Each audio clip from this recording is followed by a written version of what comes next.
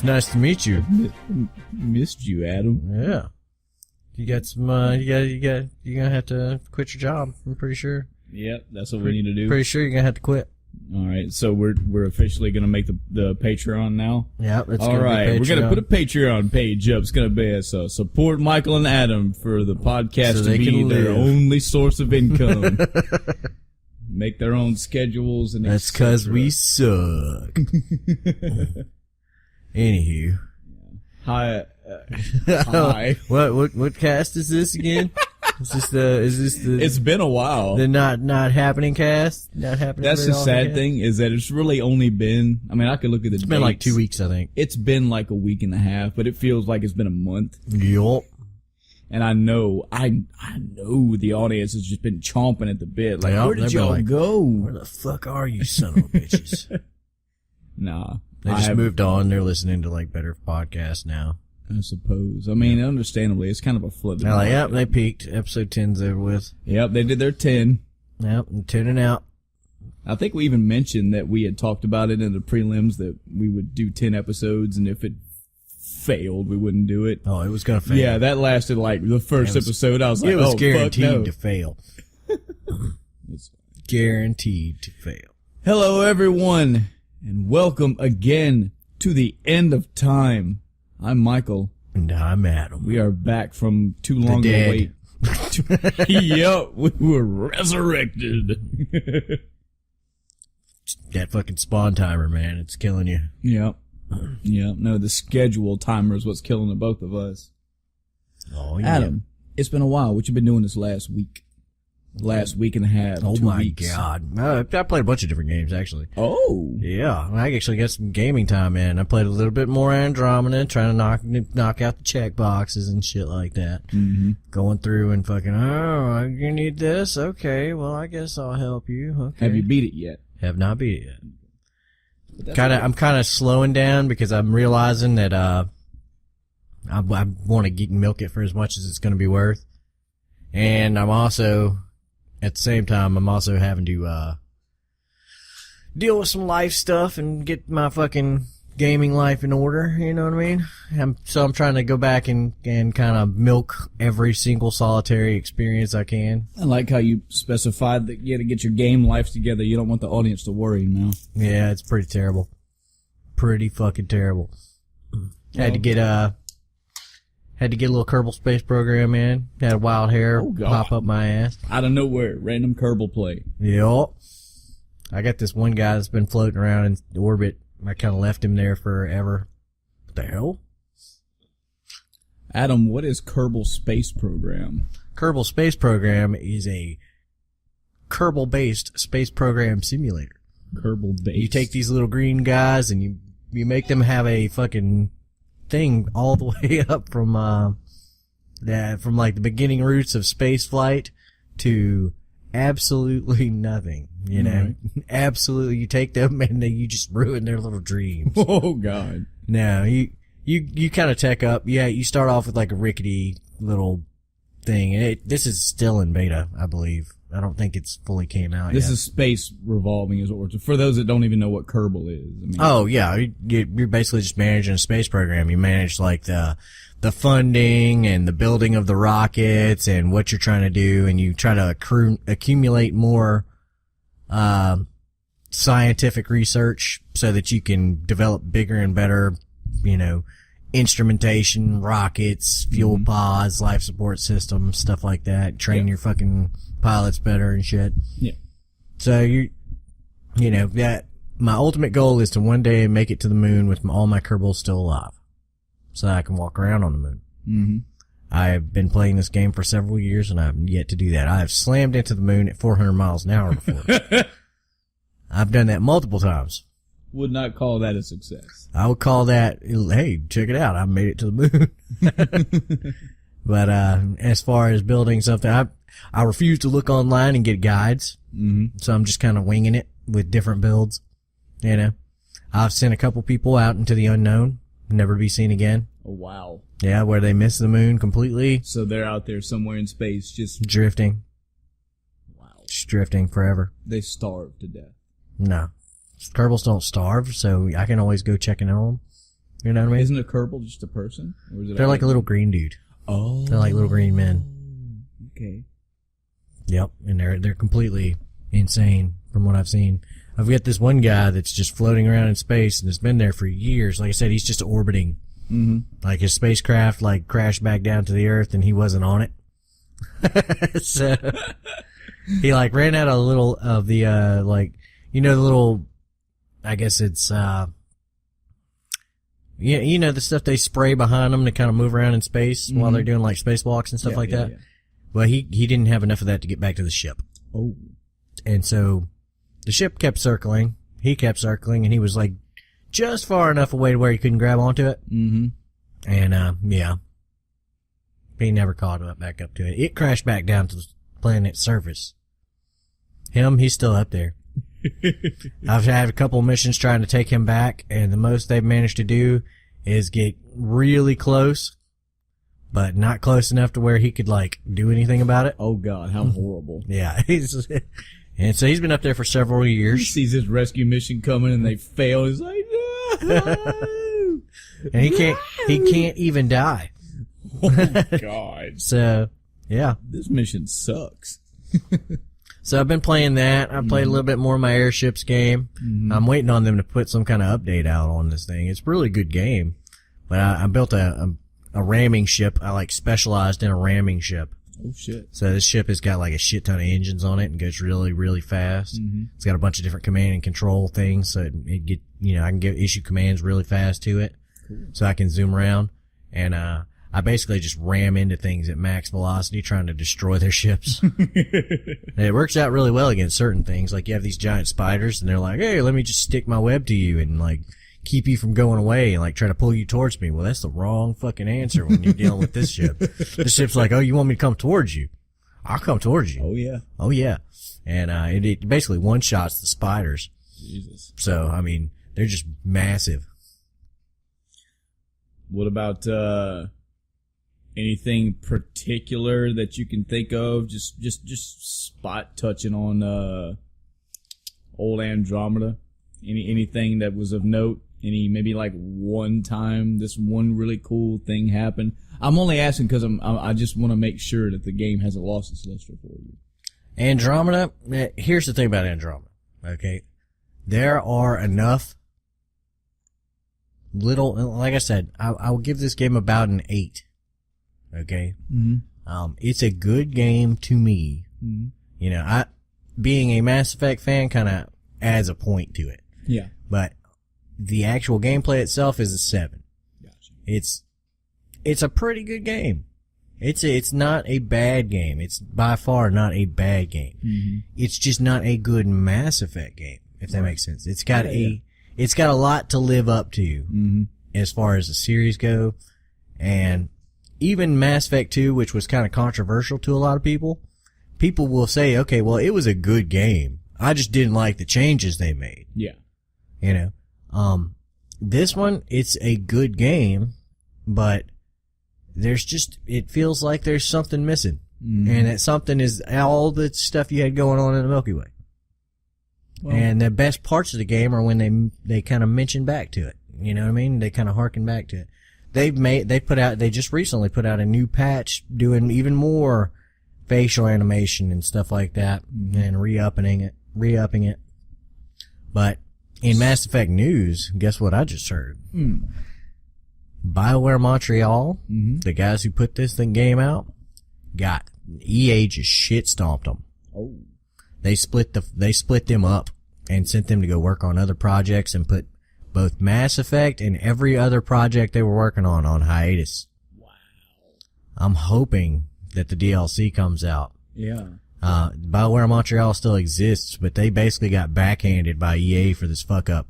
Because, like I told you, I mean, you can say what you want about EA, and there is stuff to say about EA being a giant studio swallowing corporation that it's made out to be. Mm-hmm. But they told BioWare, they said, look, if you need to kick this game back 6 months, a year, we're all for it. This has got to be a good game. Yeah. This is one of our blockbusters. Mm-hmm. They pushed forward with the release. They didn't like the media. Somebody let that shit go the way it went, and they got kicked in the dick for it. Well, and they deserve to, because, good. I mean, you know, the premise of the game and all the stuff is there to make this a good game. Yeah. It's all there. It's got an improved gameplay, improved mechanics, improved, system and style. It had a way forward for the series. Okay. And it seems like it was trying to do something that wasn't Mass Effect. Yeah. You know, and with that and the multiple errors that they had with just stupid things that could have easily been copied and pasted over from like Dragon Age Inquisition, Mm-hmm. somebody deserved to be fired. Yeah. Deserved to be fired. It didn't kill the game, but what it did is build up a negative hype. Yeah. And that has killed the game. I'll tell you, as much shit as I got to say about EA, I've made more of a stink about companies releasing games too early. Yeah. And if this is a big beacon to go to other companies to say, hey, you guys need to take your fucking time. Good. Maybe people will see this and get a message. I mean, you can't even say that they didn't take their time. They had 5 years from Mass Effect 3. True. They had 5 years, but EA was willing to say, okay, well, you need another 6 months, another year. Yeah, and they said, nah, we got it. No, it's good. Ship it. Okay. Wrong. Yep. Super wrong. I don't know whether it was just a case of, like, somebody not wanting to tell or just them not doing a good QA, because whoever was QA for this needs to be out on the street and homeless. Mm-hmm. Because they have hurt this franchise permanently. This is a large, They have done franchise. damage that lasts into the future. Mm-hmm. Because the next fucking Mass Effect game is going to come under the same scrutiny because of this. Mm-hmm. They have hurt the next Mass Effect game. They have fucked this up so bad.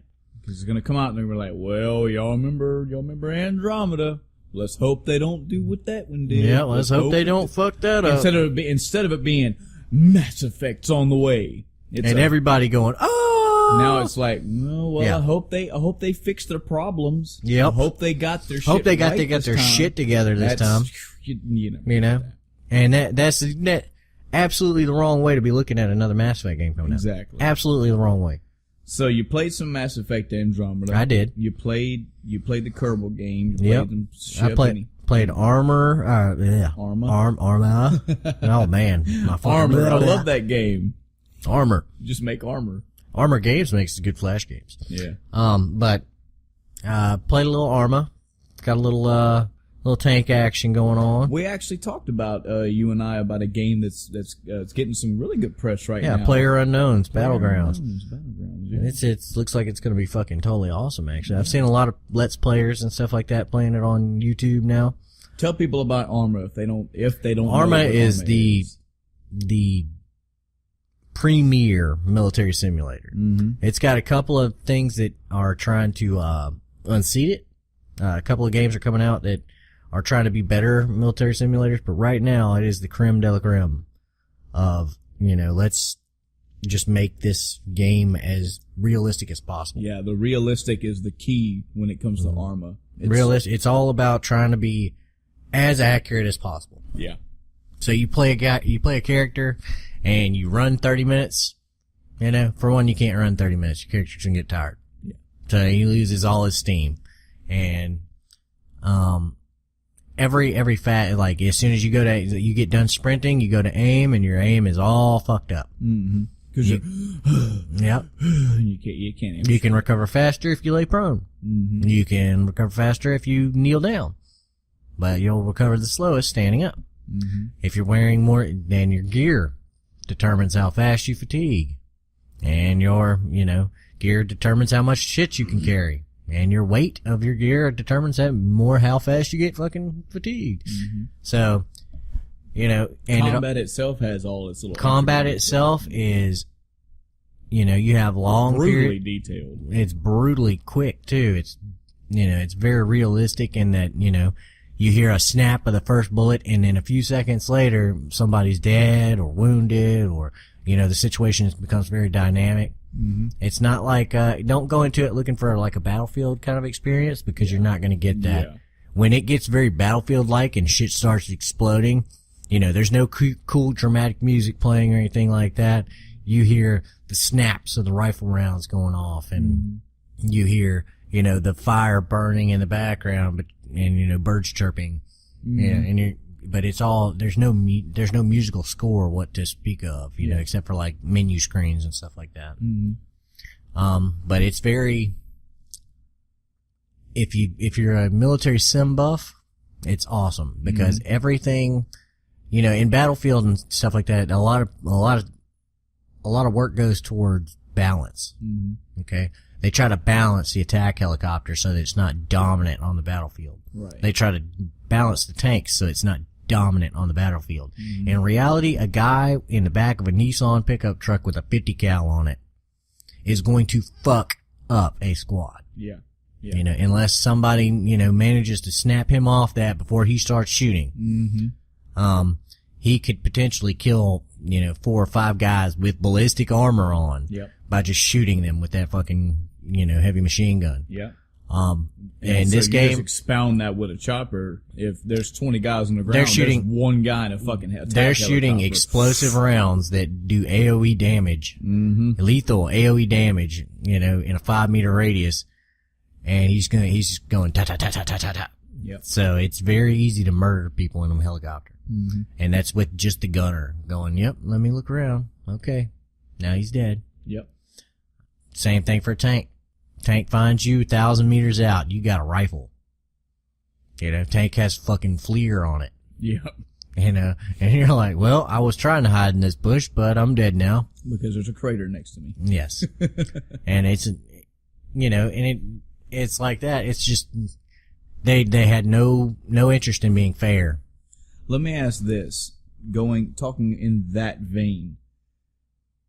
How often over the matches of Arma you've played, does it always whittle down to, well, who found the chopper, who found the tank? Okay, there's a couple of issues with the question.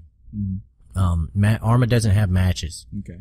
Arma has servers, and it's always going. Yeah, they're constantly going. The server will stop and reset, just so that it doesn't have any kind of Issues, but there's a persistence to the type of servers I play are Wasteland usually. And they're persistent.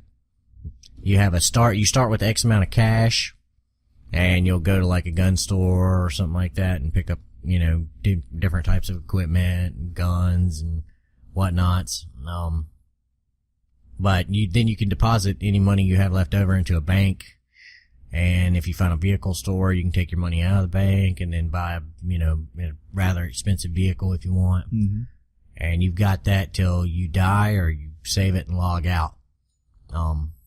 But it's pretty common for everybody to get a hold of everything if you know what you're doing. Yeah. Especially over the course of multiple lives. If you get $5,000 a life and you just deposit that money immediately, then you're going to get, $10,000 on your second life.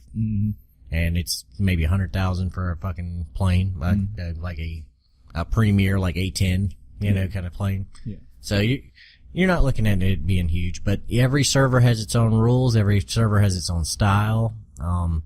There's a lot of things that can be done with Arma. Think of Arma as being an engine for which content is created. Yeah. Wasteland is just one style of game, and it's typically the thing I do because it's easy to jump into even if you've never played the server before and get going. Other things you might have to find a team, and they want to have somebody they know is going to be serious, so they'll vet you before they play, and they want you to use like military lingo and stuff while you're walking around. They're trying to get an authentic military simulator experience going. So, depending on how they decide to, run their server is whether or not it's easy to get on or not. They might just boot you straight off the server if you didn't apply on their website or whatever. Yeah. And usually in the server description it'll tell you that. But, in any case, there are multiple game modes. They got King of the Hill, Wasteland, they've got little ones where one-off missions. They've got stuff where, like, natural disasters are occurring and the water's constantly rising, so you gotta get to the middle and find a chopper, repair it, gas it up, and leave. Mm-hmm. Different little things. Mm-hmm. Nothing so incredibly, revolutionary. I mean, like, DayZ came from this. Mm-hmm. It was a mod. Yeah. What I play is actually Arma 3. So, Arma 2 was big and it had huge stuff.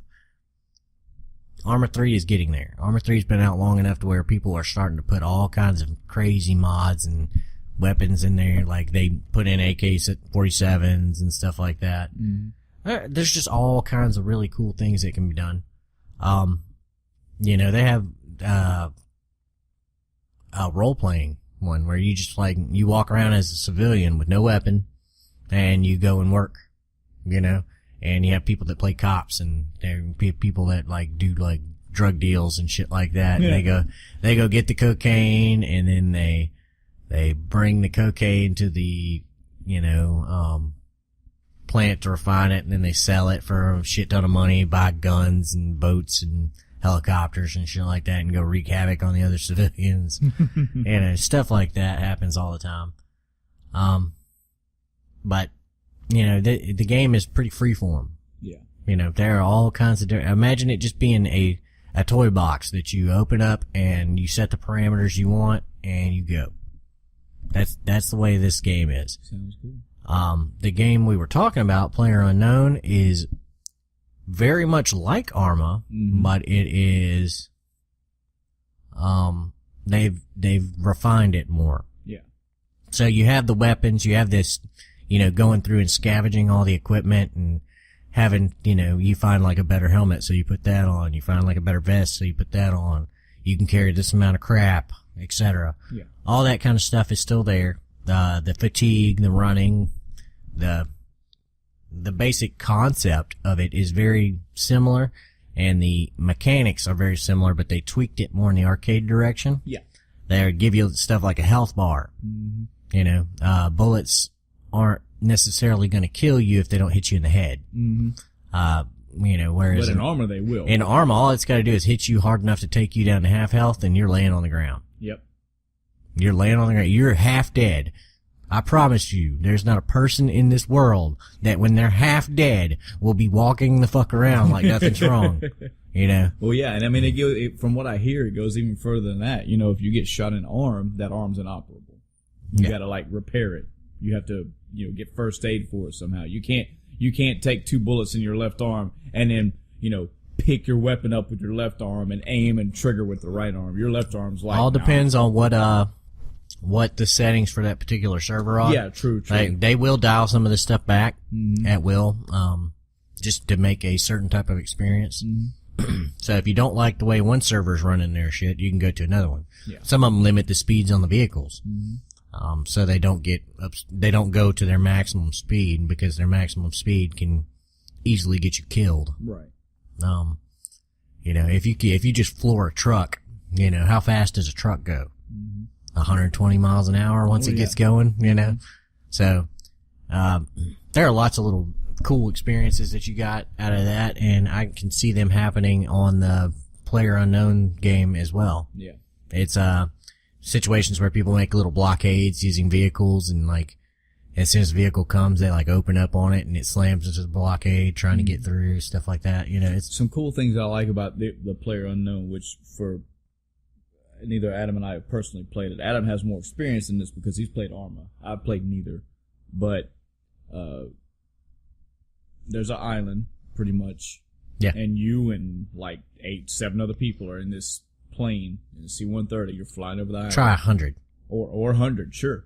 And you all pick places to drop. You just just hit the button when you're ready to get out of the plane. You know what? I feel like I'm going to jump out right here. And y'all go. When everybody's on the ground, fucking game on. Well, it's like the movie Battle Royale. Yeah. And the island itself is, it's huge as it is. Yeah. But over time, the area that you're allowed to walk around shrinks. Yep. There's like ballistics and fire and grenades and bombs and shit that go around this perimeter. And every so often, that perimeter gets smaller and smaller and smaller. So you land, you're like, as there's less people on the map, yep. They get pushed towards each other. Mm-hmm. So you land and you're like, all right, first off, I need to find, it's you and your fucking clothes, and then I need to find weapons.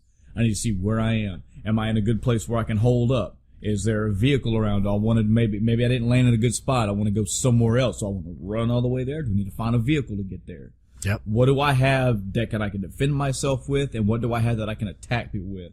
And you may run in there, and you may land, and there's nothing around. You got 10 minutes to just scavenge around, just fuck around. You may land, and gunfire's already going off. Yep. I mean, you never know. You may not even land, and they're being shot at. Yeah. You may you may be walking around, and off in the distance you hear, and you're like, oh, what? I know there's gunfire somewhere over my east. I should not go over there, or maybe you do. Or maybe you slowly creep over there. Maybe you go. Or maybe you just crank your fucking car up and you just straight over there, shooting a gun out the window like, fuck it. Smoke weed every day. That's very interesting gameplay, and the fact that it shrinks the arena where it forces everybody, one way or another, unless you died in that ensuing fire and grenade explosion, whatever, you're gonna be meeting people eventually. Yeah. You can't just, with the place being so big, the first thing people are gonna think is, well, pretty much all I gotta do is stand off to the side and camp. Then eventually somebody will come to me and they'll die. Well, not in this game. You're gonna have to unass yourself and go, or you're gonna die. Very cool concept. So, any other ones? Let's see, what else have I played? Played War Thunder, obviously. That's my little go-to time filler. Finally unlocked a plane that gives me enough lines where I can farm with it. That's always good. Trying to fucking make all that money. Mm-hmm.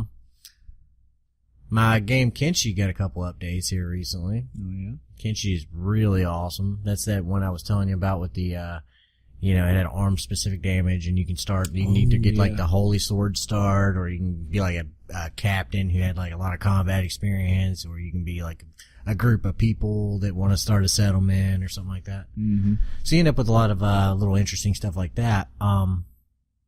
They had a couple of little improvements and stuff like that. Now other places will begin to notice your settlement depending on how major it becomes. Mm-hmm. And like they'll start reacting to it. They did a couple of little AI improvements and stuff like that where you have people get hungry, and if they know there's fucking food just available to be grabbed over here in this other room, they'll go get it and feed themselves without you having to tell them. Cool. Stuff like that. Mm-hmm. But the game, I've been watching this game for half a decade as it's been slowly meandering up. And it's just one dude and maybe one other guy just sitting here working on it. Mm-hmm. And I'll tell you, this game has come so far since the early days when it used to go. It's still a crash monster because it tends to just run the fuck off with, leaking code. Mm-hmm. But it is so good to watch a game slowly develop into something that's really fun to play. I only have one game like that I've been watching, and I've only been watching for about 2 or 3 years. There's I feel ashamed, I don't know the name of it, but there's a guy who's making a Mega Man X game, and it's like a Super Nintendo X style game, and it's the same way you're talking about. I've watched the way that he's developed the armors. Every time he develops a level, he's like, hey, here's about a 30-second clip of me going through this new section of a level I made, and you get to see how it looks. Mm-hmm. Here's some sample tracks for the music. I've made all the music here. This is Mighty Number 9, isn't it? No. I'm interested in it. I want to say it's Z something. I could be wrong, but same thing. I love when you see updates. You just watch how things are being developed, what's added to it, what's taken away from it. It's really nice. I remember you telling me also, speaking of games you played, didn't you say you took a trip down memory lane? No. You want to say about that 2-minute conquest on Zelda? Yeah. Yeah, well, I did. My daughter's been playing through Link to the Past, Oh my God. Oh my God. Ocarina of Time. Woo, I almost lost it there. Almost lost it. I forgot the title to it. Oh, I forgot the fucking Come Jesus at me, Christ. fuckers. Come at me, bruh. So, then we got a picture of Raiden eating some rice here. Don't die. Don't die. So you've been playing some Ocarina for about 2 minutes. So I played 2 minutes of Ocarina. What had happened? What had happened was my daughter has been playing this game for 40 to 60 hours. Mm-hmm. She has been walking around in Kakariko Village making friends with the villagers. That's sweet. That's cute. So she's been like not doing anything on this thing. She's She's really been pissed off. showing you- She gets really pissed off at her sisters if they reset the game without her saving. Uh-huh. But for no reason She's whatsoever. done nothing. She's done nothing. So, in any case, she's been walking around That is Kakariko adorable. Village, hasn't beaten the Deku Tree yet. Uh-huh. She's gone in there and fucked around and then come out. And goes in there and fucks around, comes out. Mm-hmm. Goes in there and fucks around, comes back out. So, anywho, she got stuck and she's like, oh, I'm stuck at this one part. Her mom's like, you need to go in there and beat that damn dungeon. That way, you can go to the rest of the world. Yeah, there's a... There's the whole rest of the game outside this village. And, she was like, eh.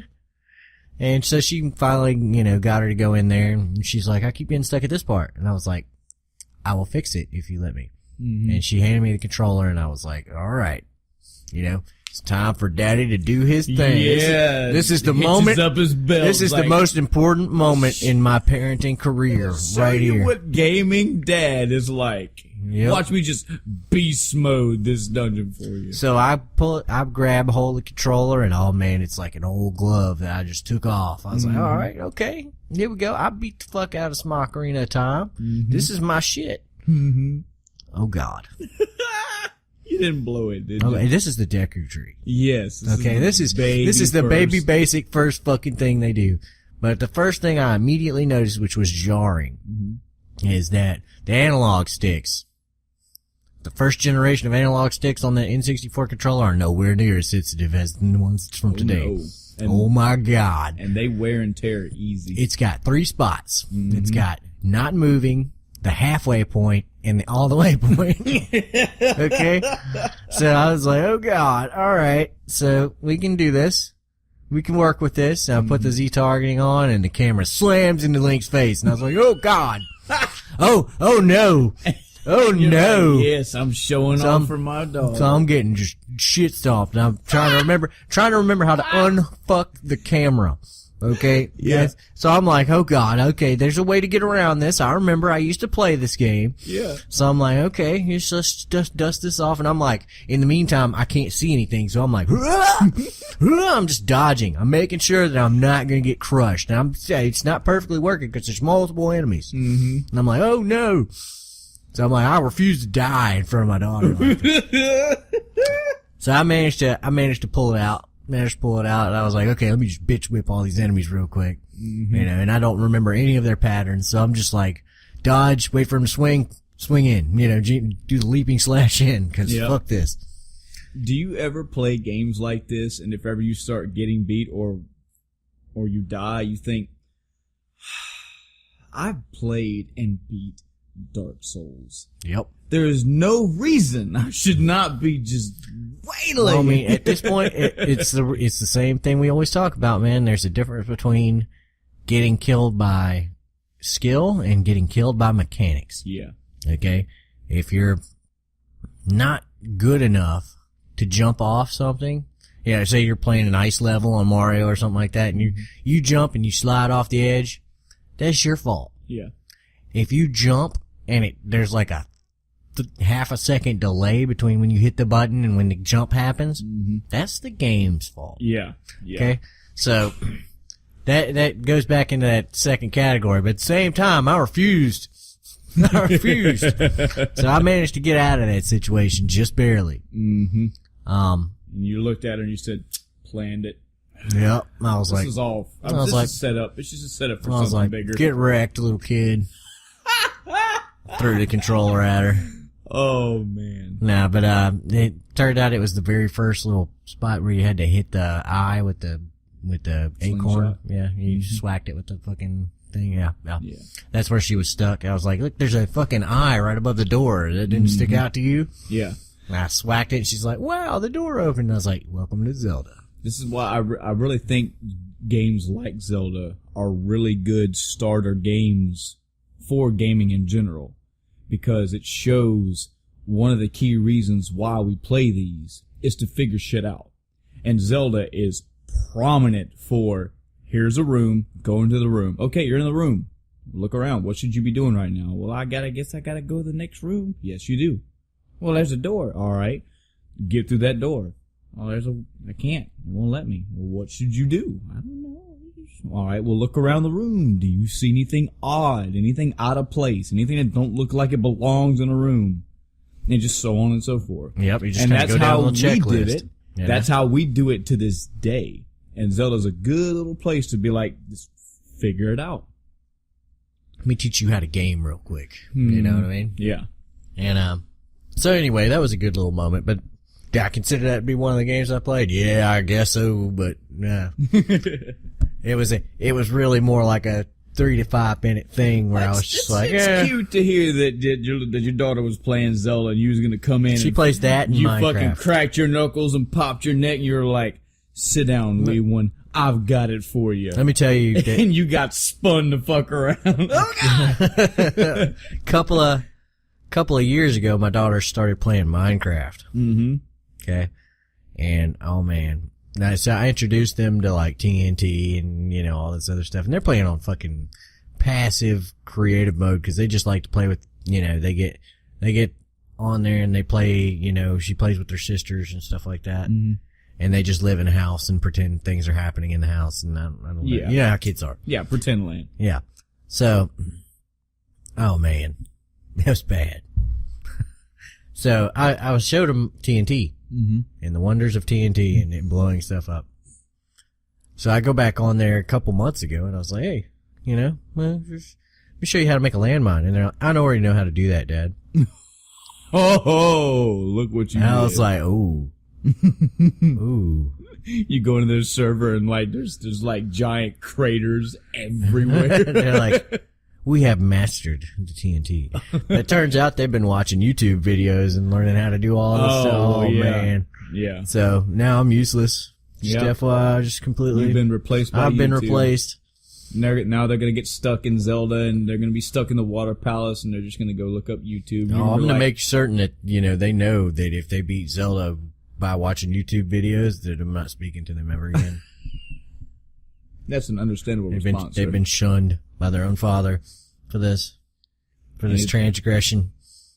So besides potentially disowning your children, any other games, anything else? You good? Oh, let's see. What else did I play? I played, I talked about airships. Mm-hmm. I talked about I want to say there was one other game in there that I played. Kerbal? Yeah, I played Kerbal. Yeah. No, I can't think of it right now. How's your week been? Fairly busy-ish. Oh shit. Yeah, you've been like, fuck this podcast. That's what I heard. Yeah. You kept texting me like, man, fuck that podcast. I'd be like, hey man, you wanna go? We did our 10 parentheses 12 episodes. We're good. Yeah, I was like, hey, you know, maybe we should get on there and record. He's like, fuck you.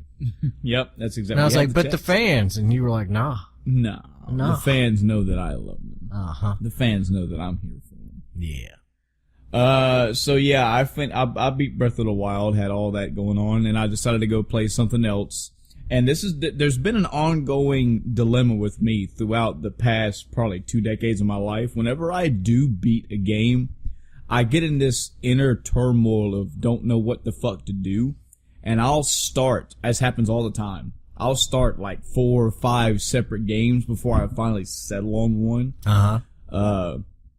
I didn't have that this time. I started playing, I was still in the Zelda mode, so I wanted to go back and play some old Zeldas. And I thought about playing Link to the Past, but I kind of want to save that, in case you and I ever do an LP. So I was like, well. That'll be fun. I'll say, you know, I think, what Zeldas haven't I played, or played at least it only once. And I remember I only played Oracle of Ages and Oracle of Seasons. I played both of them. I beat both of them. But I blew through those games, and I've only played them once. So I started to go back and play Oracle of Seasons. Still good. I liked it. All the innovations. Great game. It's worth a try if you're a Zelda fan. But then that fucking itch started setting in. And I was like, man, I think I'm gonna go back and play Zelda Breath of the Wild. Maybe I'll just keep what? Nah, fuck it. And I went back and started. Yeah. Now, here's the thing. I didn't know this because I didn't research anything on Zelda. I haven't, except for like a few shrines, maybe a couple solutions here and there, but I didn't detail work for all the reasons that I've said in this podcast. So I started a new game. And yes, it asked me at the very beginning of the game, said, you're going to overwrite your file. You dumb son of a bitch. And I was like, yeah, overwrite it, sure. I already know where this is going. And it erased everything. All my Have you never played a video game before? Hold on. We live in an age where multiple files exist. Okay. Number two, there are multiple files in that game. But now I know the specifics. There is one manual save file, and there are 5 autosaves under it. Me thinking in the new age we live in, if it's going to ask me if I want to overwrite, that it would overwrite the autosaves, and it would just create a new manual save file. Think of, I think Mass Effect kind of did that, if I'm not mistaken. Anyway, I was like, sure, go ahead. And nope. It not only does it erase your one manual save file, but when it starts auto-saving, it just auto-saves over. Oh my God. And you're done. Oh my God. But again, I don't care because I'm just going back through the game again. Oh my God. So we've got another 6 months of Zelda. No, I mean, the groundhog looked up and didn't see its save files. So now, I will say that this time, now that I've went through the game already, and now that I have a good narrow focus of what I want to do, it's going by much faster. Way, way faster. Because number one, the mistakes that I made in the first playthrough, I'm not making this time. I already know how to beat every single shrine. So every time I get in one, I'm like, okay. I've had a couple of them where I've been like, I actually don't remember. Let me work it. I had to work them out, but it was still fun. I'm going after specific armor sets and upgrading specific armor pieces instead of just massively farming. I'm not selling any items, so when it comes time for me to upgrade gear, I've got the shit there to do it with. Right now, I want to say maybe I've already put about 40, 50 hours into it. I've already got the Master Sword. I've already got the Stamina Wheel maxed out. I'm breaknecking this in a way that I want to. Yeah. Instead of, I don't know what to do, I'm just exploring. Yep. First time I play this game, I'm going to run straight to Gan and kill him. Throw the game away. Okay. Just like that. It's going to be I want proof that you did it. It's going to be like, what up, Gan? And he's going to be like, you only got 3 hearts. And I'll be like, I only need 1. Still fun game. I mean, what else can I say? I'm still having a good time with it. I love exploring. And still, even now, after I've got to be breaking the 300-hour mark now. I'm still finding shit that I did not find in my first playthrough. Yep. I'm walking to areas and going, oh, what can I do Like you here? found that it erases all your saves. Yeah. I know that's gonna happen. The fact that there are 900 fucking Korok seeds in this game, so I know there's gonna be things that I haven't seen before. But I'm finding I found something in the second town of the game that is a huge gameplay mechanic I totally walked by. Not only my first playthrough, but every time I went to that town, I was walking right by it. I just happened to explore this town a little thoroughly this time and was like, what the fuck is this? And it's like, yeah, there's this big, large gameplay thing in this game. You didn't even know about. No, I didn't. So now I'm doing that. Jesus Christ. Cool. That's about it on the gameplay side. I've, the wife and I went and saw Guardians of the Galaxy 2. Ooh. Very good. Very good movie. Yeah, have you seen it yet? Nope. No? Did you see the first one? Saw the first one. Did you like the first one? Love the first one. You'll love the second one. Damn. It's not worse, not better. It's just it tickles that same good bone. Ooh. Surprisingly good toward the end as well. It gives tribute to somebody very well done. I know I've seen some other movies here and there I can't think of. Yeah, as far as the gaming life. Did you watch Logan again? No, I should. God, I should. Have you not seen it yet? Still haven't seen it. Wow. I have to get that for you. Wait. Tell me what that one game is that you were showing me right when we got here. Oh, man, this is like breaking news. This is for us here recording. Because this happened today as I was browsing through videos and stuff. It's hard to do the podcast while this thing is on because it's just got my full. It's like I demand your full undivided attention. And I don't even know why. I just clicked on some random videos and had them playing, and I saw this one as a quick look the Giant Bomb did for a game called The Surge. Ooh. And the title, the picture looked interesting, but immediately they got my attention. He was like, what's the game like? He goes, this is Dark Souls gameplay, but a sci-fi setting. I said, oh. Yup. And it's like, okay, all right. Okay, you have my attention, I bet. Yeah. Now, reel me in. He was like, I'm going to talk about things in Dark Souls terms. He's like, here's this thing right here. This is essentially your bonfire. You come back here. You level up here. You regain your health here. Monsters and enemies respawn after you sit here. These things here are essentially your souls. You collect these and you use them to power yourself up. Yep. This weapon I took this weapon off the first boss I fought. This has skyrocketed immediately to a whatever. I'll move on with life too. I need to have this game now. He's just like, yup. Same here. As soon as I came in, I saw it. He said, no sooner than he said Dark Souls, sci-fi atmosphere, I was like, click. And then I got to see a little bit of the gameplay footage. I was like, oh no. Yep. Oh no. And it's,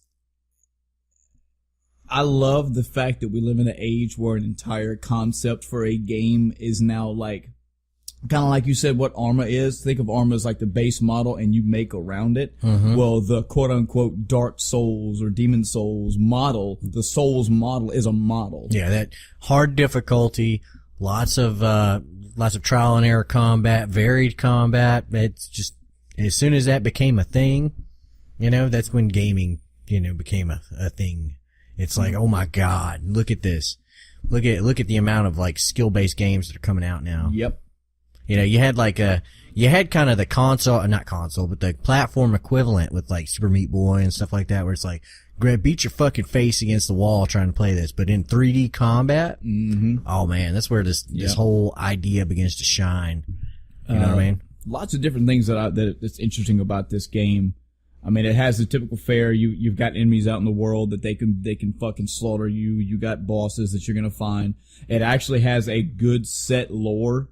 There's dialogue all over the game. Yeah, I was noticing that. There's a whole lot more talking than there is in say a Demon Souls or Dark Souls. Yeah. The story is there. It's just, the story is there in the Souls games too. It's just this story apparently is more surface level. It's a little more easier to grasp. It's easier for you to follow. You can attack specific parts on the enemy itself, and that was great. Yes. Tell them about that mechanic. So if you are trying to get like a helmet piece, you can basically attack the parts on the enemy.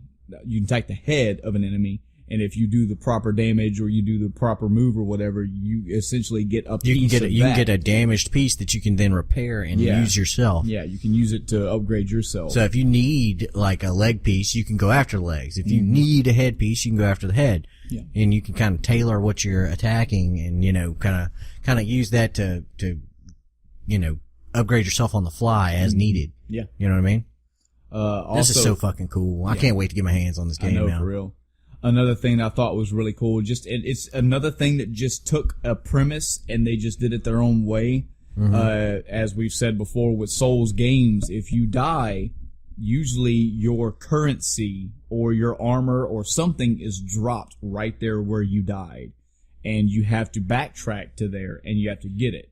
Now, the twist that Bloodborne put on it was that collection of souls, so to speak, can be sitting on the ground for you to walk up and grab, like in Dark Souls or Demon Souls, or they may get absorbed by an enemy. And then you have to kill that enemy who's just a slightly bit more powerful too.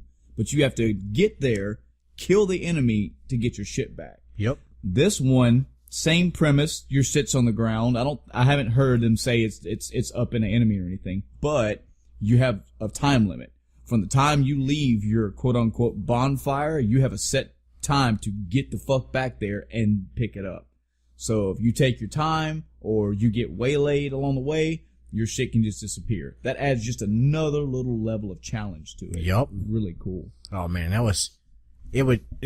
and this is one of those things I only discovered this game a couple of hours ago. Yeah. And I was like, whoa. Yeah, this is breaking end of time cast news. Now it's already where I'm like, yeah, I'm going back and getting this shit. Yeah. And as soon as I get home, I'm gonna be like, yep, when we find this shit, I'm doing it right now. From what I see, initially it is a Steam game. I'm not sure if it's on the consoles or not, but apparently it is Steam. I did a quick Google and saw like pre-order and all that. I'm assuming the game is called what? out. The Surge? The Surge. That's the name Surge. of it. Yeah. So it's named after that shitty drink from the 90s. Shitty drink. Yeah. Get out of my house. Fuck you. That's a pure liquid crap. For liquid crack. It was so good. It was so garbage. It Lets tasted you feel like good ass. right now. Tasted like ass. It was like an energy drink without all the like bite. It was just like drinking sludge, toxic waste. It's okay. It was like drinking Ecto Cooler, but the adult version. Ugh. Oh, you're gonna to Ecto Cooler? Ecto Cooler, man. It's one type of high C that I did not like. You one of them guys that didn't like Pepsi Clear either, huh? Yeah, fuck you. Man, get disgusting. out. Where are you? You liked Pepsi Clear, I honestly? loved Pepsi Clear. Oh God. Crystal, I think it was called Pepsi. I think it was called Crystal Pepsi. Yeah. Ugh. Vomit inducing. Yeah, anytime you tell me now, and also this is not the first game to do this. There's a game that was released earlier this year or late last year called Nier. Not Nier. Oh, I'm so sorry. Neo. And Okay. it's set with the same type. Anytime that you take the core of that game, all you have to do now is make the theme or the setting. So around what was up with that game? That one, I haven't played it, mind you, but from what I've seen the gameplay, it's set around like a Chinese kind of mythical, demonish type setting. Uh-huh. But from what I see, it's the same thing. You know, there's high difficulty, got to get to a bonfire. I'm just like, wow, I can't believe I missed that game. Yeah. I had no idea that it even existed until you mentioned it in the same vein as this, and I was like, when did that come out? Yeah. So these types of games are well worth a This good is playthrough. a little bit gorier than. Yeah, it is. This thing has execution moves I saw where he was fighting somebody. Like limbs go flying and then burn up. Yeah. Wow, man, it's pretty. You have like an energy meter. So the combat in like Dark Souls, pretty much with the exception of reading their patterns, figuring out how to evade them, block them, or power through them, that's pretty much as deep as it gets. Bloodborne is a little more because you have more combat options at your availability. This game has, you can attack multiple limbs. You have parts of the enemy that's armored and that's not armored. And if you attack the part that's not armored, you do more damage. But if you go balls in and you try to get the armor pieces, when you attack the parts that are armored, those are where you pull items from. You get things from them. You have a little energy meter, and if the more damage that you do builds up this energy, and you have little ticks on your energy meter to say, hey, if you reach this point, You can use this move. you can use this Yeah. ability and makes things. Oh man, and same with the healing and all that. It's something you build up to. Yeah. So you got that high risk, high reward moment where you're like, okay, I've got like a quarter of my health, and there's an enemy up here. Yep. Guess I'm gonna have to go whoop this sumbitch's ass and not get hit enough to build up my energy to where I can heal myself. Yeah. And then instead of using all that energy that I would have used to kill this enemy, I have to do it again Yep. to fucking finish him off. Looks like it has a standard. It's got a health meter. It's got a stamina meter, and that's all. That's bread and butter right there for Souls games. Really interesting game. Can't wait to see more on it and try it. Yeah, but I mean, as far as the weeks, it's just. Yeah, I'm sorry I derailed you. No, you're totally fine. That game was worth just, again. I just had to break into it. I was like, we gotta talk about this right now. Again, if I'm sitting in a fucking bar somewhere and I'm just drinking, having a good time, chilling out, and some guy comes and says, hey, I got a new game for you. And I'm like, all right, what kind of gamer are you? What games do you like? What do you even know about gaming? This is a Dark Souls style game with X setting. I immediately put my drink down and say, tell me more. Yep. I need to know. And he goes, well, I've got more out in my van. And that's how a lot of Michael's nights have ended. Also in the news realm, I ran across a list. Funny thing, Adam and I worked together a weekend or so ago, and I had stumbled upon, apparently IGN had released a article that had their top 100 RPGs of all time. Oh God. And me and Adam spent a pretty good time just talking, just debating, discussing over their picks. And I'll be damned if this week I got my newest edition of Game Informer, which I got because I'm a fucking Power Awards guy and they send me a free magazine. I rarely read you're one of those guys? I rarely read them anymore. Yeah, I keep them all in the bathroom because I need to take a shit when my phone dies. There was a time in my life where gaming magazines were very important to me, but these days, I mean, I have them, but whatever. But I'll be damned, the newest issue of Game Informer is their top 100 RPGs of all time. So just for a talk, me and Adam are going to go over this top 100 list, kind of like we did the other one, which you guys and gals didn't get to hear. We're just going to discuss RPGs. Okay. So, Game Informer's top 100 RPGs of all time. Oh no! Oh God. Their number 100. Oh, and full disclosure, this is what we ran into when we discussed the other list. We haven't played all these games. We're familiar with them. Most of them will have something. But I can tell you if a motherfucker belongs on the top 100 list. The biggest thing that we saw on these lists was finding what beat what. You know, I mean, if we really wanted to, we could go read the IGN too. But it's just amazing to see what. I wonder where these people's criteria came for to put one game like way up above another one, or a game that we didn't even think deserved to be on the fucking list to begin with. Yeah. But here we go. So number 100, Torment, Tides of Numenera. No idea. Just put the pistol in your mouth. I guess. Starts off bad, but okay, that's 100 spot. I guess. Maybe it's some gem that I haven't played. Yeah. I mean, Maybe it is. Maybe it belongs on here. Of the three. That's this is a question mark. Yeah. That's what I would put out beside this, a question mark. These are all questions. So, and also putting theirs up against what we feel, about games. Number 99, Dragon Quest III. Yeah, thank God there are some Dragon Quests on this Quest fucking games list. Deserve to be on some RPG list somewhere. There are multiple. I think there are really 9? good ones. Yeah. I'm not saying you have to stack the entire series in there, but it should get some representation in any top 100 list, especially a top 100 list. Much like Final Fantasy has like Final Fantasy Tactics as a spin-off game.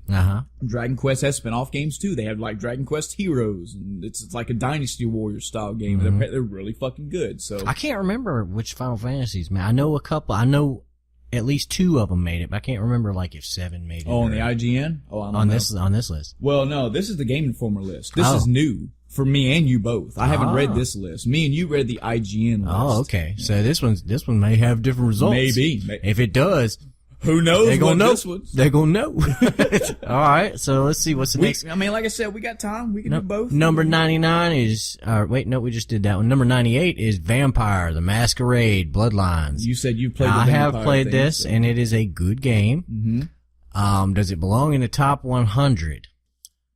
I'm not sure. No, top 100 now. That's top 100 is, and it's 98. So. It's a low spot on the top 100, which if it's going to be in the list, it would be around this spot. It wasn't such a good game that it belongs to be. It's not going to be up on a pedestal. Yeah, it had some it took the tabletop mechanics and translated them into a video game. And you could run around, you could pick your vampire clan, and you could do all these really cool things. It had some there were multiple ways to work through mechanics using your disciplines. But there were I mean, it had some janky fucking mechanics too. Yeah. If that makes sense. Well, this is an older game too. Yeah, it's not. It's a little bit older. Maybe in the 90s. I can't remember when it came out, but maybe in the aughts. It was bad. It had those awful, 3D block fucking graphics. Oh yeah. Yeah, and it was all in first person perspective. So it's kind of. I think you and I. This actually game still gets mod support. They added more clans, more disciplines, more. I think full story stop. Stuff. I think full stop and full disclosure. I think before we get further into this list, we should say out loud and decide what we believe are RPG. Like, what makes an RPG? What tenets hold it up and you go, that's an RPG? RPG, first and foremost, has to be a story. The story. Story-focused game. Mm-hmm. It has to be a game with a narrative that it is trying to sell, and that is the entirety. Like, it wanting you to finish the story is the reason that the gameplay mechanics exist. The stories don't facilitate the gameplay. The gameplay is a thing you do to advance the story. It's just a tool to get the story. Gameplay is secondary to story in an RPG. Also, now, it's become a big thing. Like, you have fucking sports games, and every other genre has adapted RPG mechanics. Mm-hmm. And that's not a bad thing, okay? I'm not saying it is. But just because Madden, 2017 has fucking RPG mechanics in it, doesn't make it an RPG anymore. Yeah. So another wide berth example will be like Call of Duty. Call of Duty Modern Warfare 2 specific game has a story. It has a fleshed out chapter to chapter story.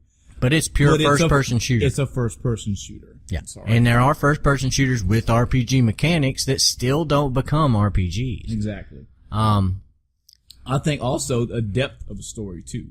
Yeah, for example, silly example, Super Mario Brothers has a fucking story. Yeah. Princess Peach gets kidnapped by Bowser. Mario says, "Fuck that! I'm gonna go jump over some pits and stomp some turtles. Go through the world, and I'm gonna break." Yay! There is a very tiny 2-sentence story there. Doom has a 1-paragraph story. Yeah. Final Fantasy VII has a novel of story. Final Fantasy 1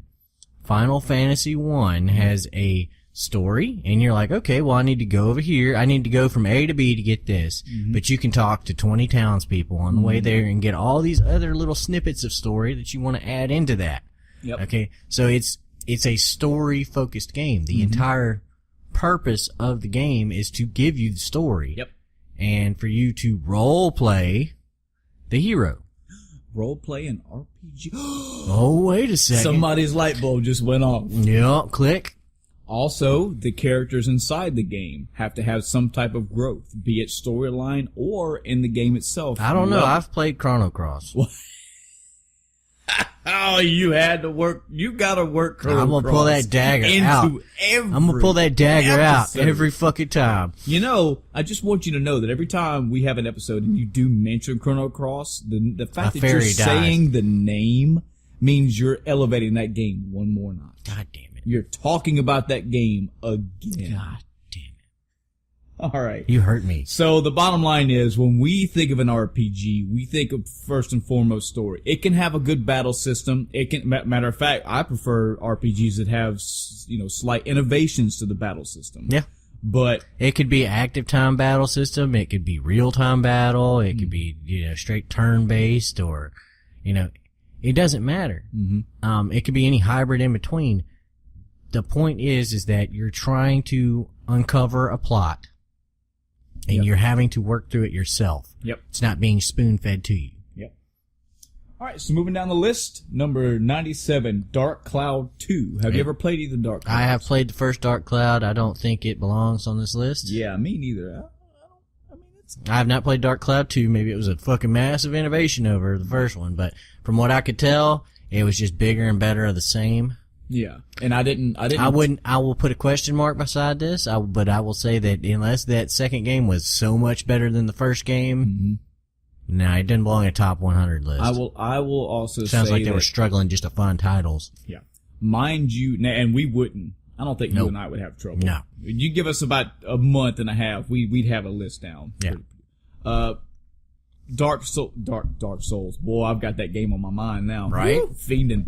It's not an RPG. Dark Cloud specifically, have played through the first one all the way through. I did beat it, but we're talking like 15 years ago. Yup. And if I think back into the cobwebs of my mind, Dark Cloud doesn't come back as, oh, I remember that story.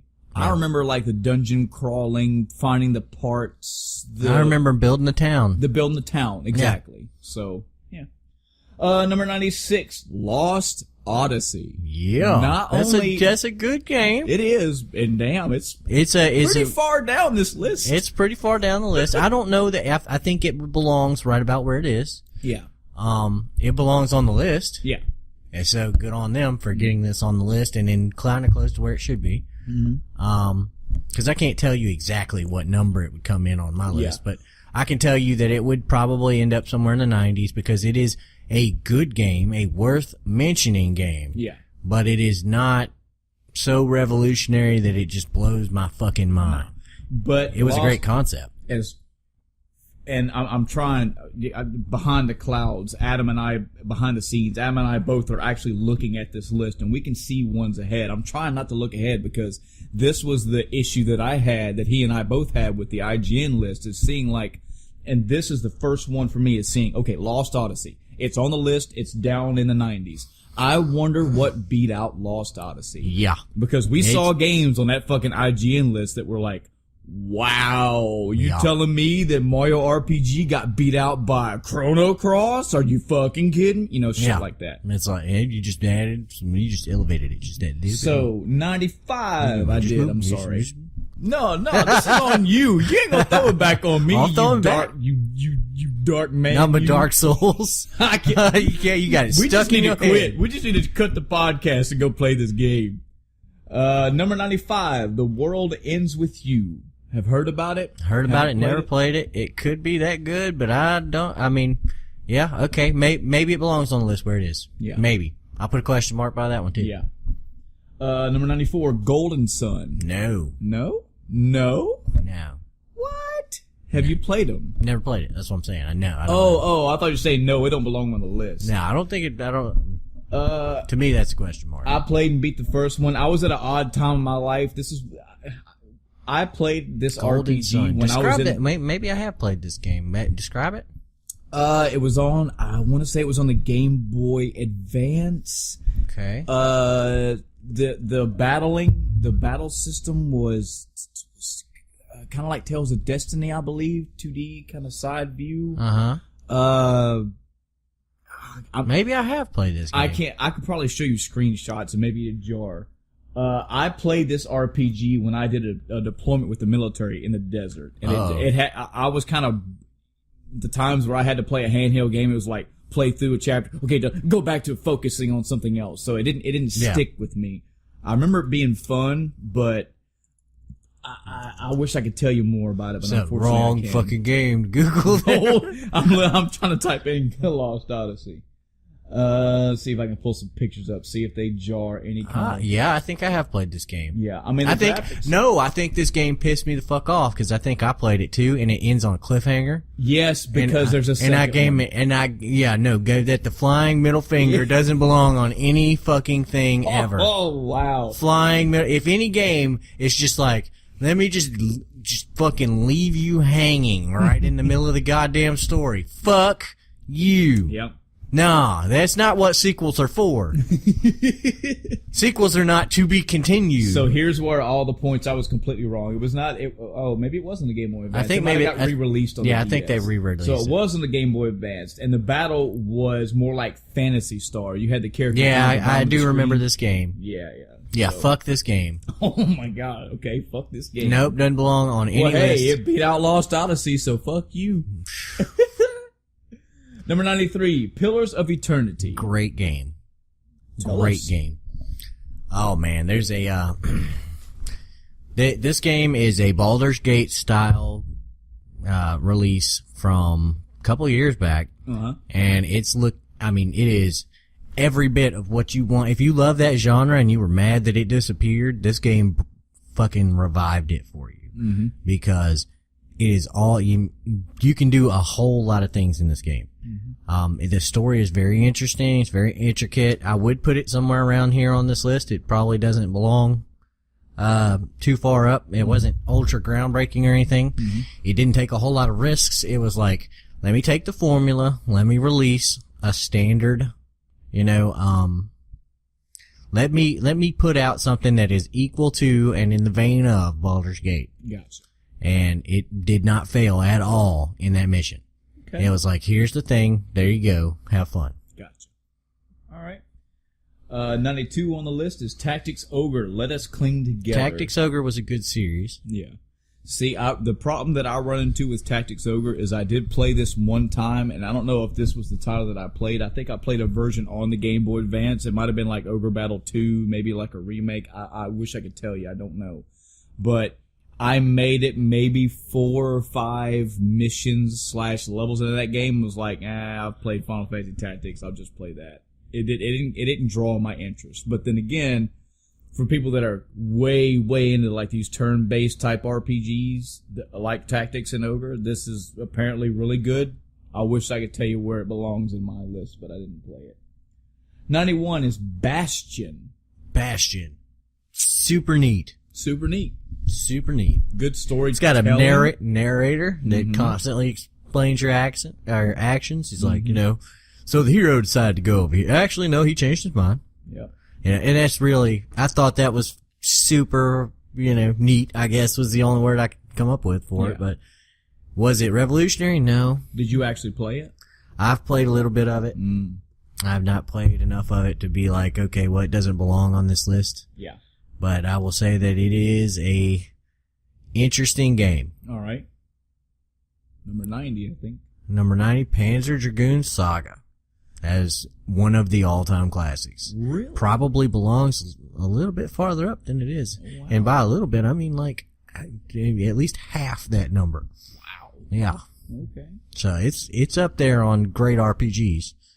Panzer Dragoon wasn't that the Sega game? Yeah. And it was you on top like these weird looking dragons? That was they had they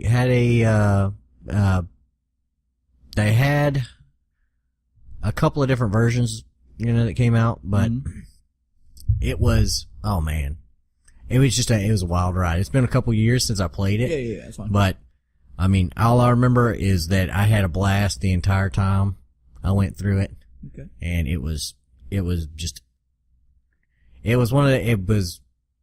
I didn't actually have a Dreamcast. But when I got to play it, it was on point. Good. The whole time.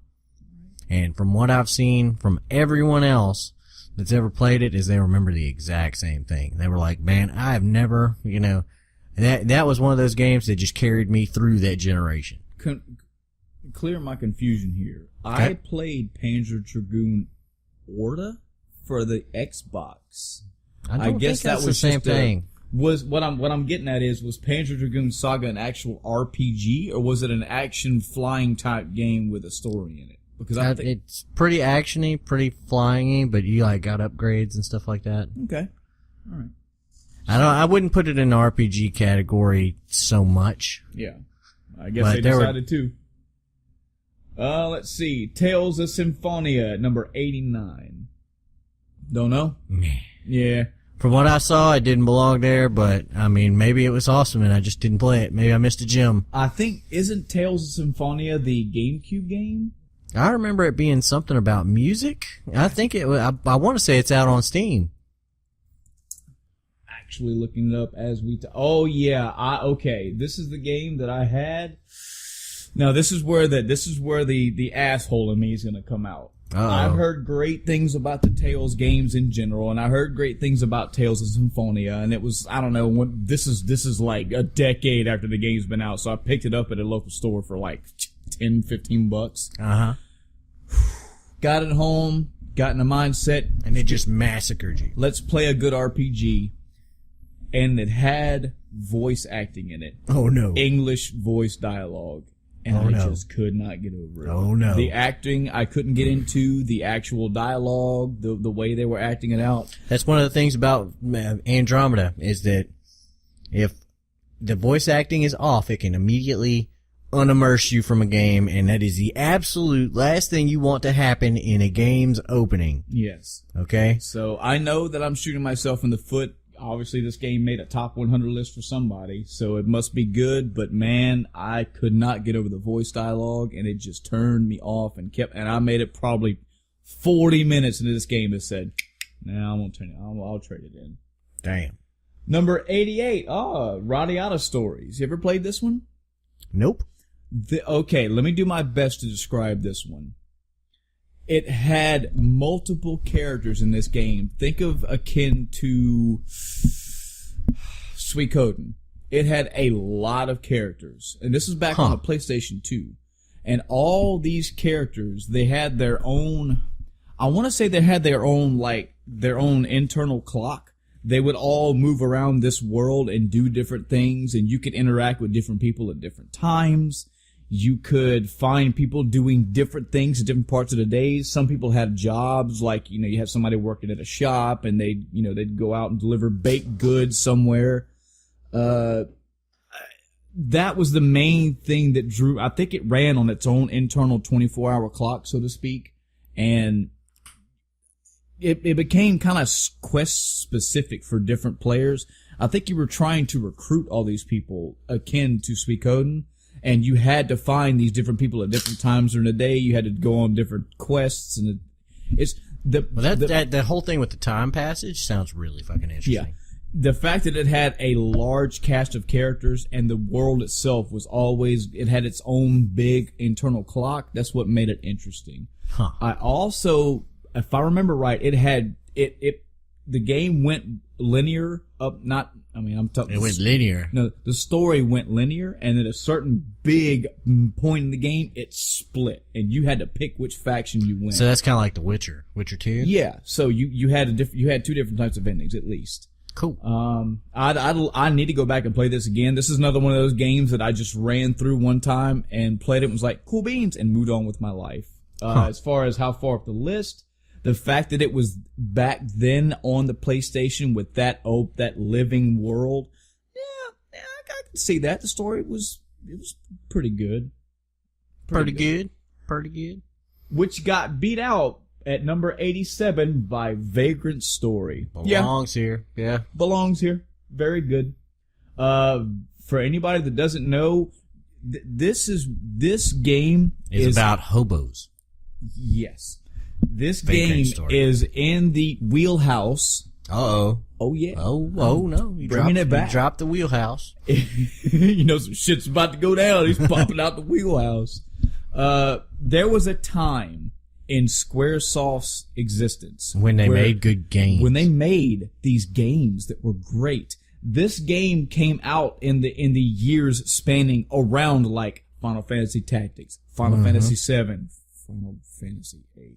You have a Vagrant Story.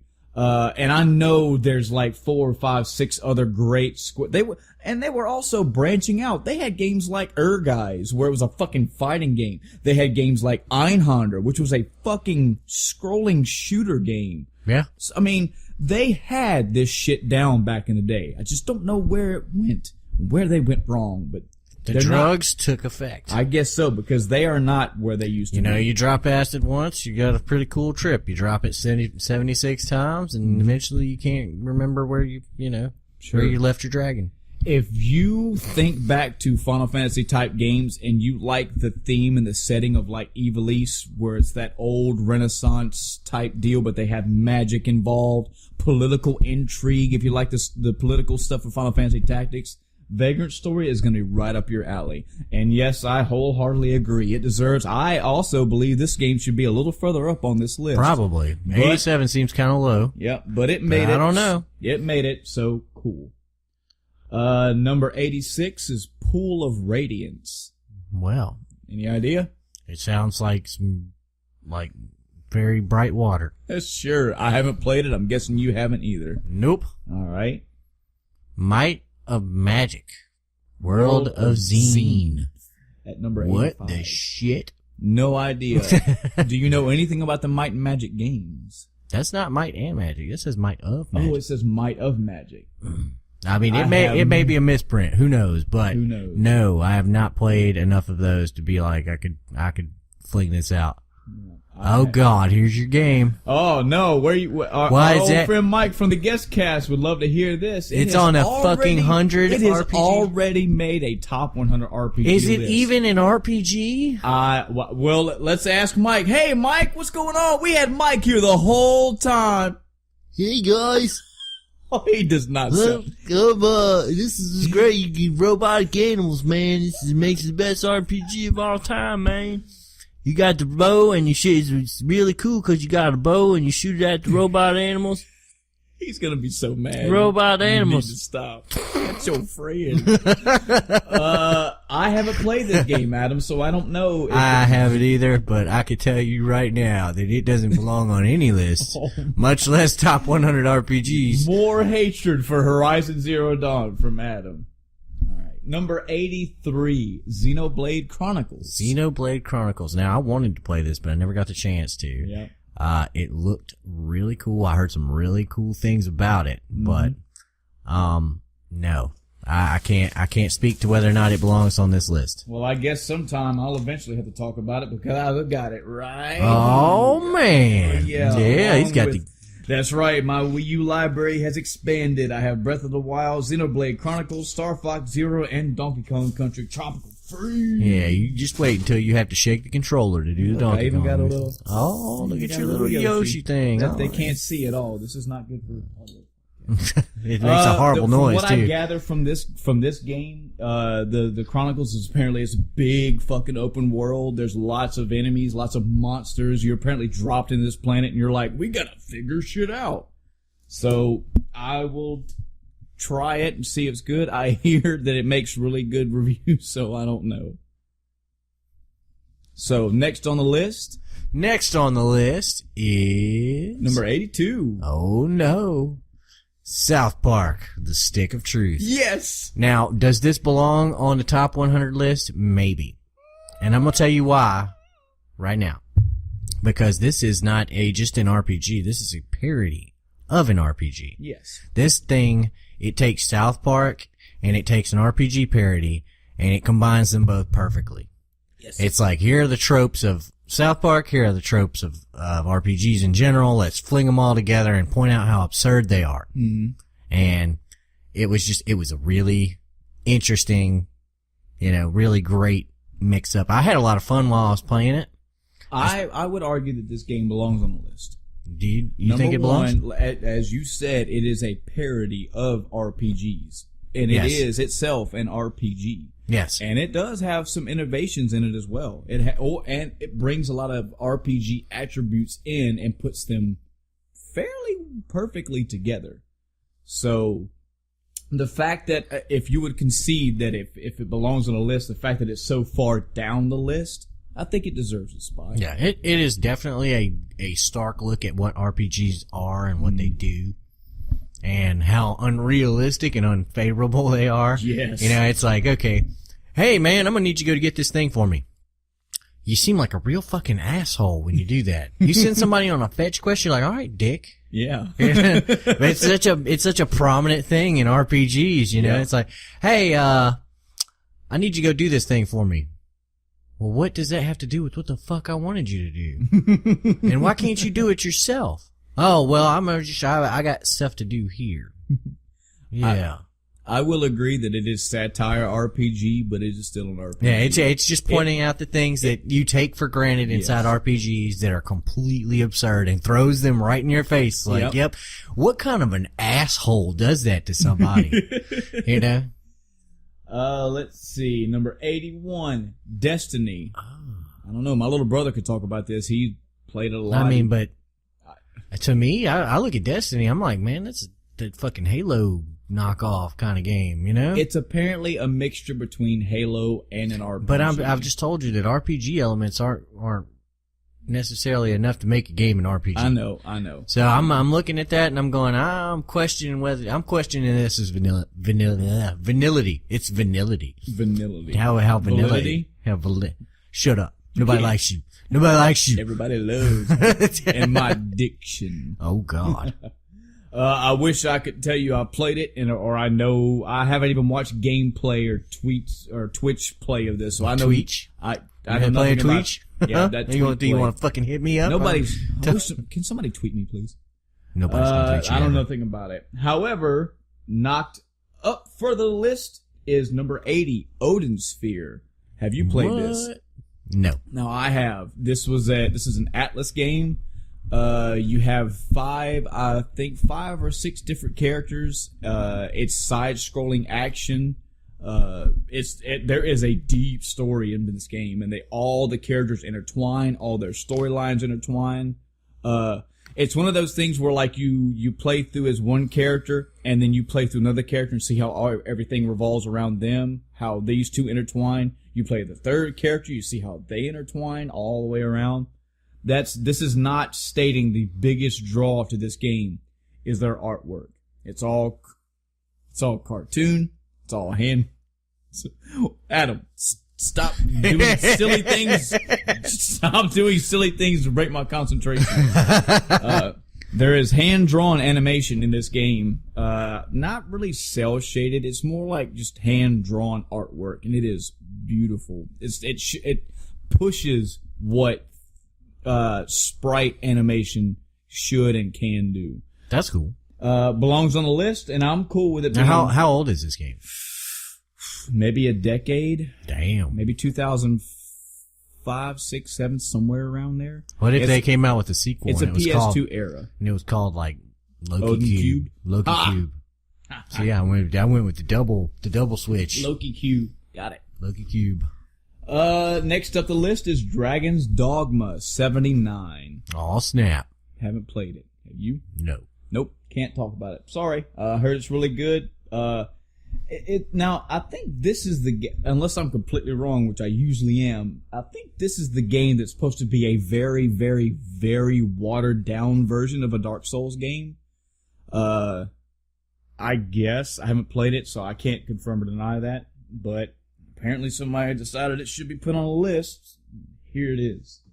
78, Wasteland. Wasteland?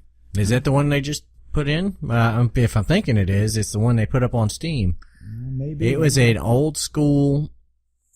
Imagine Fallout, but with did you ever see Fallout Tactics? No. Okay. Take Final Fantasy Tactics kind of gameplay where you have a grid and you choose actions and stuff like that. Mm-hmm. You have action points that you can use, and everybody uses their action points differently. And you essentially go around searching in a Baldur's Gate kind of style. And as soon as combat begins, time freezes and the grid comes up. Mm-hmm. And you can move around and do all that kind of stuff, like sniping or shooting. If you have a pistol, you might get multiple shots per round. If you have a sniper rifle, you probably only get one shot, and then you got to reload and stuff like that. So things like that happen. It's post-apocalyptic, so you end up walking around through the wasteland for X number of days trying to figure stuff out. It's really neat. Actually, I thought it was a pretty damn good game. Does it belong on top 100? Probably. Okay. Probably, but it as a precedent-setting game, it probably belongs up there, along with Fallout. All right. I haven't played it. Don't know nothing about it. Same thing with number 77, Radiant Historia. Don't know nothing about it. Never played it. Moving on. Ultima 4, Quest of the Avatar. Ultima is a good series, and they all belong. I'm not sure what you can take and choose your favorites out of every Ultima, but the series as a whole does deserve some representation. Yeah. All right, let's see what's next. Shadow Hearts Covenant. You ever played that? I believe I had it on the PS2. I don't think I ever played it though. Ruh-roh. You had it, but you didn't play it? You're just like, fuck that game. You left it over there with the spiders. It might have been one of them games that I got and never got around to, and it got traded in or sold to somebody. Damn. I'm guessing I missed out, huh? Yeah, well, I mean, it's one of those things where, I would have played the game if I'd had it. I would not I always made it a point. I got like stupid games like Bigfoot for the NES. Okay. I played the shit out of that game because it was a hidden gem. You know, it was like, okay, well, this is a really stupid premise. I don't even like monster trucks. And, I played the crap out of it. Yeah. Well, I've had games like that too. I had some Nintendo game. It was a quest for Dr. Something. I wish I could find the actual game now. My mom got it for me on the first, 8 Nintendo games I ever had. And it's just something you didn't expect to be good, but it turned out to be like something you played all the time. Yeah, it wasn't good at all. I just played it because I had it. Oh, God. One of those things. It's one of those, here, suffer. And my mom wanted me to talk about it, so there you go, Mom. I got the game plugged for you. There you go. I just want you to know, as a kid, I played it, but I was like, this is not a good game. But you bought it for me, and I love you, so thank you. Monster Hunter Generations. Have you played any Monster Hunters? I have played the Monster Ranchers, and I've played one of the Monster Hunters. Okay.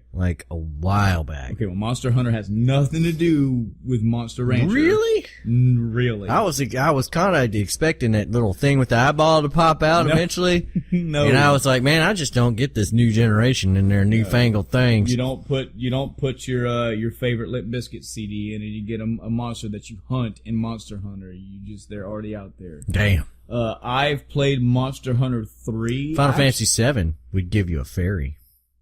Sure would. It would. It'd give you a fucking fairy. Disc 3 would.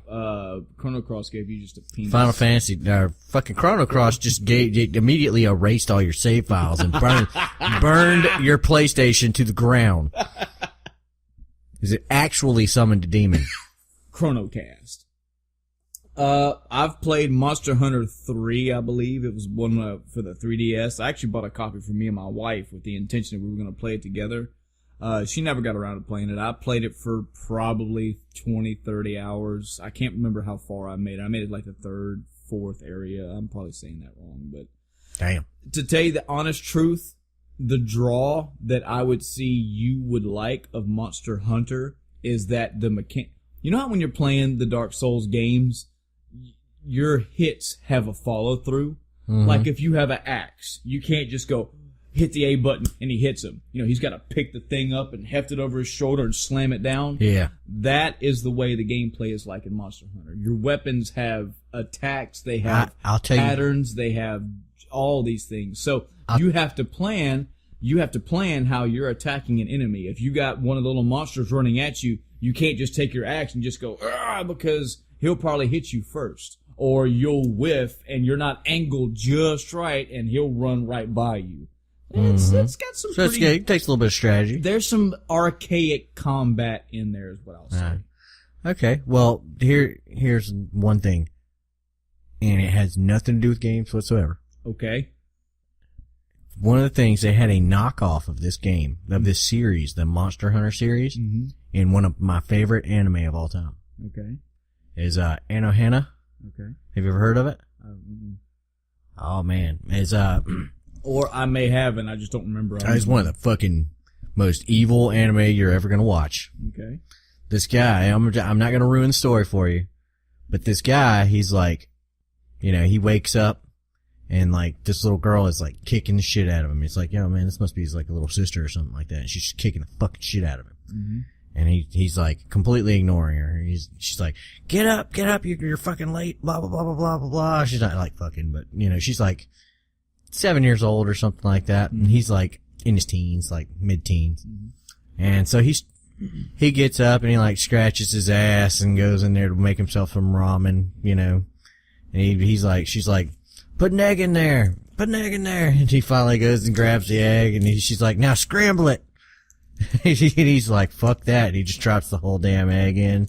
Okay. He just breaks the egg and put it in. And he's ignoring her the entire time. Mm-hmm.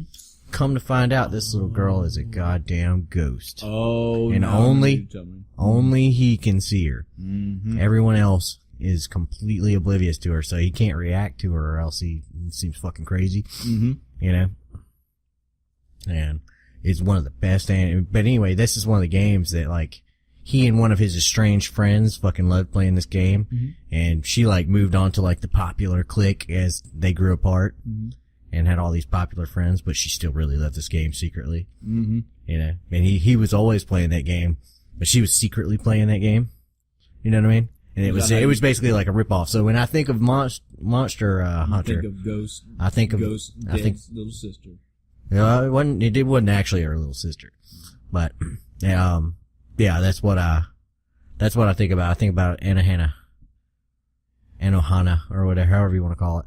Now this is where we start getting some controversy. Uh-oh. Number 73, Castlevania Symphony of the Night. Ooh. I'm sorry, that is not an RPG. It's a good very story. It's got a good story and it's got a lot of RPG elements. Yes. But it's a fucking Metroidvania game. It's Castle fucking Vania. Yeah. It's a platformer. Yes. It's a platformer with a lot of good RPG elements put in there very smartly. Yeah. But that doesn't make it an RPG. I have to disagree with Game Informer here. I would not. It's a good game. Damn good game. It's a fucking great game. Stellar fucking It made your little wall thing. thing. I think it's up on my, oh shit. It's definitely a good game, but I'm sorry, I cannot agree. It's not an RPG. Does it have RPG elements? Yes. Is it an RPG? I'm sorry, no. Yeah. Number 72, Paper Mario. Have you played any of the Paper Marios? No. Very good. They innovate more things that you remember from Mario RPG, like the timed button attacks, which you also saw again in South Park Stick of Truth. Yep. It totally had a way different storyline than Mario Needs to Go Save the Princess. A lot of humor. One good thing that Mario RPG style games have is the humor. There are many, many laugh your ass off points in these games. I'm agree with it being on there. So I'm cool with that. That's good. Jade Empire. Number 71. Jade fucking Empire.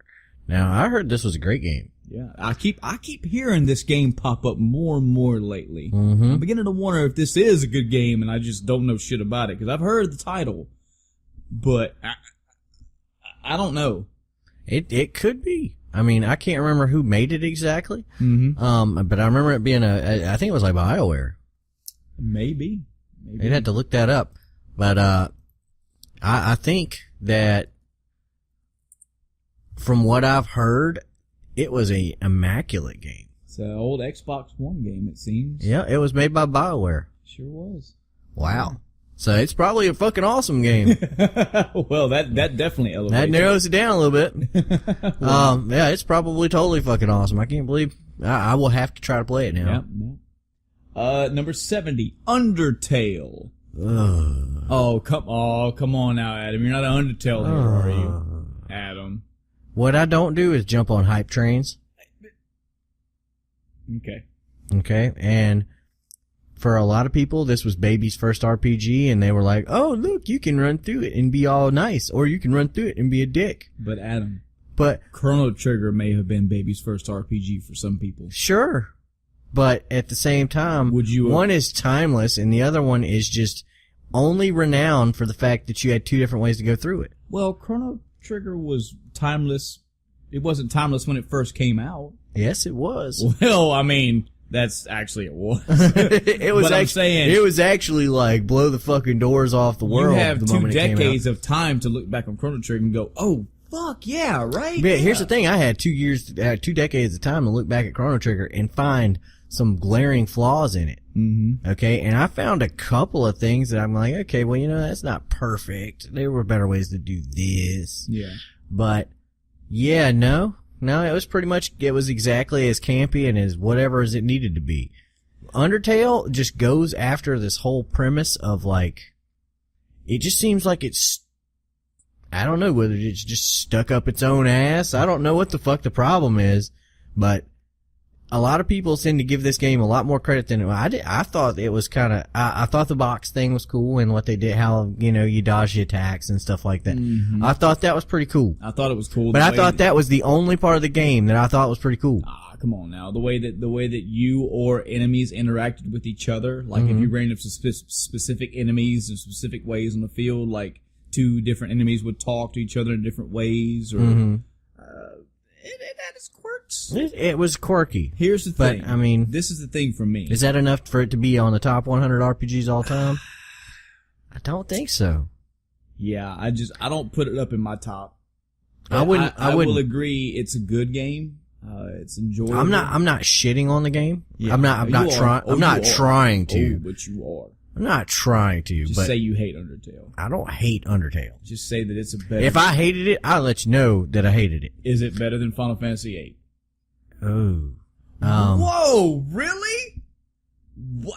I'll put them in the same category. Wow! I file them in the same. Here on I put them in the same fucking box. Oh my god! I look at Final Fantasy VIII and I go, man, they're completely different games and I don't like them for completely different reasons. I can't look at you the same. But way. I look at Undertale and I go, I see. I'm like, I can't get into it the way everybody else here's the thing. This is my thing. I feel that same way about Earthbound, which gets equated to Undertale. Yeah, you might as well just fucking kill yourself if you don't like Earthbound. Yeah, I know. I'm apparently. I didn't like Earthbound that much either. I'm a horrible scumbag human being. Oh man, I can't believe you're such a fucking terrible person. I have played Earthbound twice in my life, all the way through, and I talk about Earthbound the way you're talking about Undertale. It's quirky. It's got a few cool little things here and there. Yep. But nothing makes me go, oh, I gotta go back and play that again. Oh, it was so good. It makes me go, yeah. Actually, the third time I tried playing it was probably about a year or two ago, and I quit like maybe a third of the way through the game. I just became disinterested. Yep. It didn't bring this well out of me that usually good RPGs do. Undertale, I thought I enjoyed it. I do not even know if I would or would not put it on the list. I just don't harbor any ill will against it. It's good enough, I guess. Damn. Disgaea, Hour of Darkness. Never played it. Great game. Oh, okay. Talk about it. How was it? Another tactic game. Oh, it's a tactic style game. Yep. Tactic style game again. It's in the vein of a what is it called? What do they call those old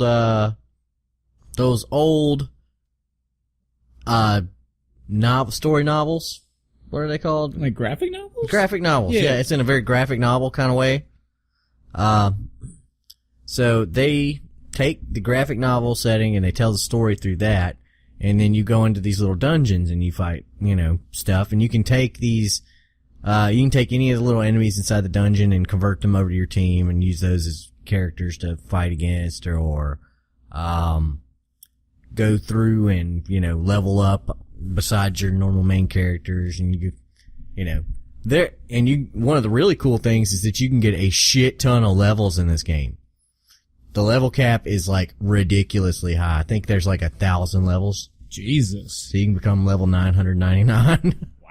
So yeah, you can get to where you're just like, nah, bruh, I'm fucking shit up. All right, well, it was a good game. It had some cool things. It had one particularly funny moment. It was full of funny moments, but they had one particular moment where you ran into a character, and he's like, "I think I'm gonna call you Mid Boss," and he's like, "Mid Boss?" He's like, "Yeah, Mid Boss. That's your name." All right, let's see. Number 68, Divinity, Original Sin. Oral Sin. Whoa, we got a whole. We're on the wrong list. It's a different type of game. It's moved genres now. Brazer's top 100 list. Eroge. You know anything about this game? Yes. Okay. Whoa, you said yes, and the look was like. Ugh. Yeah. No, this game doesn't belong on top 100 list. Fuck you, Game Informer. This game does not belong there. It is a third-person box-smashing piece of shit game. Wow. Yeah, I didn't like the story, I didn't like the gameplay, and I didn't like the game. So, I mean, that's where I'm at. Well then, we shall move on. I mean, it is an RPG. It does meet the criteria, barely. But Adam, this game, just for record, this game beat out Odin Spear, beat out Stick of Truth. It beat out Vagrant Story. It beat out Lost Odyssey. Yep, and it doesn't belong there. And it doesn't even belong on the list. It's not even worth putting on the list. Alright, let's see what the next game is. Path of the Exile. Number 67. Anything? Meh. No, nothing. Nope, me either. XCOM. Are you fucking serious? Why is XCOM on an RPG on list? this list? Audience out there, do us a favor, please. Just because a game has levels doesn't make it an RPG. Okay? Fucking Mario has levels. Educate Level the End of 1-1. Time podcast, ladies and gentlemen. Please explain to us why you feel XCOM would ever deserve to be on an RPG. I'm interested to know. I just want to know so I can call you an idiot. However, whoa. I want to know because guaranteed I will show up to burn you. But it did get beat out by number 65. Thankfully. Mass Effect. Number 65. Now, Mass Effect. Here's my issue with this. It didn't belong. It is. Oh, I'm gonna have an aneurysm. I'm gonna have it. I just noticed something. I just noticed something. Behind the curtains, again, Adam and I are looking at this numbered list as we're recording this podcast, and he's scanning up and down. Stop doing that. Oh, gosh. Look over there at my other screen where I have some random video game stuff playing. Of a much better game. You need to be watching other things right now. I'll just put something else to distract you. Oh, God. But, I, of course, number one, hands down, yes, Mass Effect, and this is directly to whoever said I wouldn't classify it as an fuck you. Mass Effect is an RPG. I'm sorry. 2, I don't think it belongs so fucking far down this list. It's number 65. Maybe, I would think more around the 40s. Maybe even the 30s. Mass Effect, you definitely do go around and collect information. You know, there's a lot more story than the game offers you that you can go get optionally. You walk around the Citadel and talk to people and fix their problems. A big part of RPGs is going on quests. Yeah. And having little check boxes to complete. There is a massive, a massive story in Mass Effect. And no matter what commercials or trailers you see of like Mass Effect 2 where they're ducking behind cover and throwing biotic things out and blah, blah, blah, you're playing this game for the story. You're playing this game to get all the little tendril far out there, little far-fetched story pieces to make this big, overarching story work. Yep. So, yes, to what belongs on the list, I'm a little Not upset. at number 65. I'm upset that it's number 65. Especially once you get to number 59. Hush. Number 64, Darkest Dungeon. Any idea? No clue. Moving on. Number 63, Valkyria Chronicles. Definitely not an RPG. Really? It would. Here's the thing. It is a very good game. Okay. Okay, and it has RPG elements. But it is not. It is a tactics game. Now, it's hard to separate a tactics game into this, but it's another one of those games where you have a story and you go through it linearly. But the core element of it, I waffle on whether or not it just, it's kind of, there are so many RPG elements to it, but there are just as many non-RPG elements to it. Yeah. You don't gain levels in battle. You don't gain levels from what you do. Mm-hmm. You gain experience points for your entire squad. Mm-hmm. And then you divvy those up between the different classes of soldiers. Makes sense. So you could be like, I'm going to fight every battle with every character. Mm-hmm. But you only dump the experience into levels on one class of character. So only your scouts are getting levels. Right. If you want them to. Yeah. I mean, you'll fucking get raped like that. Mm-hmm. But you could have your scouts at level 25 and everybody else at level 1. Okay. And your scouts could sit there and literally do nothing the entire time. And everybody else could be doing all the work. And that's still how that gets divvied out. But beyond that, you're kind of upgrading tech. You're going through a tech tree and upgrading your weapons and your armor and your tanks and your, your soldiers are unlocking new skills and you're getting new orders and stuff like that. It's a great game. It's a fucking great game, but I don't know if I'd classify it as an RPG. I mean, it's more of a visual novel with it's more like a tactics visual novel. Yeah. I guess you could call that an RPG. Yeah. But as far as like traditional, like, you know, I'm going to walk over and talk to this person. No, you never have any chances like that. Yeah. You never talk to anybody. You don't have options on talking to people. You know, you go places and you can either do something there or you can't. You know, you can either upgrade the little paper or you can't. So it's a good game. You contested that's an RPG. I'm kind of, I don't know where else it would fit. Yeah. It doesn't have another genre that it could be thrown into, and I guess that's why they defaulted to calling it an RPG. But if it is considered an RPG, it belongs on this list. Okay. All right. Moving up the list, we have Baldur's Gate. One of the best fucking games of all time. Yep. I've never played it. I've never played a single Baldur's Gate. If you like D&D, play that fucking game. If you like D&D, this is and if you don't like D&D, you'll probably like D&D after you play this fucking game. This is an opener game. I can see that it should be on the list, most definitely. We have got 1, 2, 3, 4 straight games that belong on this list, followed by one that doesn't. All right. What about number 61? Witcher 2, Assassins of Kings, one of the greatest games of all time, only surpassed by its fucking by its fucking sequel. Yep, I totally agree. It is a great game. Now here's another point for everybody out here. I make this suggestion to you as somebody who's been down this train. Adam has played all 3 Witchers, so he can pretty much speak well versed on all 3. Yep. When I first got into the Witcher series, I started with Witcher 3. I went back to play Witcher 1, and I'm going to warn you now, it's not a bad game. Do not mistake that. It's a jarring transition. It is very, to go very backwards different on the Witcher series. Yes, it is. Yes, it is. I went from Witcher 3 all the way back to Witcher 1. Just my own personal preference, not a knock at all against the game, not saying the game was bad, just my personal preference. I went, no, and I just read the cliff notes of that game. I then went to Witcher 2 and was like, oh, and it's a completely different game.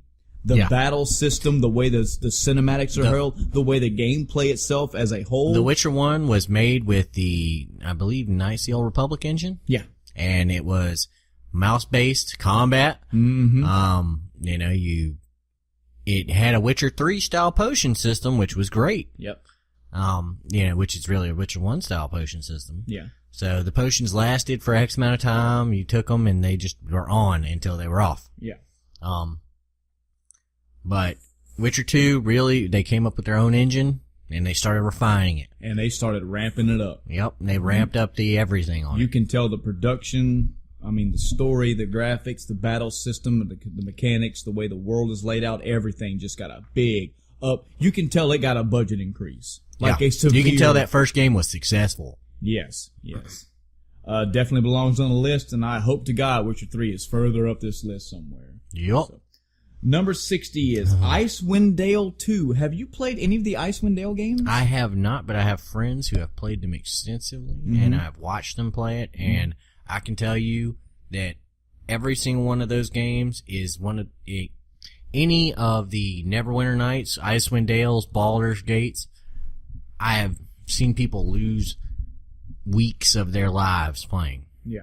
And I'm not saying like they played it for a week. I'm saying they put a week of hours logged into this. Right. Like, several 40-hour games, 60-hour games played through, and they're just dumping time into this fucking.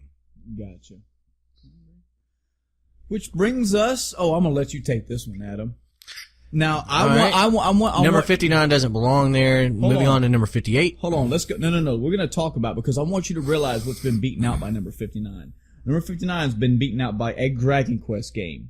It beat out a Dragon Quest game. It beat out Lost Odyssey, Golden Sun, beat out a Tactics game. Pillars of Eternity and Baldur's Gate. Beat out South Park, beat out Chronicles. It beat out an Ultima game. It beat out Symphony of the Night, which didn't even belong there. Belong on the list. Beat out, but it was still there, and therefore it should have been way higher if you're putting it in there. It beat out Mass Effect and The Witcher 2. Ladies and gentlemen, these games were beaten out by number 59, Chrono Cross. Wow. Somebody needs to be slapped. Slapped? Somebody with a dick. Okay. Jesus Christ. Wow. Now, here's the sad thing. What I don't understand is how anybody could. I understand that there are people that are just retarded and thought that this was an okay game. Okay? It is like a 6 out of 10 RPG. Okay. On its own. Mm-hmm. But my God. Better than Mass Effect. It's definitely not in a top 100. No. It's definitely not in a top 100. No. Even if you don't come at it with the rage of someone who loved Chrono Trigger. Yep. You are going to get like 80% of the Chrono Trigger fans are going to go, I fucking hated Chrono Cross. Really quick, for the 20th time on this podcast, break down why is the story bad. Real quick.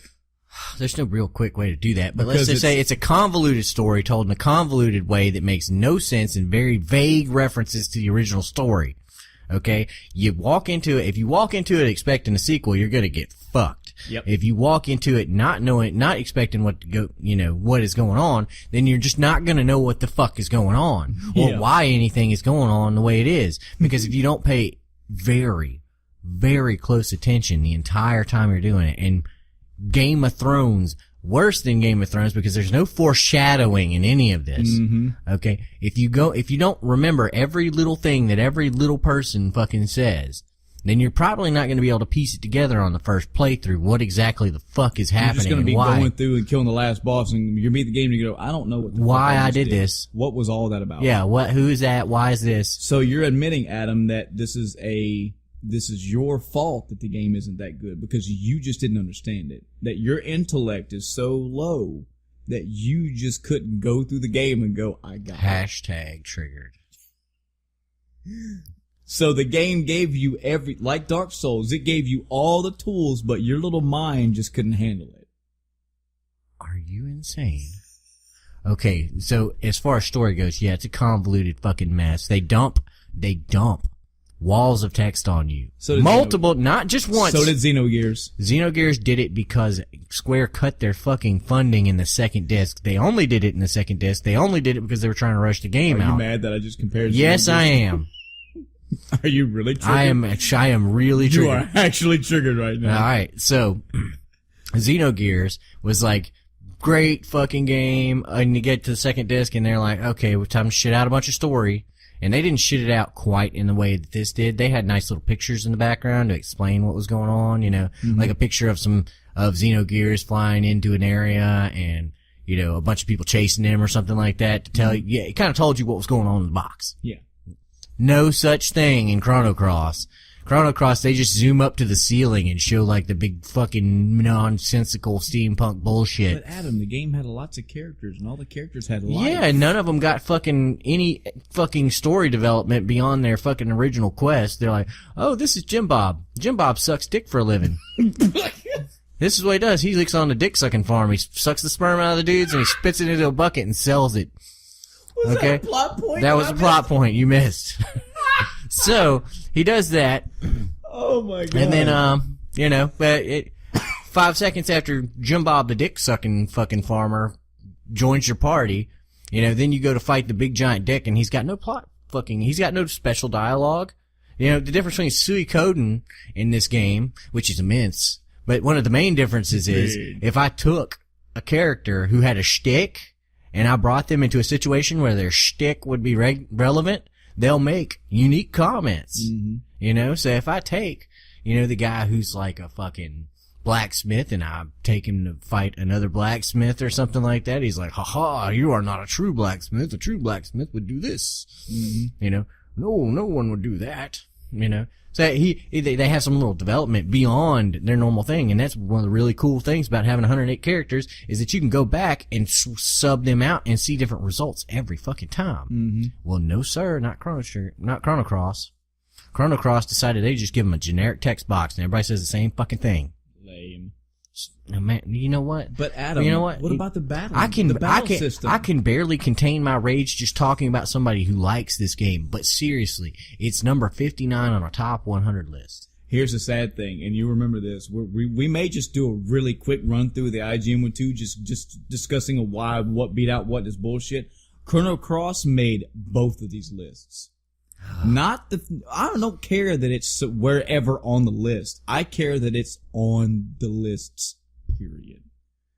But yeah, it's nice to know that somebody somewhere decided on a roundtable discussion with voted hands and over a nice fucking dinner after And no one died. that Assassin of Kings and Baldur's Mass Gate Effect, and Valkyria Chronicles. the other 20 other games Mass Effect. got beat out by Chrono Cross. What a world we live in. In my world, when I become God Emperor, just know that you're going to the showers. Wow. Wow. Moving on. Number 58, Tales of the Unknown Volume 1, The Bard's Tale. Any idea? I have heard of this game. I've never played it. I heard it was great. I heard it was great. The only Bard's Tale that I know about is the one for Nintendo, and I didn't even play that. I think my older cousin probably played it, but don't know. Nothing about this one. Number 57, Dragon Age Inquisition. Fucking phenomenal game. The last great game BioWare has made so far. Ooh, Andromeda's like, come on, man. Andromeda's okay. Come on, man. I look at it. I look at it through a jaded lens. Like I said, I probably bump it up a point from where it belongs because I love fucking Mass Effect. Do you look at it from a jaded Empire? That doesn't work. No, it doesn't work. But you know, like I said, Andromeda would be like a 7.0 if I wasn't such a big Mass Effect fan. And right now, I'm looking at it, and I think of Dragon Age Inquisition. I'm like, man. They were like, here's our fucking apology for fucking up Dragon Age 2. Yeah. That's nice. Number 56, Fable 2. No, sir. Get the fuck off it's an RPG.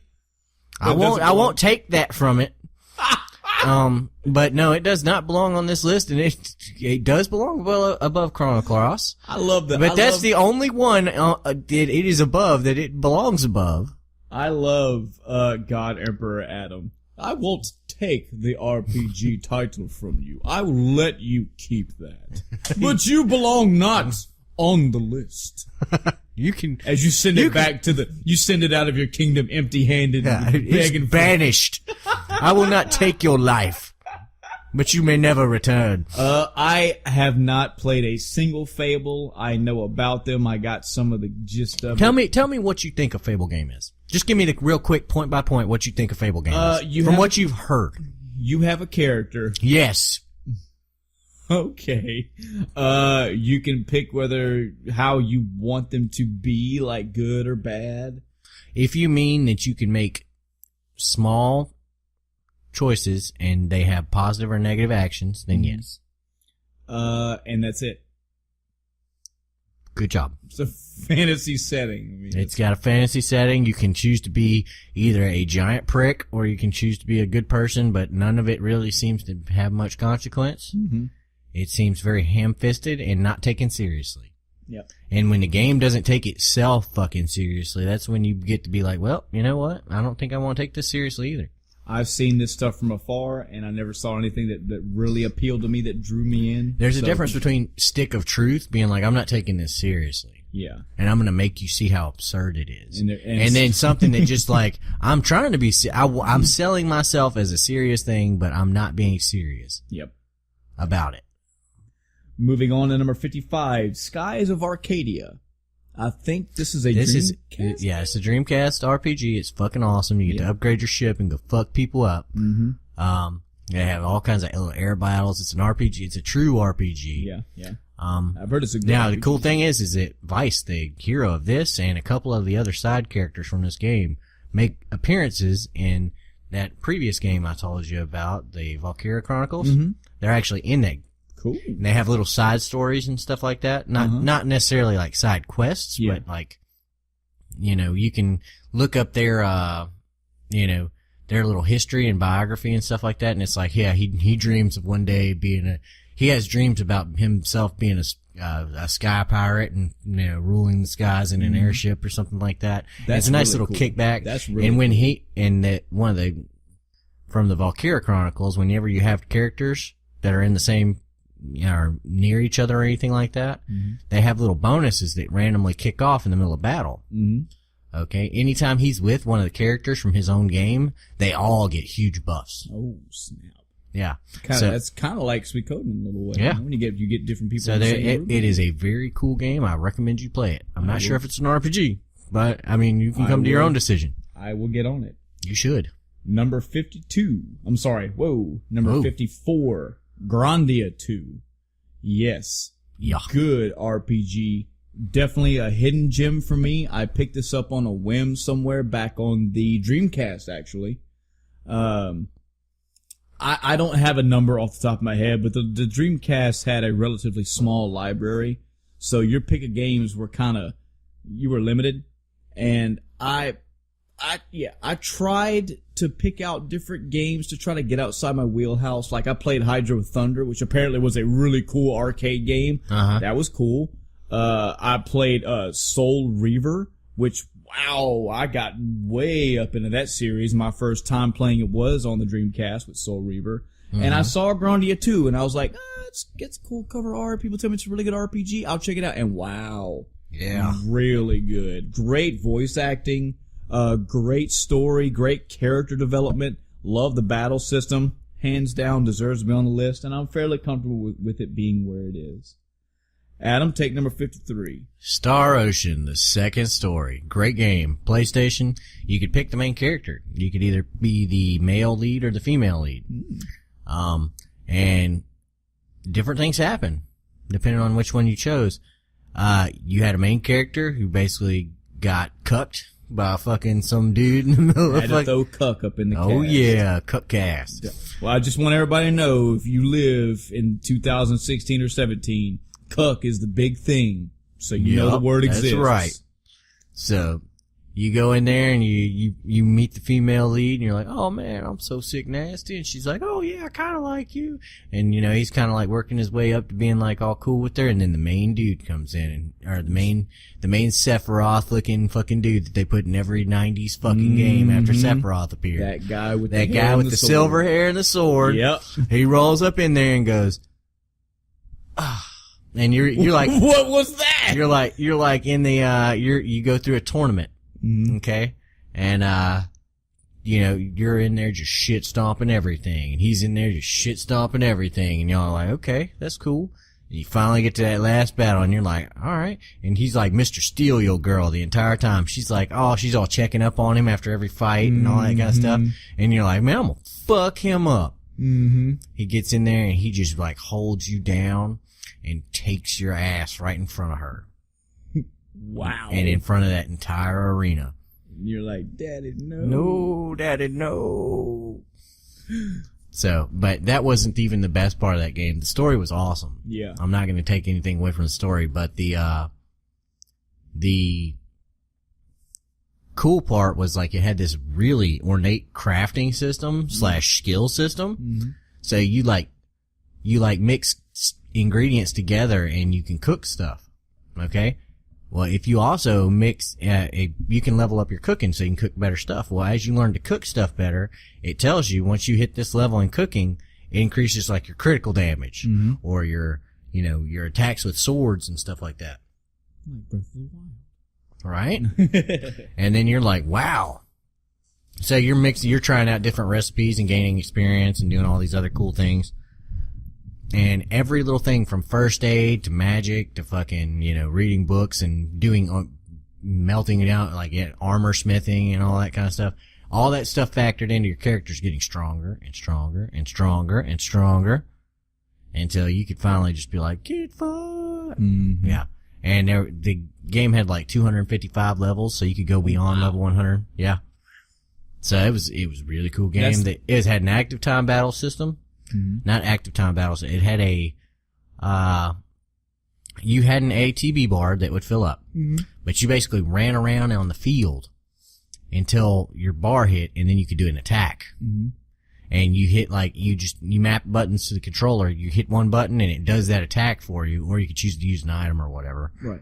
And, you actually had to make sure your attacks lined up so they'd hit the enemies. Makes sense. So you had to, they had like little blobs or something, the enemy that would be on the field, and they'd all be moving around. So you want to move your thing into a position where it'll hit the most of those. Right. As you go flying across the screen, or you launch your magic stuff, or whatever it is that you decide to do. You know, you have to fucking get all that stuff straight. It was so cool. It was a really, really interesting game. It belongs on this list somewhere. Cool. Till the end of time, not so much. But Star Ocean Second Story, yeah, we'll do this. Number 52, The Elder Scrolls 4, Oblivion. Oh, really? Yeah. Really? Okay, it belongs here. Did you play this one? Yes, I did. This one? I Okay. did play this one specifically. It had Jean-Luc Picard right at the get-go. He gets killed. Oh, well, nope, right up. Whoa, okay. It immediately went on my list and it just got off it. Jean-Luc Picard is in there and he gets killed. Yes. Man, fuck that. It had Patrick Stewart, the guy who plays Jean-Luc Picard, played the No, Emperor. No, sir. Jean-Luc Picard plays Patrick Stewart. That's right. So he was on. He's the little Emperor Guriel Septim, the 200th or whatever. Mm-hmm. And you end up going with him, and you see him get killed, and he tells you, "Hey, you got to bring this to my secret son that I never knew I had." And you end up doing all your shit to get to where you need to go. Mm-hmm. Shit happens.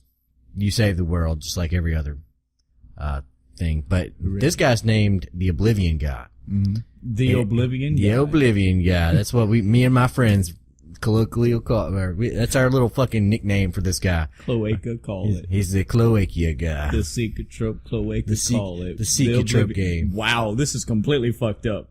Our friends Cloaca Willy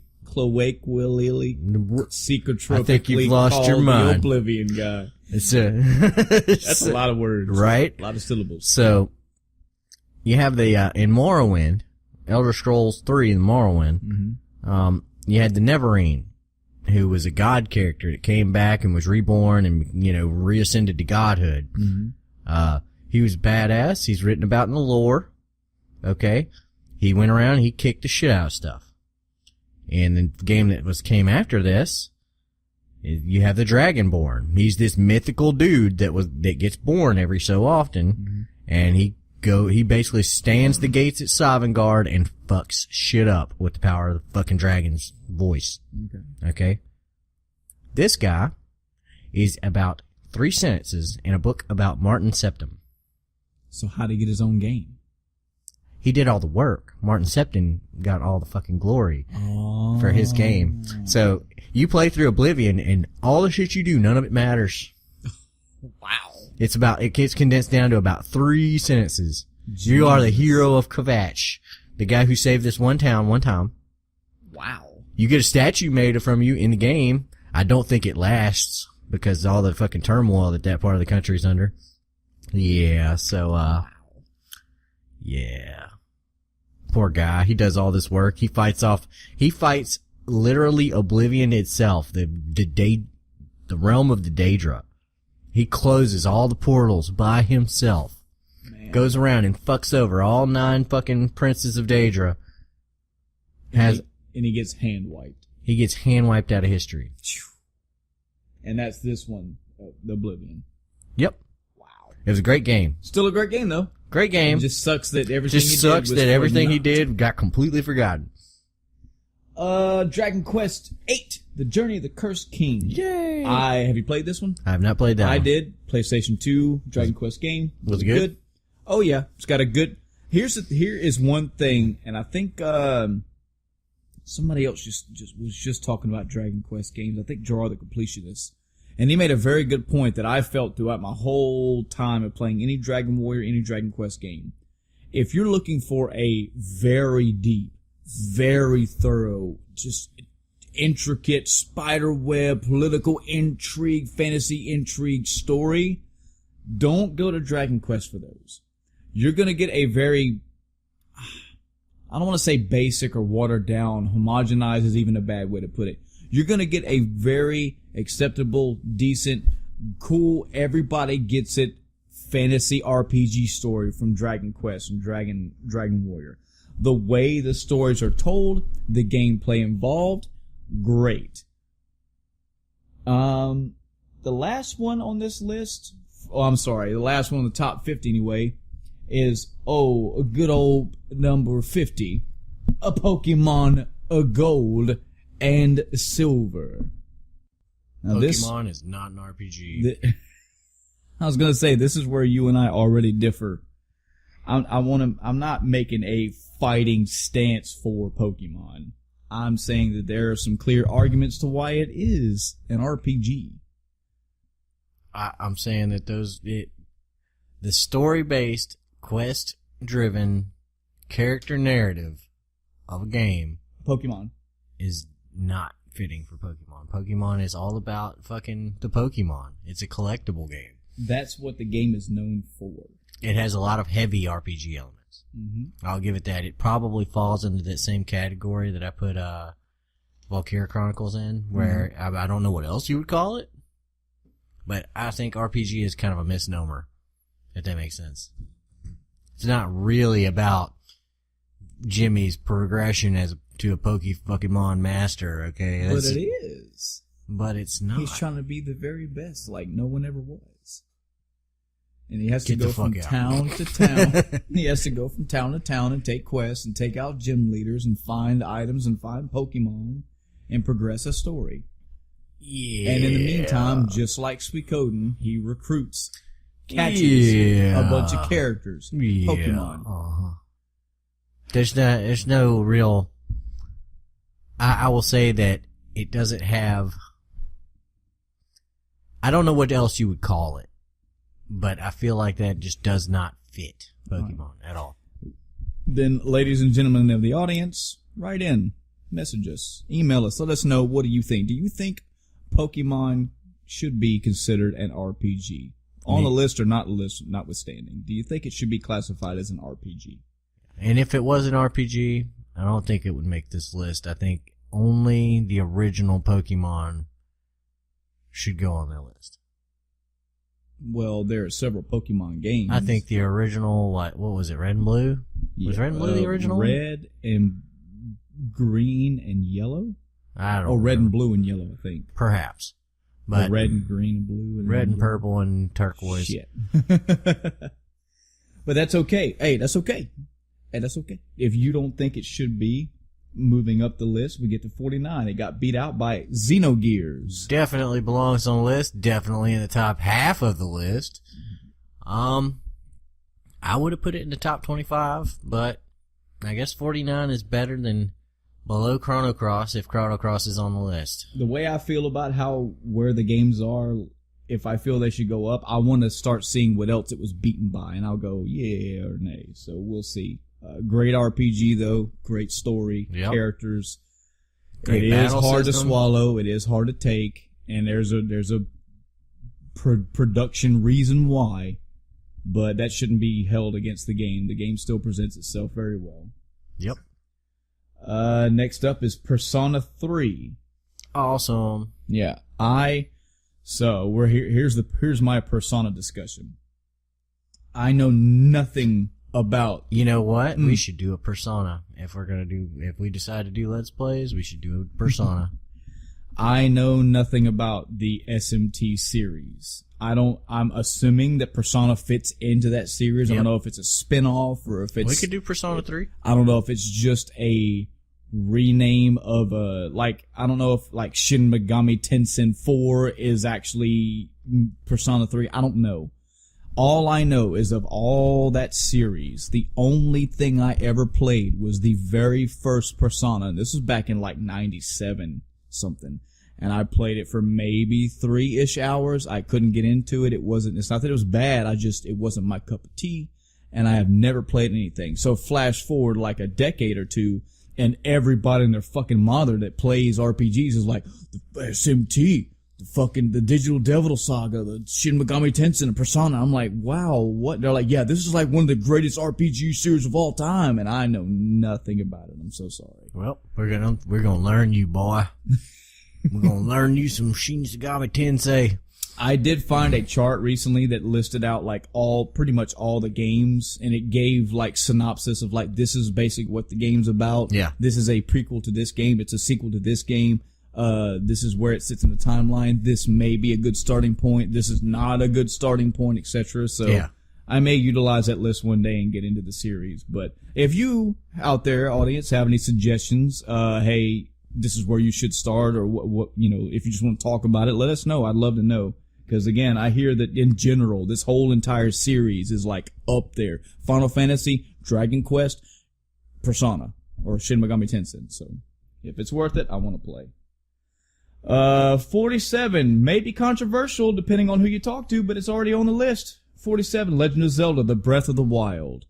I do not classify Legend of Zeldas as RPGs. I never have. I could see how you could say that. It doesn't fit the criteria. It's not story based. Mm-hmm.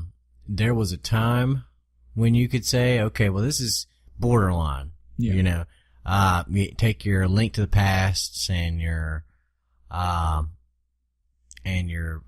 of Times, where you ran around talking to people and kind of gathering information and stuff like that. And those were, they were skirting the line. Yeah. You could make an argument for those being RPGs. I don't know much about Breath of the Wild, but I would say that no Zelda is ever going to cross over into the full RPG line. I kind of agree with you there, but it's not that you couldn't make an argument for it. If you're going to make an argument for it, I want to know why you got it at 47. Yeah. I will admit that I've had this internal debate and debate with friends and co-gamers and gamer friends alike for the longest time. It's always been kind of a respectable one where it's like, nah, Zelda's not an RPG. It seems more like of a puzzle adventure game. It seems like around me, people have classified it as an RPG, but I've never just equated it to, oh yeah, that's an RPG. As far as a game, fuck yeah. I still say it's up in my top 3 of Zelda of all time. That's Link to the Past. I'm sorry, Ocarina of Time, Link to the Past, and Breath of the Wild. That should be in that order for me right now. But, yeah, good game. Well, speaking of another one that may be controversial of whether or not it should be an RPG. Moving down up the list, I guess you could say. Number 46. Demon's Souls, the first entry into the Souls series. Negative, over. Not an RPG, you say? Okay. Nope. It is a 3D action adventure title. Mm-hmm. With RPG elements. Okay. Okay. It is it's kind of even got some platforming elements to it, but it's not an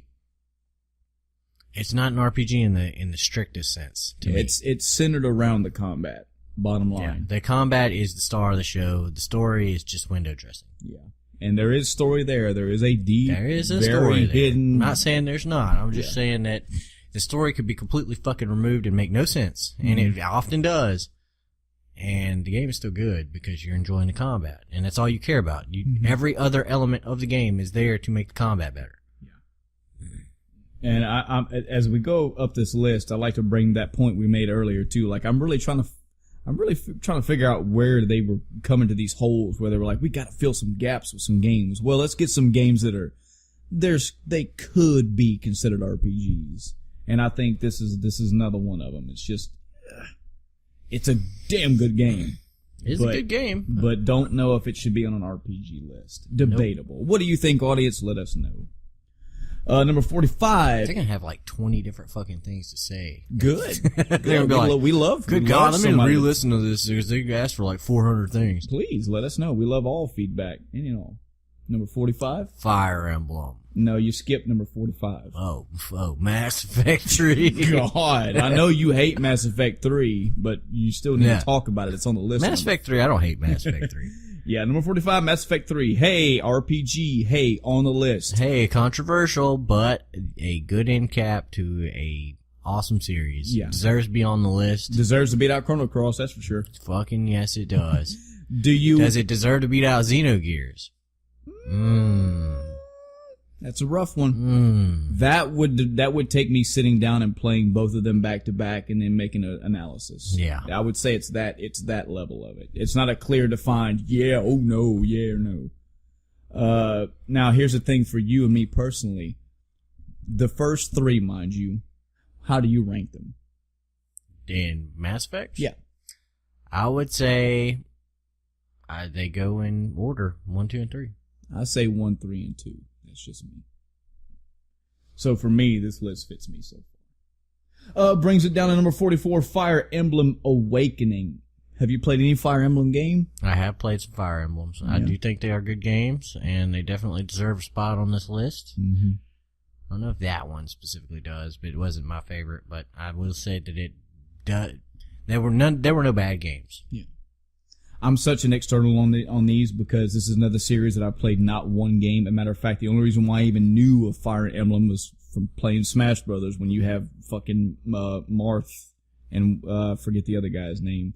But I was like, who are these people from? And they're like, oh, they're from the Fire Emblem series. And I've yet to play a single one of them. I hear great things about them, so I'll leave that up to everybody else to say yay or nay. They deserve to be where they are and on the list.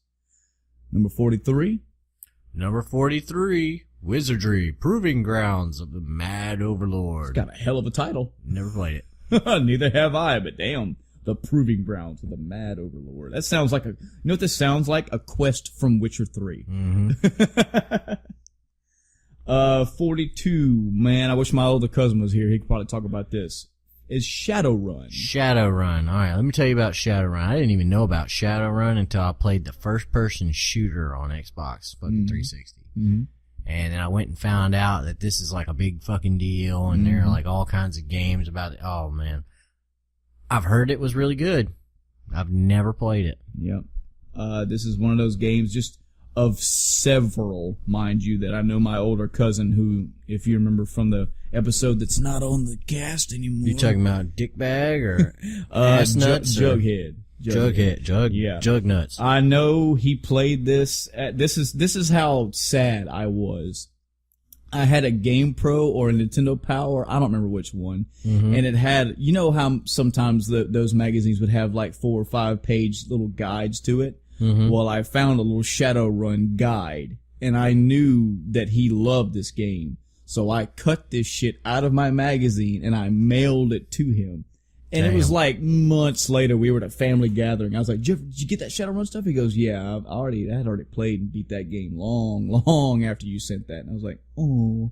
Damn. But he could probably talk hours on that game. I've never played it just like you. I don't know. I hear good things. Moving on. 41, Xenosaga, Episode 1, Der Wilzermacht. I played a little bit of this. Yeah. It's not. It was made by the same team as Xenogears. They got kicked out of Square and moved over to Tecmo, I want to say. Okay. And they decided to make this. If you ever beat Xenogears, it says Episode 5 at the very end, just to leave you with a giant question mark going, what the fuck? Where's Episode 1 through 4? They're like, if this is 5, well, where's the rest of them? Because I fucking want to play them. And are there more? Or is there an Episode 6? Well, it turns out this was all based on a book, and that was the conclusion of the book, was Xenogears. Mm-hmm. Well, Xenosaga was in the same vein. Okay. It's not directly related to Xenogears. It's not directly tied to it, but it is very close. Okay. Very, very close. The whole concept of these games is it's like an homage to Xenogears and what it used to be. Mm-hmm. They did a lot of things with the combat system and stuff like that, trying to change things, but you'll see a lot of things pop up there, kind of give you the same vibe as Xenogears. I thought that this series was pretty damn good, and I would recommend anybody play it. The games have been dated a little bit, though. Yeah. I remember these games being on the PlayStation 2. This was back in the day. Mm-hmm. But I've never played a single one of them, and... What? Yeah, I need to get on that. Damn. Number 40, Neverwinter Nights. Awesome. Oh, yeah? Yeah. I played it. Tell me about it.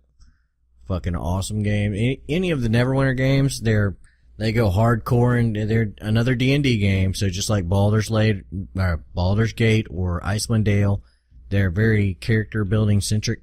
Mm-hmm. Okay. There's a shit ton of quests, a shit ton of equipment, a shit ton of things you can do.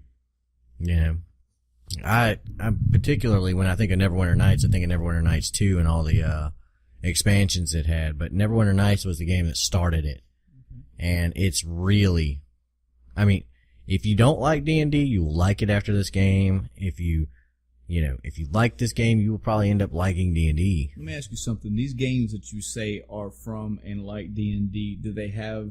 I mean, can you make a character? Yeah, you make a character. Fuck yeah, I'm down. Make a character. You pick his class. You pick their attributes. It's fucking totally awesome. Go ahead and break. You gotta just go ahead and bust out the dice. Bust out the dice right now. Man. All right. Somebody got them some dice. Yep. Let me roll a natural. I'm just gonna say that the debate, the PC versus console debate, 1 through 10, Adam win. 11 through 20, I won. Here we go. Oh God, 18. Ooh, an 18 roll. Ooh. Nice. That was fucking stupid. Sorry. 39. The original Fallout 1. Oh yeah, you get kicked out of your little vault for the water purifier. Mm-hmm. Never come back again. Cause fuck them people. Deep character development in the first Fallout. Yeah. Like epic character development. It was a completely different type of game than than what we're used to now. Later Bethesda games. Right. Yes. Once Bethesda got a hold of the, I think it was Interplay. Was it Interplay that made the first couple Fallouts? I think it was Interplay. Okay. Yeah, they sold the rights to Bethesda, and the original people who got to make them no longer working on them. So the mood of the Fallout games kind of changed. Yeah.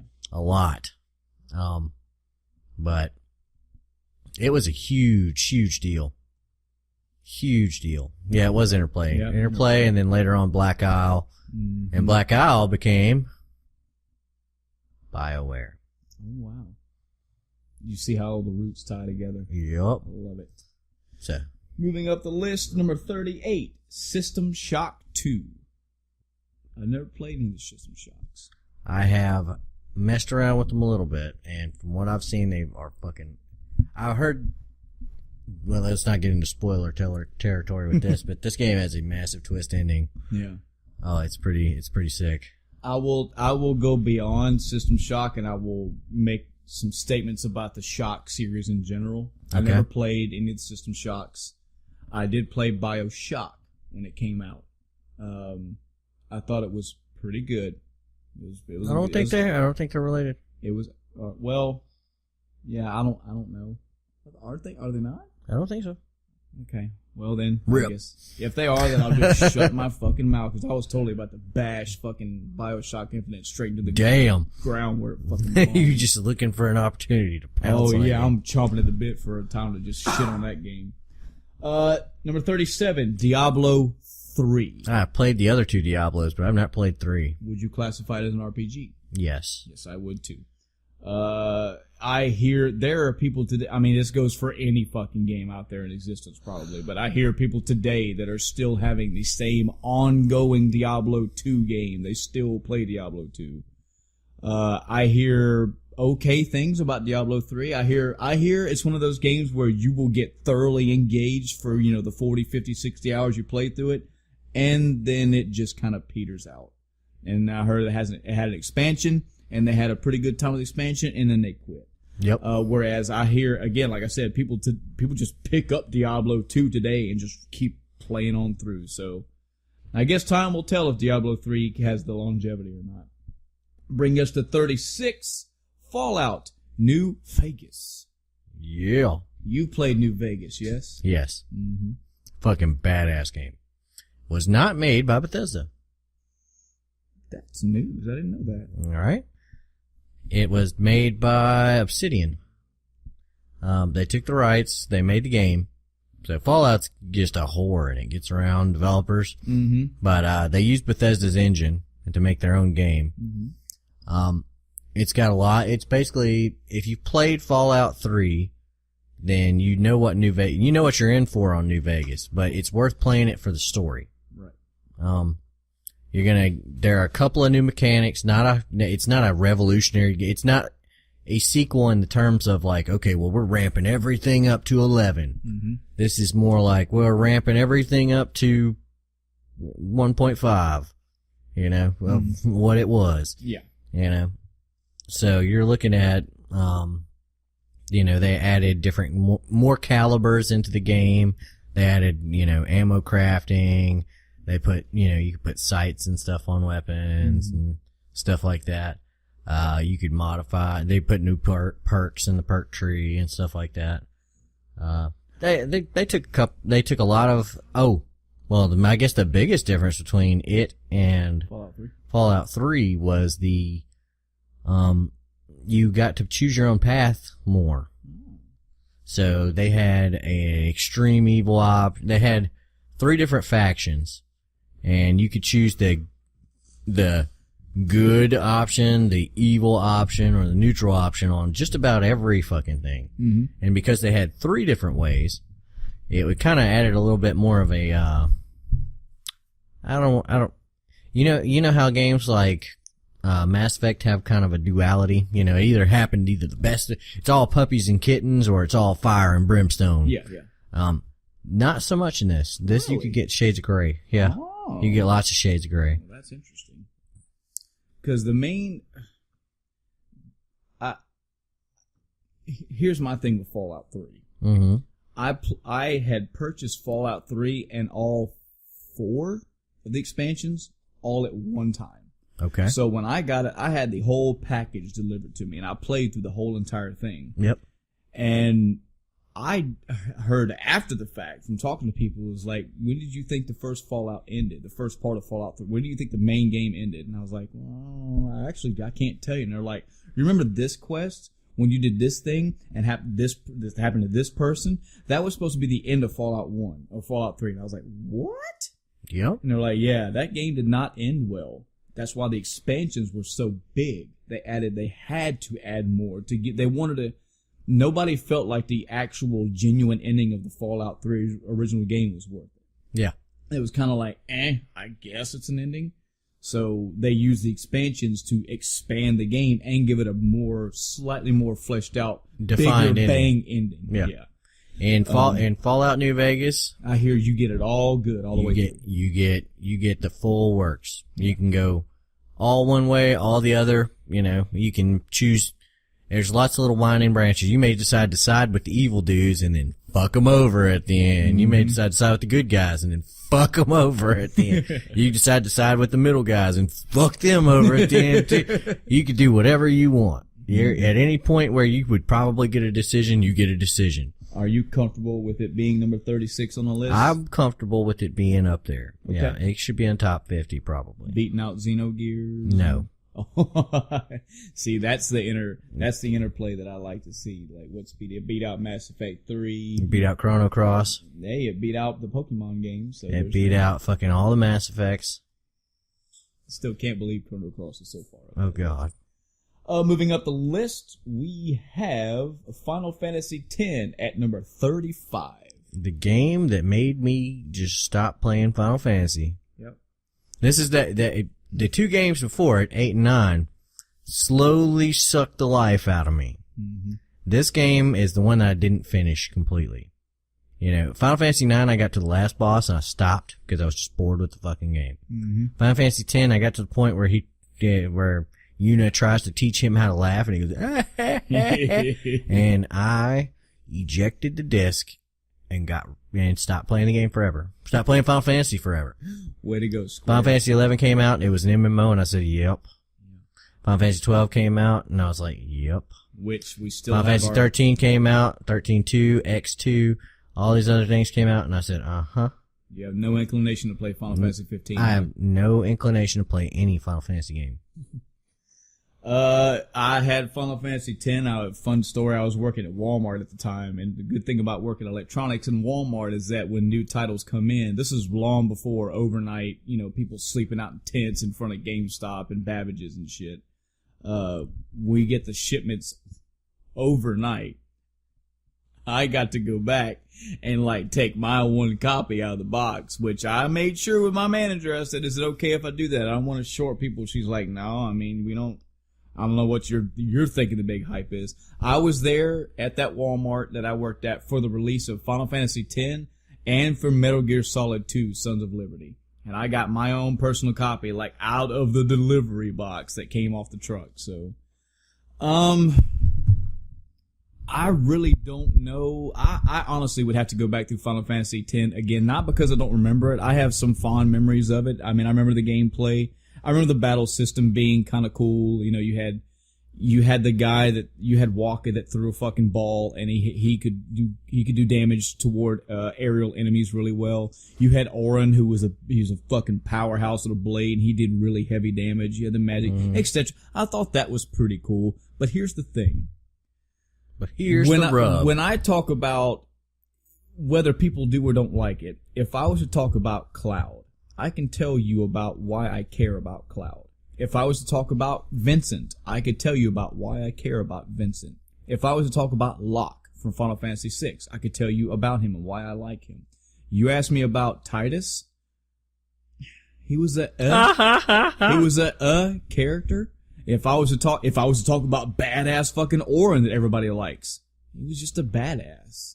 He was just generic badass. The story of Final Fantasy X did not draw me. Now, the story of Final Fantasy 12, oh, fuck yes, it did.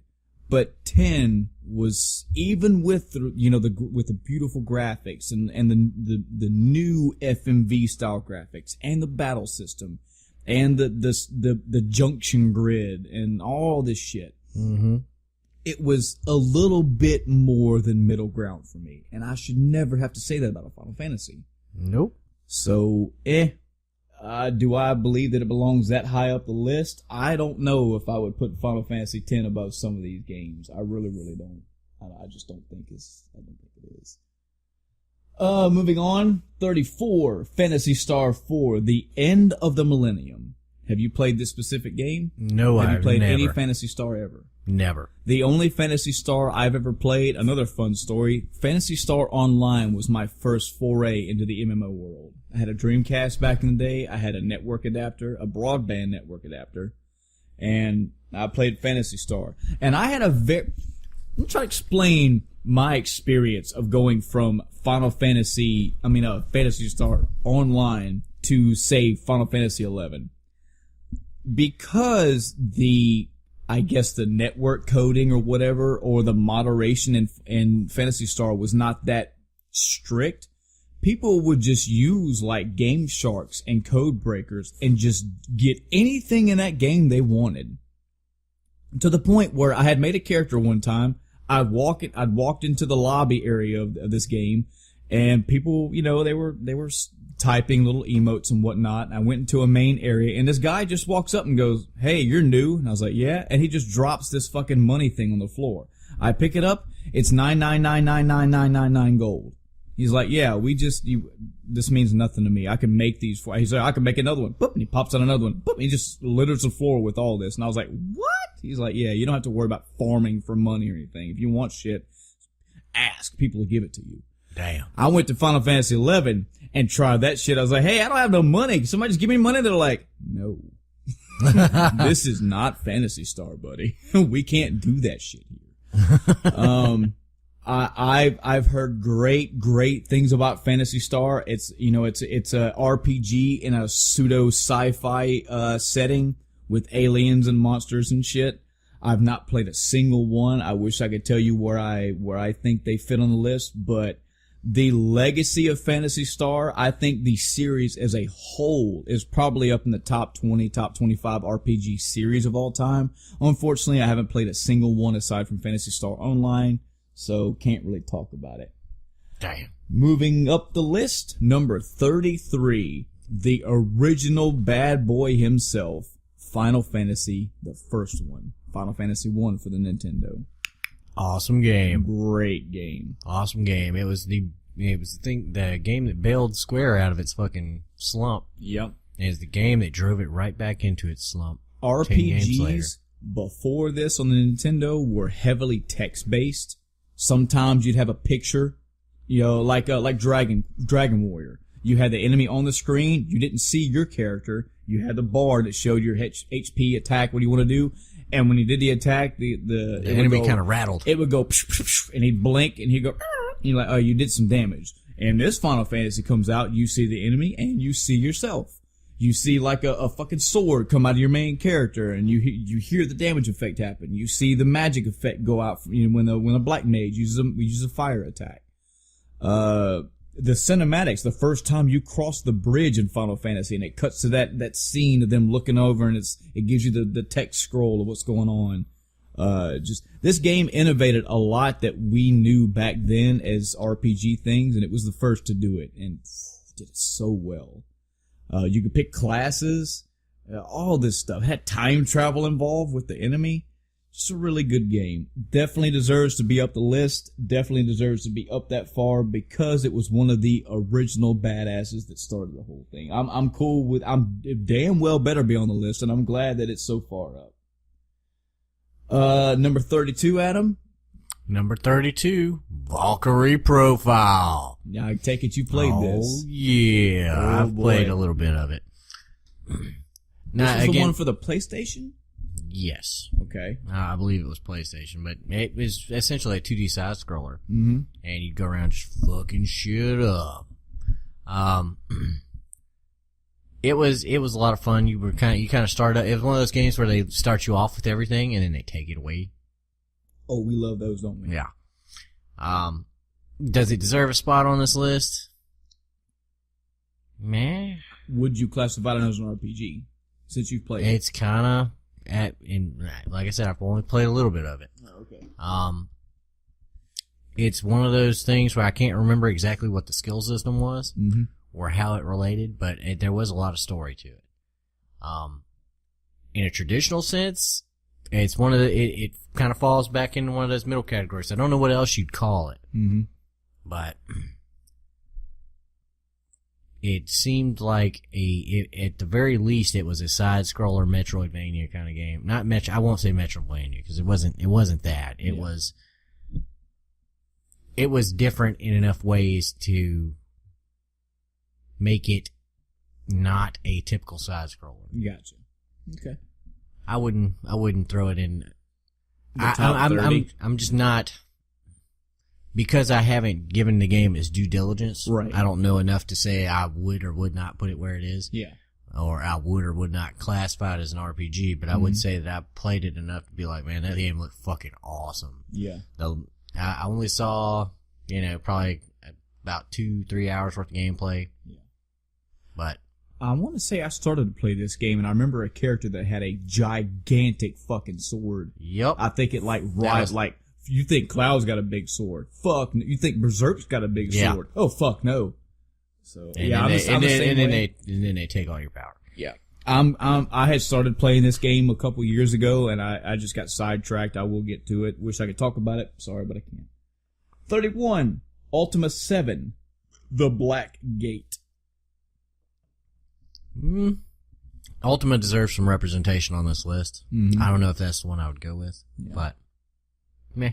I haven't played it. Can't talk Some about people like it. Some people like Chrono Cross. it. Some people are just fucking wrong. Number 30. Persona 4. I'm surprised it's not higher. Yeah, this I hear more, and I'm going to hear a lot about Persona 5 right now as of this recording because it's so fresh and hot and new. But I hear this is where the sound really got turned up with the Persona series as a whole. I've heard so many good things about Persona 4, but it still falls in the same realm for me. Haven't seen it, haven't played it. I'll get around to it, and if it's as good as everybody says it is, well, maybe it deserves to be where it is. I guess. Sure. It deserves to be high, but Yeah. 29? my fucking God. 29? My God. Yes, 29 is. It is Suikoden 2. Thank God. It Yes. is in the top 30. Good. It is You at the gotta very bottom. Adam, you've got to stop looking up that list. I'll tell you, You've I got do. to stop. I really do. I've got to figure out a new way to develop this list for you because you keep looking ahead. Oh God. Number 29. It's painful. There. Now I'm taking the top stuff. Now just look at where we're at. We're at 20. So we're Adam, we are at Suikoden 2. We are, and it is Yes. one of the best fucking RPGs ever made. Okay, this is a top 10 RPG. Yes. It is at number 29. I weep for the people who made this list. The only thing that would have pissed me off more is if Final Fantasy VI or Chrono Trigger were down here. Now, Adam in the Suikoden boat. Adam and I are both in this boat. Boats were Suikoden. But he's in a captain seat. I'm in a first seat. because Adam has played all 5. Did you ever play Suikoden Tactics? Yep. Okay, so Adam has pretty much played every Suikoden game in existence. Yep. I have only played 1, 2, 3, and 5. I played 1, 2 repeatedly. I beat both of those games quite a few times each. I played and beat 3 once, and I made maybe 20 hours into 5 and just gave up on it. Damn. I loved Suikoden, and I got just more and better with Suikoden 2. Suikoden 2 makes my top 15 of all time list, my own personal top 15 games of all time list, and it's well justified. It fucking deserves every fucking second. Anything that you can say about Suikoden 1 that you loved, they just give it more. It's even better when you play them back to back. Yep, because you get a full, fluid story. It goes from one story, rolls on into the next. Mm-hmm. The games are connected in a good way. Yep. In a non-Chrono Cross, let's fucking shit on the first game way. It takes the first game and goes, let me bring in the nostalgia for that. Yeah. While showing you a whole new world. Mm-hmm. Let's continue the story. You have a big fantasy story involving these ancient runes that pretty much control and govern existence itself. You have 2 warring kingdoms having this big turmoil going back and forth. You have personal, like almost family turmoil going on. You're developing an army of 120. You have characters that were developed all through the first game and continue to be developed into the second game. You have battle mechanics that carry over and just give you more. You have returning characters. You have new characters. There's intrigue. There's plot. There's romance, love, hatred, and all the above. It is a premier must-play RPG. It's one of the few games I can think of where you ended up with the main character of the first party in the second main character's party, and they walk up on some like generic fucking bandits, and the bandits go, "Nah, fuck that. Mm-hmm. I'm not gonna die." Yep. Because I know that guy and I know that guy, and I'm just done. Mm-hmm. Goodbye. Sorry, you can take him.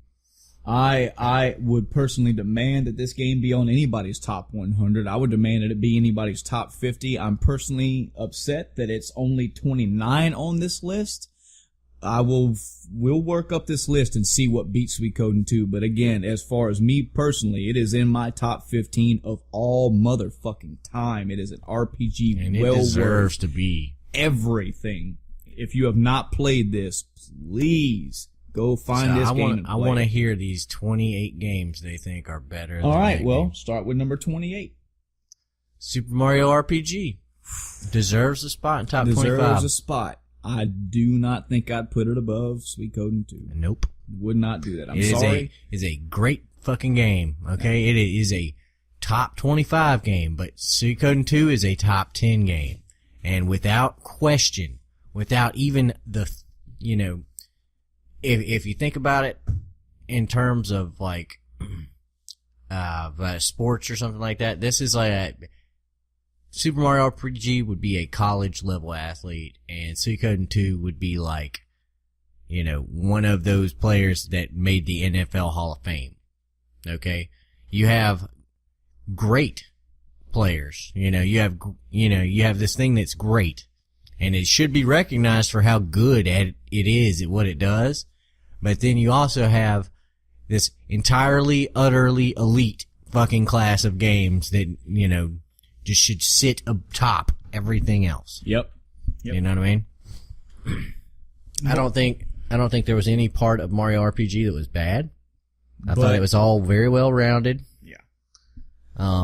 It was a unexpectedly good game.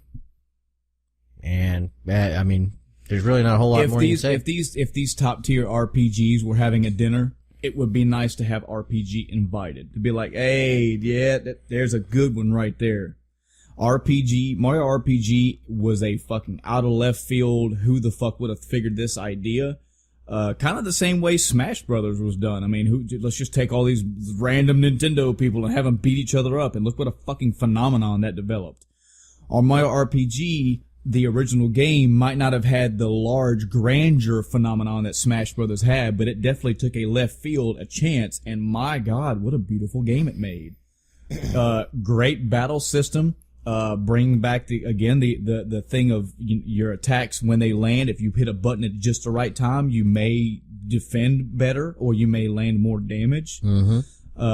It starts the game with oh no, princess is kidnapped. I need to go save the princess. And then the fucking gigantic fucking sword crashes through Bowser's castle. What the fuck's up with that? And this whole new storyline develops in a true RPG fashion. Lots of humor, lots of character development, brand new characters that are not in the canon, in the straight Mario canon universe that come in and are fleshed out and are well done.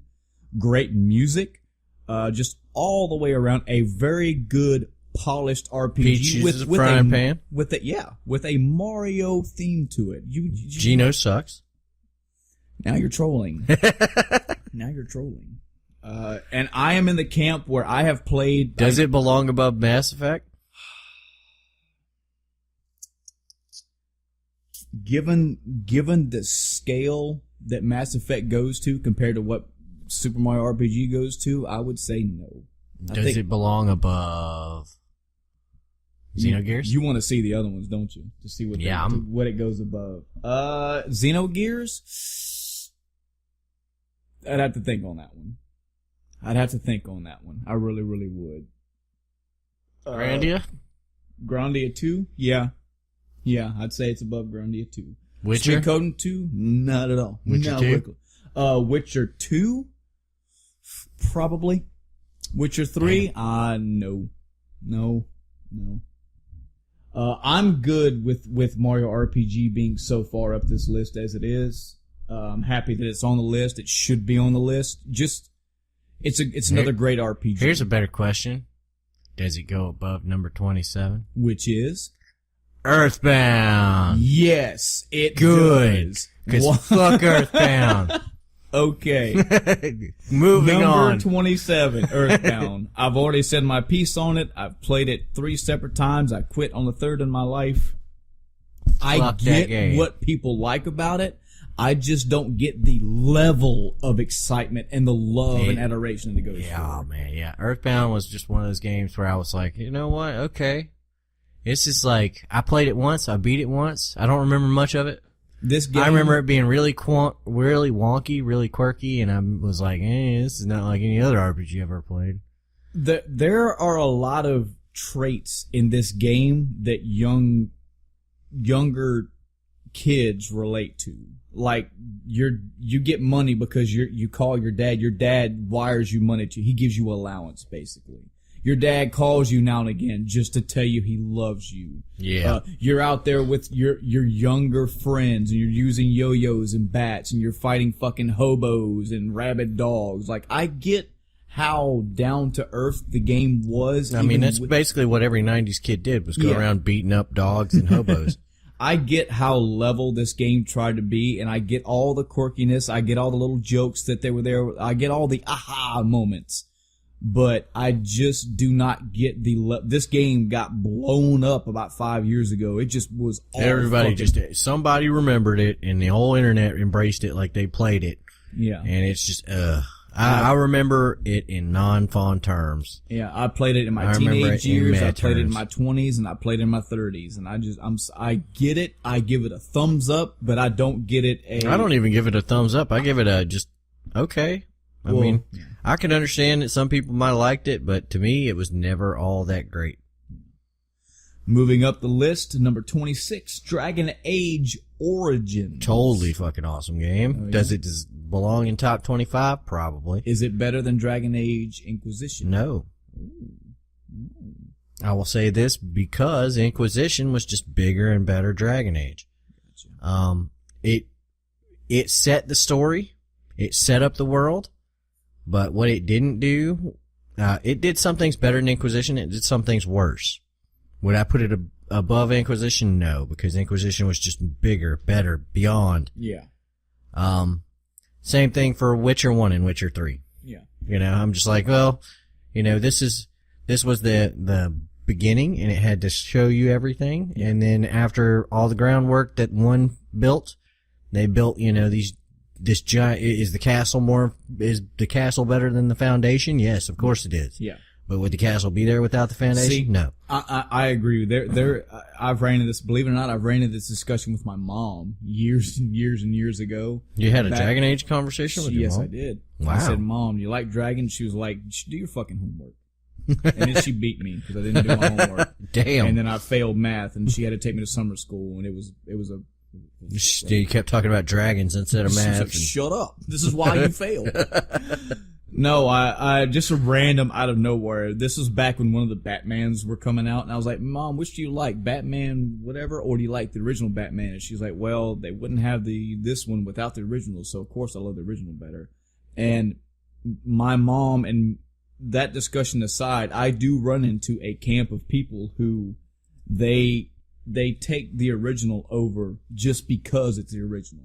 I am not in that There are camp. certain cases where that is the There case, are some, and there are yes. certain cases, like if they made mistakes going forward, and I will say that Dragon Age Origins is a lot better than Dragon Age 2. Yeah. Okay, because they fucked the formula up in Dragon Age 2. Mm-hmm.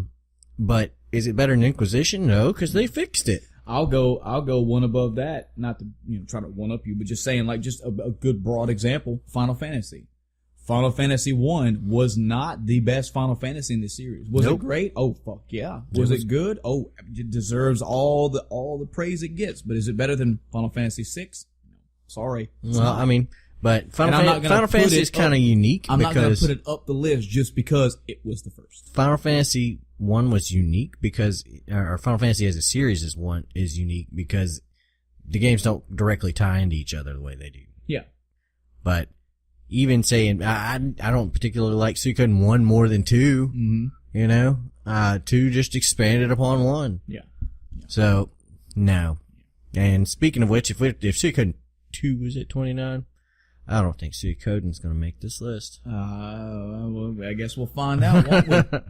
Moving up the list to Kingdom Hearts 2 at number 20. We are the last quarter Game of that this shouldn't list. have been made / overrated piece of shit. Just for reference, folk, we are now in the top 25 of Game Informer's list, and 25 starts with Kingdom Hearts 2. And I have seen a lot of top 10 games already go by. Kingdom Hearts 2 got beat out Suikoden 2, beat out Final Fantasy 10, Diablo 3, beat out Mass Effect 3. Beat Symphony of the Night Breath if you're of the considering World. that an RPG. It beat out. If you consider it an RPG, you better slam that thing up towards the top. Hey, I'm just throwing it out there. Hey, it did beat out Chrono Cross. Good God. It beat out Mass Effect 1, Paper Mario 2 and 3. Yep. So here we are at the top 25, starting with All the D&D motherfucking- games. Yep. Starting with Kingdom Hearts 2. Gosh. This is where you and I differ on one thing, but we come together at the end. Okay. That's That's usually how it goes, I played Kingdom Hearts 1 and 2. isn't it? I played Kingdom Hearts 1 about 2 times. I played Kingdom Hearts 2 once. Much like the way that Mario RPG just took these elements where you're like, they don't belong in an RPG, and they made an RPG about it, I thought that was really cool. The game that they made with these Disney characters and new out-of-nowhere RPG characters kind of worked. I was cool with that. The battle system, I liked it. Had a good time with it. I'm always a fan of collecting things. So when I kill an enemy and I got to run around and pick up the experience points, so to speak, I thought that was cool. I like that. I like the battle mechanics. I like the bosses. I like the way that they took Disney canon and sort of made an RPG, a large enveloping RPG story. I was cool with that. Even in the second, I was cool with it. What I wasn't cool with, and what I have stopped at Kingdom Hearts 2 and have never played anything beyond that, is that story started to get way fucking Metal Gear. Oh no. That story. And it really started getting that way in Kingdom Hearts 1. It really got that way in 2. Did Sora look at the screen and go, That game is that whole series gets very convoluted.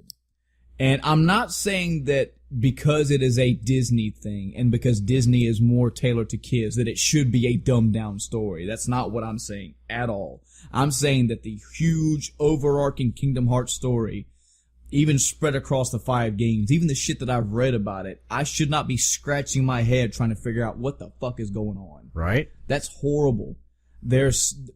I've seen spreadsheets and flow charts of how this story is like. People spent more time on this shit than trying to figure out the timeline to Zelda, for God's sakes. Yep. And I'm already not a fan of Metal Gear Solid because of the convoluted, up its own ass, weird, out there bullshit that goes on. I'm into another game like Kingdom Hearts, and it does it too. I'm not interested. Right. The gameplay of Kingdom Hearts, cool. I can play those two games and have a fun time with it, with the exception of the stupid parts like, I don't like the Little Mermaid singing along thing, whatever. But the story itself, when you take away the Disney stuff and it's just the shit about Kingdom Hearts, you know, the Heartless and, you know, the characters that have all the different swords and keyblades, it gets way out there. And I'm sorry, couldn't get into it. Does it belong on a list? I don't think. I think that you could make the argument that it could go on a top 100 list. I could probably. Because I see a lot of people that like it and a lot of people that don't have my opinion on how dumb the entire concept of this game was. That are like, okay, well, I can appreciate, like, I'll give you your, okay, I like the battle system and I like I like that they managed to pull this off. Yeah. That's fine. Yeah. Cool. More power to you. But I could not get past having fucking Donald Duck in my party. Three things Adam hates: Chrono Cross, animal robots, Donald Duck. Confirmed. End of time. If the premise is fucking retarded, there's a good chance that I will go, nope, no sir, I can't take this seriously. Okay, and to give the game credit, it tried to take itself seriously. It did. It did. It tried. It was like, this is fucking retarded. So let's try to be serious about it. How can we take Aladdin and Little Mermaid and Lion King? How can we take all these different facets, Beauty and the Beast? And they did the best they could. They did it better than I could have. But the thing is, when you get further down and they try to explain all this big story that Kingdom Hearts actually is, it gets like, I can't. I'm sorry. I can't. It's just, now you start to, oh God. Yeah. So I would not put it that far on the list. Nowhere, shape, or form. Number 24, Dark Souls. Another one of my top 15. Let's just throw it right beside Demon Souls. Yeah. I mean, let's just toss it right in the same pile and go, why is this on this fucking goddamn list? And why is it in the top 25? Well, it's in my personal top 15. It's not even an RPG. Games, but yeah, that's your argument. It's not an RPG. Yeah, I don't know if even I would put it that far up. And even if it was an RPG, I wouldn't throw it up there. I don't know if it would beat out. It's not going to fucking. It doesn't beat Suikoden 2 for sure. My hard bar right now, like we started this list a long time ago down here at number 1. I said my first one was Vagrant Story. That was my first, like, okay, now a bar is set. Suikoden 2 sets a fucking firm. That is a solid concrete barbed wall. Yeah. That is a titanium wall. And I'm sorry. You did not beat that. As much as an RPG-centric list, I'm sorry, Dark Souls does not beat out Suikoden 2. Yeah, I think Origins goes on this list, and I think it goes on a high spot on this list. Mm-hmm. I don't think it beats Suikoden 2, and that's a legit fucking thing. When you get up to Dark Souls, I'm like, why is this even on the list? Yeah. And why is it so high? I will make a case for Suikoden. I think we could say this as an end-of-time cast statement, period. Suikoden, even to this day, is still underrated. Yeah. It is highly underrated. That's because not a lot of people play it. Those first 2 games are so fucking stellar. And I could line up 20 video game enthusiasts, and I could be like, what you think about Chrono Trigger? What do you think about Final Fantasy VI? Oh, what do you think about Suikoden? Huh? Yep. Oh, I've heard about it. No, this is not you heard about it and move on with your life. This is here, stop, full stop, go find the game somehow and play it. Borrow it, buy it. Play Suikoden game. Emulate it. I don't fucking Jesus care. Christ. Do something. So, moving up the list to number 23, Final Fantasy IV. Deserves a spot on the list. Yep. Deserves a top 25 probably spot in the list. I'm kind of okay with its placement. Kind of okay. Yeah.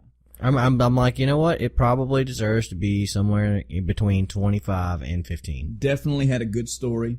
Yeah. Really good story. Anything that pits two potential friends against each other and then they come back together. It shows like them break apart. Yeah. Mm-hmm. Shows a growth. Shows the main character. Kind of sounds growth. like Suikoden 2, doesn't it? Sure does. Shows a main character's growth from, he wants to be a better knight, and he turns into a paladin later. Shows death. Spoilers. Spoilers for Final You Fantasy bastard. 4. Oh boy. Spoilers for Final Fantasy 4. Sorry. Shows, not a main character, but characters in your party, directly in your party that fucking die.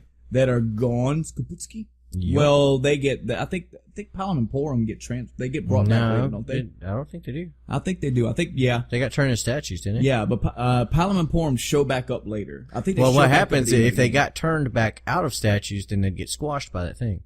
I forget how the plot. That'd be fucked up. I think that'd be fucked up. That'd be worse than watching them die. Now saving somebody you. who did die didn't. I think Tella was his name. Yeah, he did die, didn't he? Was that Final Fantasy 4? Forget his name. So Palom and Porum, their grandfather was the sorcerer, the black mage, the old man with the white beard. Yeah. He was the one that cast Meteo and he killed himself when he did it or something like that. Yeah. I think they came back, but I think he was gone. Yeah. Just all kind of stuff in this game. You got a giant walking fucking golems, you get a fucking ship that goes to the moon. The usual standard fares there. You got chocobos, you got moogles, good magic system, great music, just all around good game. Before you, in American canon, you played that. This is Final Fantasy 2, for those that didn't know this. But Final Fantasy 4 in Japan is 2 here. So your first foray in the Final Fantasy world, the Super Nintendo, aside from Mystic Quest, was Final Fantasy 2. You just take your 4A straight the fuck out of here. And then later you get Final Fantasy 6. So that's a jump. It's a really solid jump, too. Well, it's a solid jump to the top of the list. Number 22. This is another controversial one for you. It's an MMORPG. What is it? It's EverQuest. Yeah. What is your deal with MMOs? I don't think they belong. RPGs. I don't think they should be rated on the same thing. I think they're a different genre. They are not. What other genre are they're they? an rating genre? They're an MMORPG. MMO what? What'd you say? MMORPG. Okay, rest my case. Michael has won again. MMORPG is what an a dick. RPG list. In any case, what's your argument to why an MMORPG should not be on a top RPG list? For one, constant improvement of content. They're not a static thing. Mm-hmm. So if I put, say, WoW on this list, and I just decide to take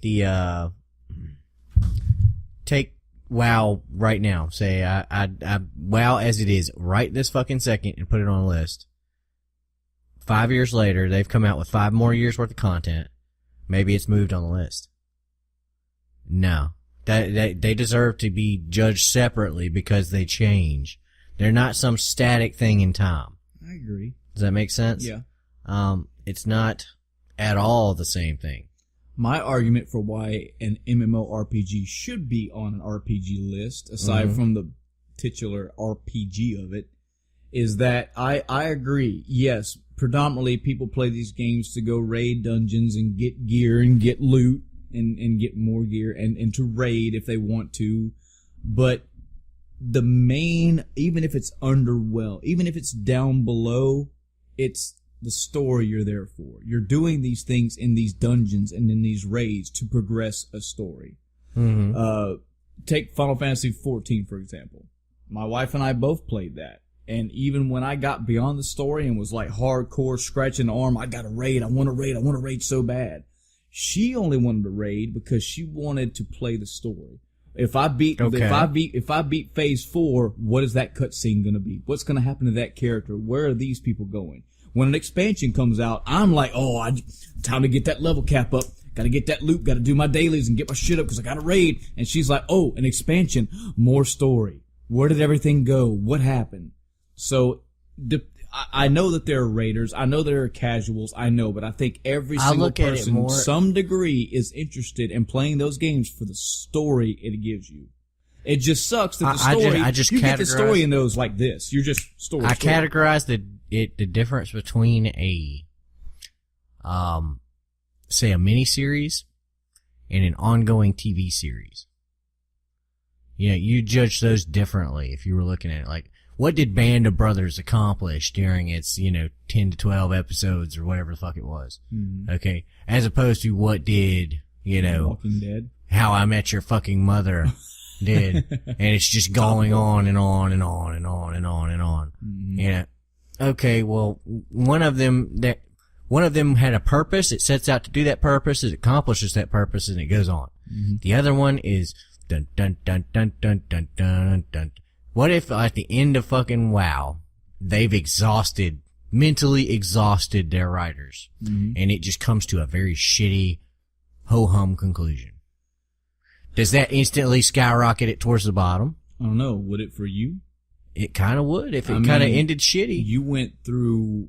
See, here's another thing. What if the dynamics of this story are skewed? But because your daily life in playing WoW is getting gear, doing raids, doing dailies. That's what No. But we're gonna put it back in that vacuum. When it comes to the story, you finished a raid, you got a story, you watched that cutscene for 3 minutes, you moved on with your life. Let's stop. If you was to compile you're missing story my point. and watch or play a story, it'd be completely different. You're missing my point. The idea is that, okay, say you're playing WoW right now and you're at 50% of the content because it's going to go on for 20 fucking years. Okay? So you watch all WoW story and you're like, man, this is the greatest fucking game of all time. Well, imagine if you'd played half a Chrono Trigger and you played it and you were like, man, that's the greatest fucking game of all time. Okay? But then, or you say you played Star Ocean, Secret of the Stars. Mm-hmm. Or Star Ocean Till the End of Time. Mm-hmm. And you were like, man, this is the best game of all fucking time. Mm-hmm. As you got 80 to 90% of the way through the game. Spoilers. Right at the end of the game, Star Ocean Till the End of Time. you jump out the motherfucking TV screen. Oh, he did it. He spoiled it. Right at the end of the game, they go, oh, the whole game was a fucking lie. This was a TV show. Crash it down. Now, what if WoW does that? What if WoW goes kaboom I see your point. and explodes right on the fucking, terminal My point. and just kills all the story that came before it by making it ridiculous? I get your point. So, right now, it's wherever it is on this list. Okay, same for EverQuest. I guess EverQuest would be different because it's dead. For 5 years now, it may move. Yes. It may move up, it may move down. It may not, it may fall completely off the list. How about meet me in the middle? Still an RPG. Still, whether it does or does not deserve to be on a list is questionable. Where it belongs on the list is questionable. I would agree that maybe these shouldn't be on until the game has stopped. Yeah. Like Final Fantasy XI, right now, should be judged and could be put on a list because it had its 11, 12-year run and it is done. There is no more story coming out. You have I could say, yeah, a game like EverQuest could go on this fucking thing. Okay. And be placed, and I would not place it in the top 25. Well, there we go. Okay. Well, then we're in agreement. Yay, Michael was right. Moving on. Fuck you. The 21 spot, Elder Scrolls 3, Morrowind. Deserves its spot. At number 21. Deserves to be in top 25. Wow. Okay. I've never played Morrowind. Morrowind is totally fucking awesome. Tell us a little bit about Morrowind. Morrowind. Is this another one of those, It's a Bethesda game. D&Ds or no? Nope, not D&D. Okay. It's just a Bethesda game. It's, The Elder Scrolls 3, The Elder Scrolls 4 was Oblivion, The Elder Scrolls 5 was Skyrim. Okay? This was, you got to play, you got off the boat, you were a prisoner, just like every other every other Elder Scrolls game ever. Mm-hmm. You're a fucking prisoner. Mm-hmm. And you get released, and they just give you a big ass world and say, go. The difference between this one and the game that came before it is this one was in 3D and fully realized. Mm. Okay. Daggerfall was a lot bigger than this game, but only in theory. It gave you a big ass map and said, yo, you spent 21 days traveling here to here. Mm-hmm. This one showed you could literally walk the entire map. Right. It was the first game of its kind to be like, what up? You know, they have been constantly dialing back the magic system in Elder Scrolls games to the point of dumbing down. And, say enchanting. This was the last game in the series where you could pick up a ring, and this ring, depending on what materials it was made of and the lore behind it and all that kind of stuff, you go buy a common fucking ring and enchant it with whatever the fuck you wanted. It could be limited uses per day, or it could be a constant effect. So it had all the stuff that everybody loved out of the series. It's just everything was more fleshed out. The only thing that wasn't more fleshed out was the graphics. Okay, which weren't quite there yet. That's understandable. This was like first gen Xbox, you know, around time frame. So they were just like, you know, the faces look like, it looks like a circle with a face pasted to it. You know, it's fucking ugly. And the magic effects, the magic and the sound effects are really awful. But they had freeform quests. You'd be walking around and you see a dude just fall out of the sky. And you were like, what?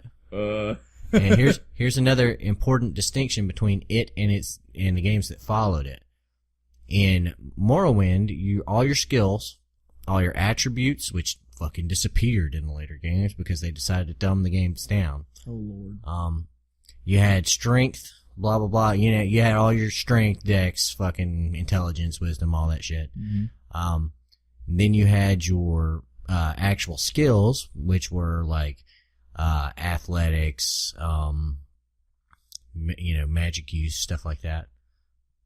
Well, they took the two results out of whatever your score was. It was 0 to 100, and 0 to 100 in that, and they determined the output of a skill. Well, you could break the caps with alchemy, and you could break the caps with magic. So, if you imagine that 100 was peak human capacity, you know, a human can only have a 100 strength stat, which means they can only pull a car. Right. You know, only do like world's strongest man stuff and like pull a semi through your sheer strength of fucking their legs, just yanking this semi forward. Okay. Well, imagine if you could just use magic and go, blam, 5,000. Whoa. Yeah. And this is a specific instance in the game. You find a hammer that was supposedly the hammer of a god. And you walk up to it and it's sitting there on this pedestal and they don't even guard it. Because it's like, yeah, this is God's hammer. And you look at it and you're like, man, I really like that hammer. It's got fucking sick, nasty stats on it. And you're like, huh. Hammer weighs so much, you can't pick it up. Wow. Okay. You can pick it up. You can pick it up and the guards are stupid enough to fuck with you. What? After you do so. They're like, you just took that God's hand. Wait just a second. That should have been the thought that clicked into their head. Wait a minute. That dude just picked up a fucking house. So, here's the cool thing, is weapons could break, and it immediately shatters on the first use. Because you hit them, if you have enough strength to pick this hammer up, you will immediately break it on the first time it makes contact. Wow. Yeah. You can do that with any other weapon you use is going to break if you have that much strength too. But, I mean, luckily you can punch people. Yeah. And it breaks their armor, it breaks anything you hit, and it kills them instantly. Wow. Normally you could knock people out, you know, and that's a non-lethal way to attack. Not so much when you got 5,000 strength. Or 5,000 speed. Them. Anyway, you're walking around at very first, this is minor spoilers for the first couple of minutes of Morrowind, but you're walking around in the woods right after you get out of the first town, and some dude goes, ah! And splats right next to you. You find this you search his corpse, and you find these 2 scrolls of jump, and they fortify your jump by 1,000 points. And he's talking about, how he's going to test it out, and how everybody laughed at him, and he's an idiot. This scroll didn't last long enough for you to hit the ground. So he jumped way up in the air. Yep. But it died, so he just fell like a normal person. Yep. That's cute. Yep. Like if you're that. smart enough to use the first scroll, jump, and then use the second scroll right before you hit the ground, you'll be able to land the jump. Right. But if not, Jesus Christ. So I guess the game was littered with stuff like this. Yes, and it had and this is one of the things Bethesda is the best at, is just being able to tell a story without saying a goddamn thing. Yep. You know, sometimes they can say something and be like, okay, well, here's little breadcrumbs to lead you on your way. And sometimes, you know, you walk in and you see like corpses littered in such a way and objects littered in such a way it makes you ask questions that don't ever get answered. You know, it's like, what is this dude doing with all these fucking sheep skulls in here? Okay. Moving on. You know, yeah, and that's one of the best things about Bethesda games in general. I've got a feeling we're gonna find Skyrim higher on the list, but probably. But Morrowind was the zenith of the system. As far as like balance goes. It was more in depth in the two games beforehand, but it was not as visually like appealing. I think Morrowind was a good midway point. Right. You could go a little bit farther into it in Daggerfall, but it sure as shit shouldn't have devolved. Like you could make your own custom spells. Mm-hmm. You can't do that so much anymore in Skyrim. So you're good with it being 21. Definitely good with it being on the list, too. Oh, yep. Which brings us to number 20. Number 20. Diablo. Oh, the shit. First. Now, this is crazy. This is kind of weird. Makes me think that Diablo 2 is going to be up in the top 19 because, man, Diablo 1 was good. Diablo 2, a lot fucking better. Just my personal opinion. Have you played the original Diablo? I have. I thought it was great. Yeah. Do you think it beats out Diablo 2, though? No. Yeah, I don't think so. I think it rightfully did a great job of setting up Diablo 2 to be an awesome fucking game. Yeah. Depending on, they may be just doing, like we said earlier, they may just put this up because it's original. Who knows? Who knows? I guess we'll see. Yeah. Because it may be all three fucking Diablos are on this list. I'm itching to know number 19 now. Yeah. Number 19, Persona 5. They are not doing that with Persona, are they? Yeah, I know. They're creeping up the list on Personas. As of this podcast recording, we're in like the middle of May, almost in the middle of May right now, and this game just came out about a month or so ago. Still hot, still hearing great things about it. I don't know where it fits on the list. Apparently, if it's good as everybody says it is, it deserves at least to be on the list, but I haven't played it, so I don't know. Sorry. Number 18 is Final Fantasy VII. The last good one. Yep. There's the subtitle. Definitely deserves to be on the list. Definitely deserves to be in the 25. One of the deserve to be better than Suikoden 2, but that's already stated. My wall. Probably deserves to be top 25. Probably doesn't deserve to be above Suikoden 2 or Persona 4. You know, this is the thing about this game. Good game. Oh, great game. I'm sorry. It's not also the fact it was revolutionary. It was the fact that, and this was a large part due to the marketing of this game. Mm-hmm. This game was market pushed to put RPGs in the light again. This game was pushed in front of everybody and done exceedingly well at appealing to everybody. Yeah.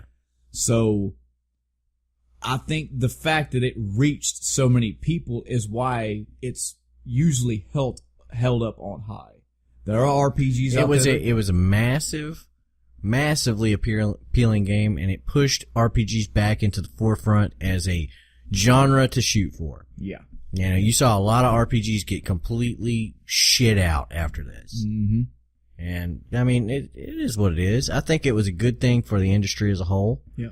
I think that it set up some stuff in Final Fantasy that was the precursor to their downfall. Square took the wrong ideas out of Final Fantasy VII and implemented them going forward in a very bad way. They were like, oh, what people liked was that it was like super edgelord. Yep. And, oh no, that was not what you needed. And so Final Fantasy VIII was like a little bit more edgy. And I was like, I don't like this. Final Fantasy IX was like, oh, let's... Was it really? Because I think Final Fantasy VIII was a little bit more colorful than Final Fantasy VII. Are you high? No, I'm not. I think you're high. I guarantee you... You were doing drugs during the break, weren't you? No, hear me out.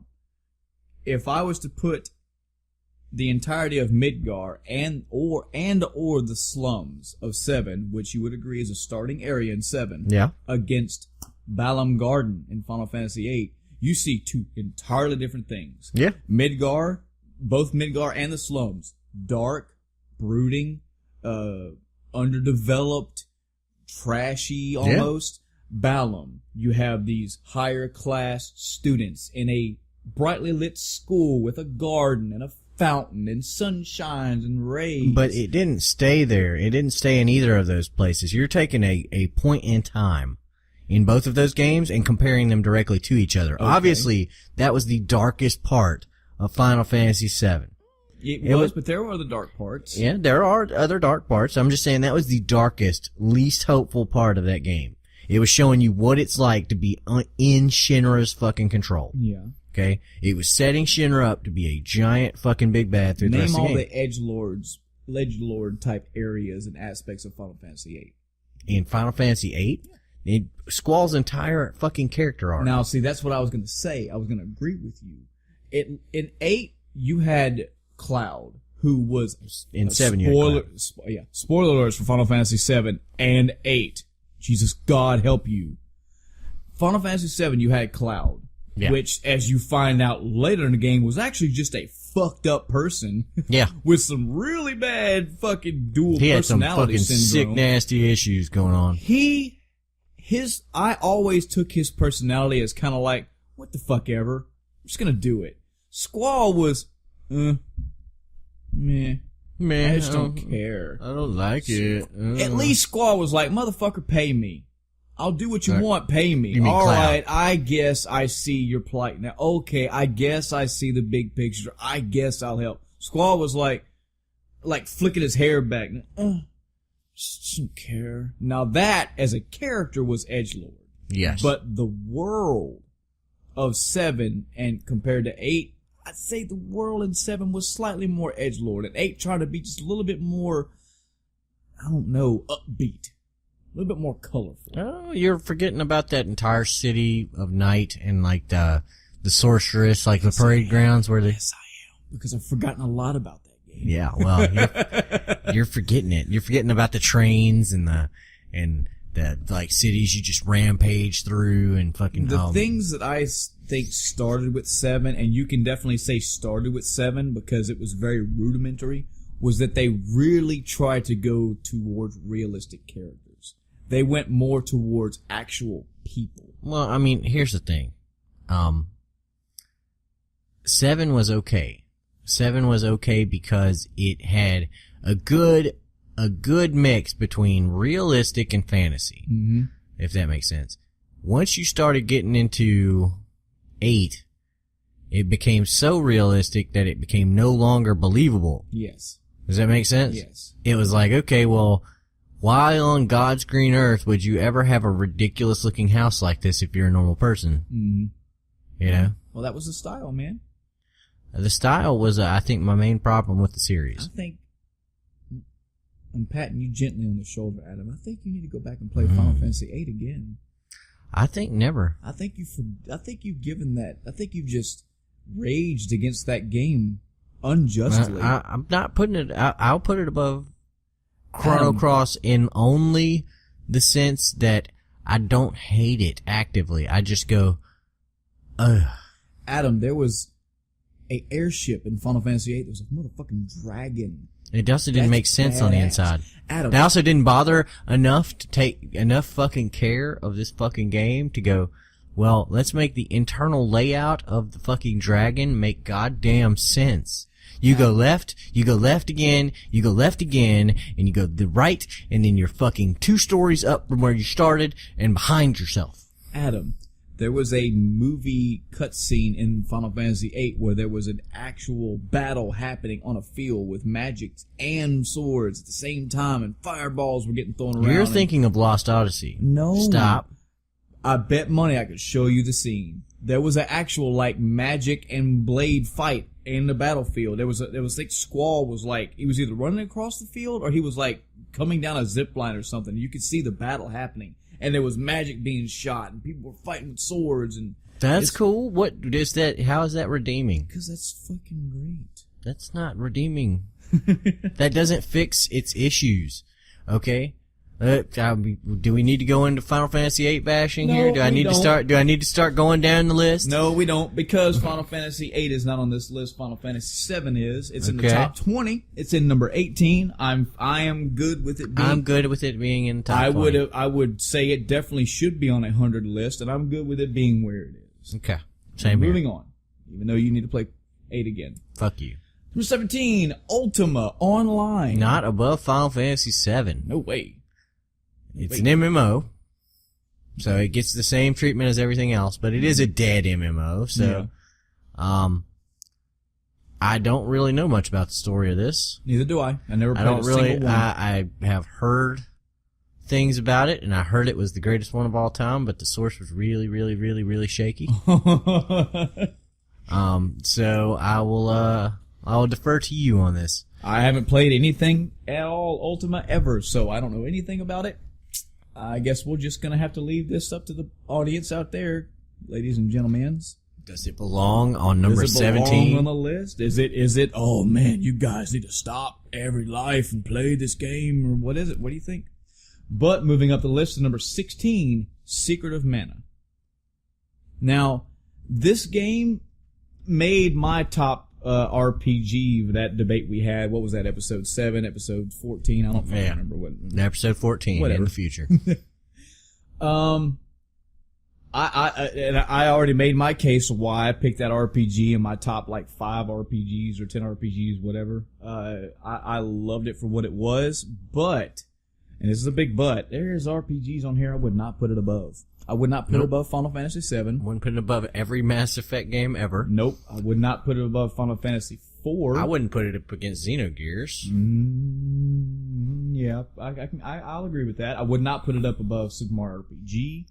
I would not put up above Suikoden. I mean, I can say that up this list of good ways. I would not put any of these above Suikoden 2. For what it was good. It had a very good, understandable, easy to get along with story. It got a little wild and out there, but not so wild and crazy you couldn't follow it. The battle system was cool. It was unique back then. Had an actual active battle system. I like the weapon wheels, the armor wheels. I like the wheel menu system. Good graphics, good music. I liked it. I'm definitely good that it's on a list. I just don't think it belongs so high up. And we will get this when we get to the IGN list. The IGN list has it on the list and up there as well. Yeah. I mean, I'm not trying to take anything from it. It's just way up It's there, just and way I up don't there, know and why I it don't- gets such rose-tinted glasses. I mean, it's a damn good game. Yeah. It belongs to top 25, I'd say. Yep. But not above where it is. All right, Adam. We are now up to the top 15.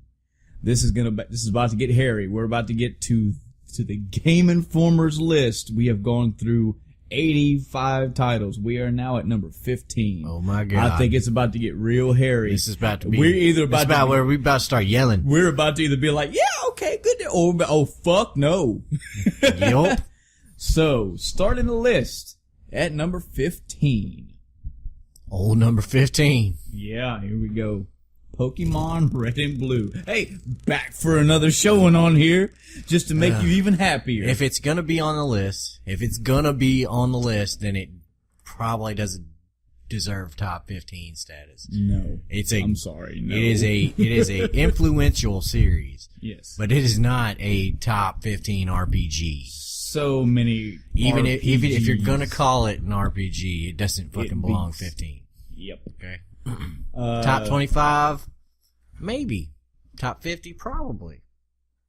If it's gonna be classified as RPG, just because it's so influential. Yep. But no, not top 15. I tell you, just talking on Pokemon in general, I have no problem admitting I played Pokemon when I was in high school. I played one of these two all the way through. I think I played the original and Sapphire I all think the way through. I've actually played a couple of them all the way through. I didn't think Pokemons were bad games. no, they're not. They're kind of the same. That's what I'm getting. They at. get a real samey feel to them. But I played one of these two, Red or Blue.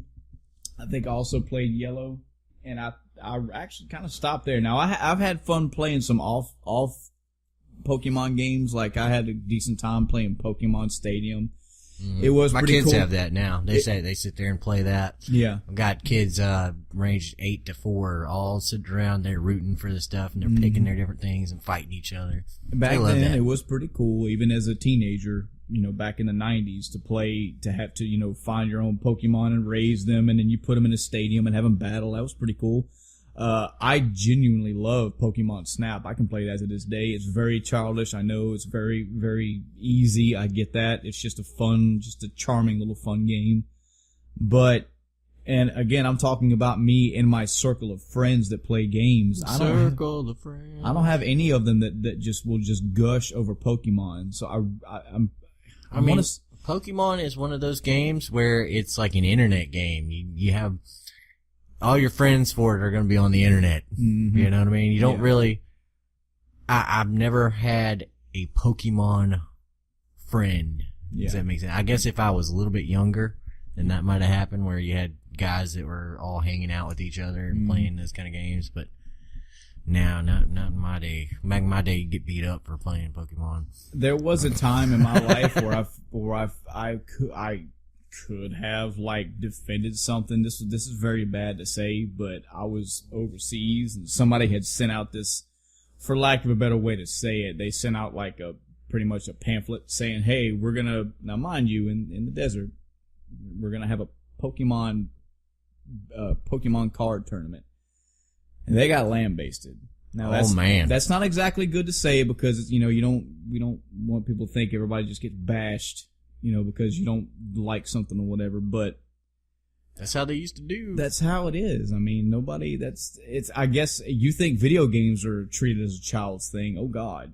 Pokemon video games are still treated as a child's thing. There's a following behind it. They're up to their third generation of Pokemon now. There's got to be 700 and something. Who knows? Mm-hmm. But, as a gamer, I would have defended that. It's a video game thing. It's whatever. But I don't personally, in my real life, day to day, have anybody I can call to and just be like, hey man, let's talk about Pokemon. Oh fuck yeah, let's talk about I don't know if I've ever really had the urge to talk Pokemon. Yeah. While I'm playing the game, I'm like, where the fuck do you find this thing? Now, I would say today, since Pokemon Go came and went, for what about the 3 weeks it was a hot thing? Mm-hmm. Everybody's talking about it now. Yeah, then it was okay. Then it was cool. But yeah, I look back at these guys that fucking hated video games back in high school and were like fucking nerds. Mm-hmm. Yeah, and now they're all like, "Yay, Pokemon! Shut the fuck up and die." Yeah. So and I'm not saying any of this to knock on Pokemon at all. It definitely doesn't go above. It just doesn't. There's so many. Even if it's on the doesn't list. go above Morrowind or Diablo or any Personas or Mass Effect or Final Fantasy fucking 7. Yeah, sorry. Yeah, no. I think that's just a popularity train it rode for that. Yeah, these people were obviously taking some kind of awkward fucking drugs. Again, we also had the discussion off cast last weekend about I wonder if people just make these lists by going to fucking Metacritic or fucking whatever, maybe, and just pulling scores up and going, oh well, this is so popular, that's why it's up there. But who knows? I don't know the criteria for why these people pick a list. I just read them all. We just destroy them. Yes. Number 14, Deus Ex, the original one. Yeah. Never played it. So the old Deus Ex. Yep. Yep, and it's not a bad RPG. Mm-hmm. It definitely fits in that genre. It's a little bit bending, but it's got some cool stuff to it. It's a really unique premise. It was a really influential game. The newer games, they have their following. Yeah. I personally would have liked to see more innovation and more than I think the last couple of games that have come out, like Mankind Divided and whatever that other one was. Yeah, I know the one you're talking about. Yeah, Mechanical Apartheid. The beats in my head. Yeah, that one. No, it was no, Human Revolution. Human Revolution. Yeah. It was not enough. Yeah. It was there, but for whatever reason, it just did not, all the elements were in place, but something about the games that makes me go, man, this could have been better. Yeah. I actually own on the 360, I have that Mankind one. Shit, I just now lost it again. That's pretty bad because and that's where it is. It's just like, ugh. Played it for a few hours. These games were, this was what started it all, and it deserves a spot in the top 100 list. I don't think it deserves a spot at number 14. Jesus. So, moving on, we got Planescape Torment. Oh God, it's another D&D game. Oh, yep. Okay. You get to go around all kinds of different planes and fucking fuck with shit, and it's a great game. You can choose to be like a combat character. You can choose to talk your way out of situations. There's a whole lot of options. It deserves a spot probably in the top 25, maybe even top 15. I guess I need to play this then. Yep. I haven't, because I don't want to go too far into it or spoil stuff, but there's a lot of cool things that happen in that game. You kind of had me hooked again when any time of these D&D type games, I never played a single one. I guess I owe it to myself to do it. Baldur's Gate 2 is a good jumping on point. Okay.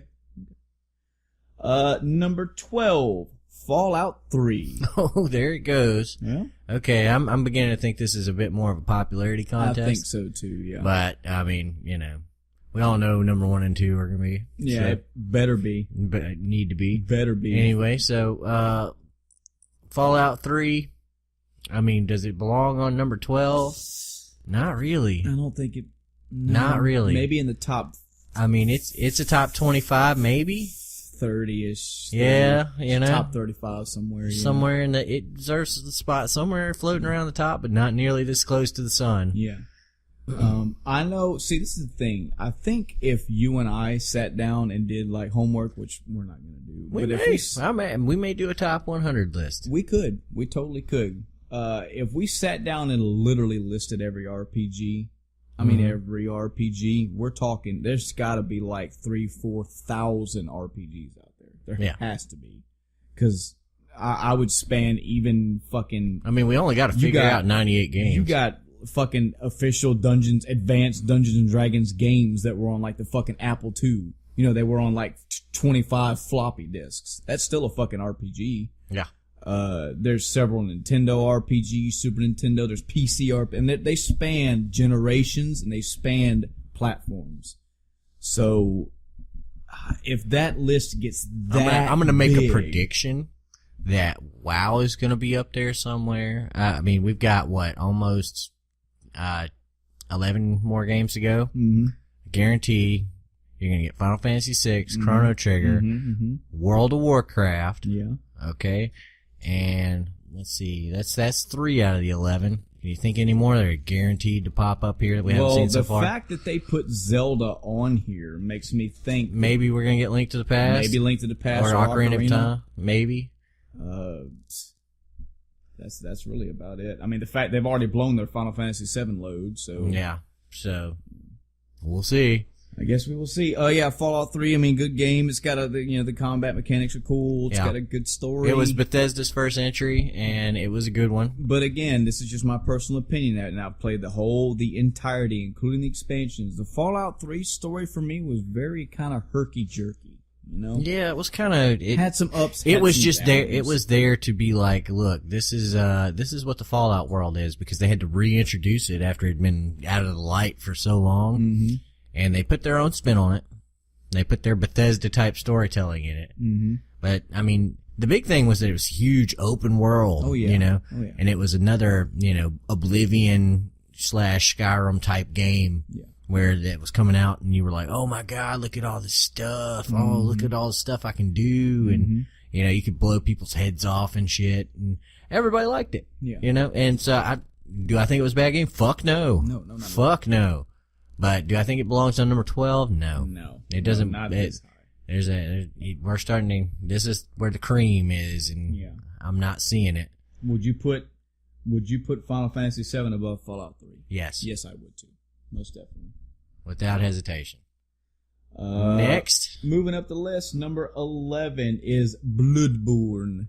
Bloodborne. What? Now, you haven't played Bloodborne. I haven't, but I mean, it's a Souls type game, is it not? It is.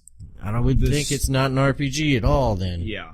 The story in Bloodborne, and this is a moderate percentage up, not a chunk. The story in Bloodborne is very fucking good, and it's just it's given to you a little bit better. Not much. You still gotta fucking read items and infer things and whatnot, but it's still, it guides you on a path, and then it starts fucking unwrapping the box, and you're like, oh, and it unwraps the box more, and you're like, oh shit. It's good. Do I think it's a better story than Final Fantasy VII or Suikoden or Mass Effect? No. Fuck Sorry, I don't. Not even story? I don't think it's a better RPG. And when we go for RPG, I'm thinking music, mechanics, all these other fucking... Now, it's got great music. The fighting mechanics are done it's a way step above Dark Souls 1 and 2 and Demon Souls. But just the game as an RPG, sitting it down, there are other ones I would put first. Yeah. But it's still a great game. If any of you haven't played any of these Souls type games, Bloodborne is also a good jumping off point because it's not Dark Souls, it's not Dark Souls canon, so you have your own set story right there in one game with So it's its own compact little story. with awesome gameplay. My God. The more you talk about Bloodborne, the more I might want to play it. The good thing about the thing that sets it apart from Dark Souls, aside from the aesthetic, aside from the visuals, aside from the story and how it's told, is the gameplay.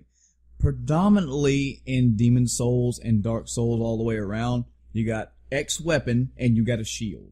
And 9 times out of 10, it's, can I fucking take this hit or can I get the fuck out of the way? In Bloodborne, you got X weapon and a gun.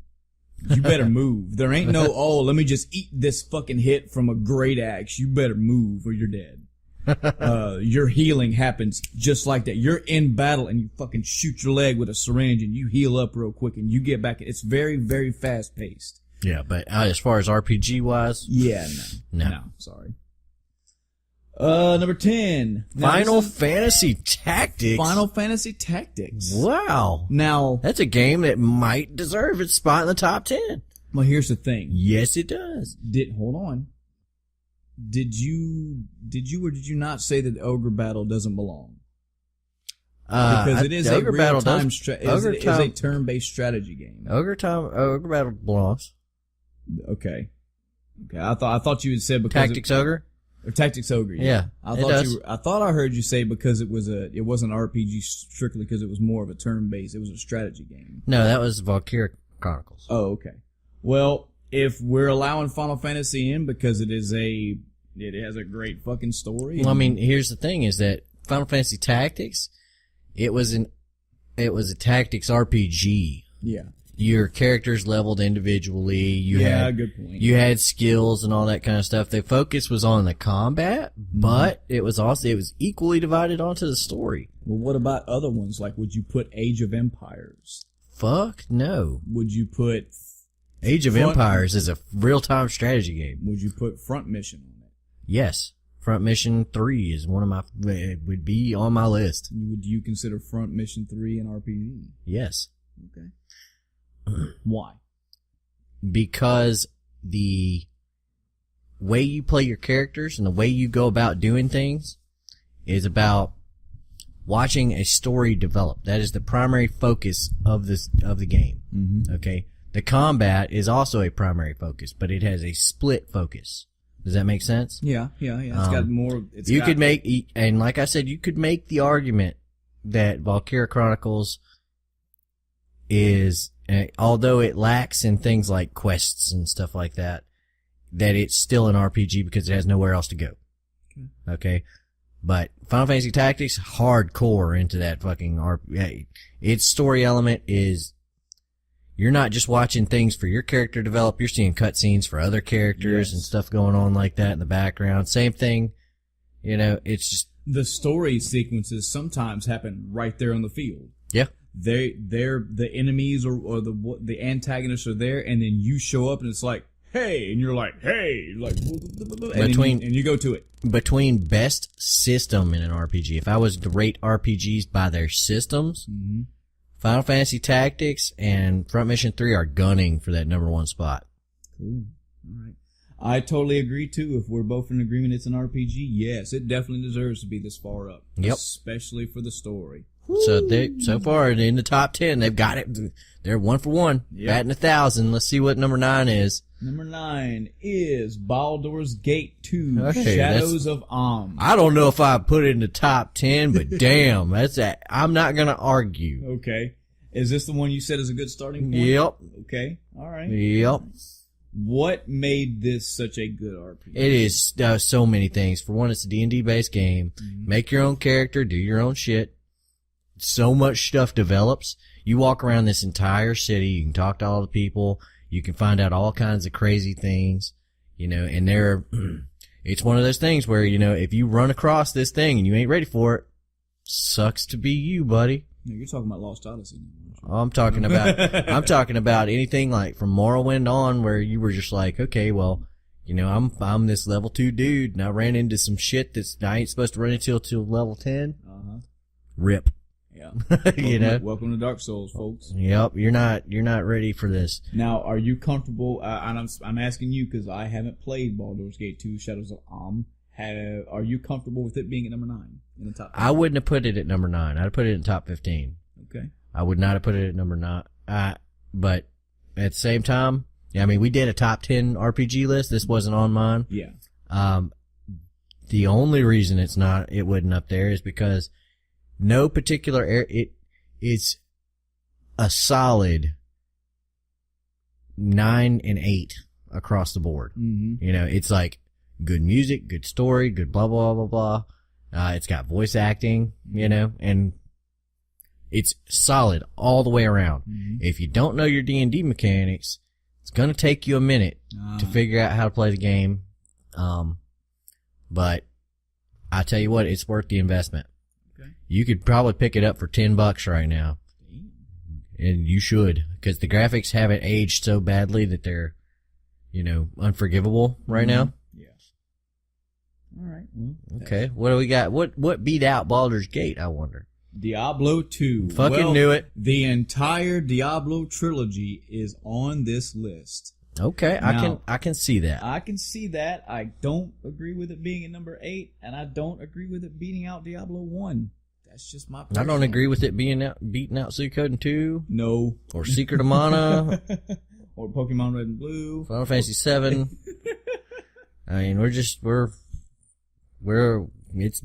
some heavyweight titles that it has beaten to get to this spot. Yeah. I don't think it necessarily deserved what it got. Yeah.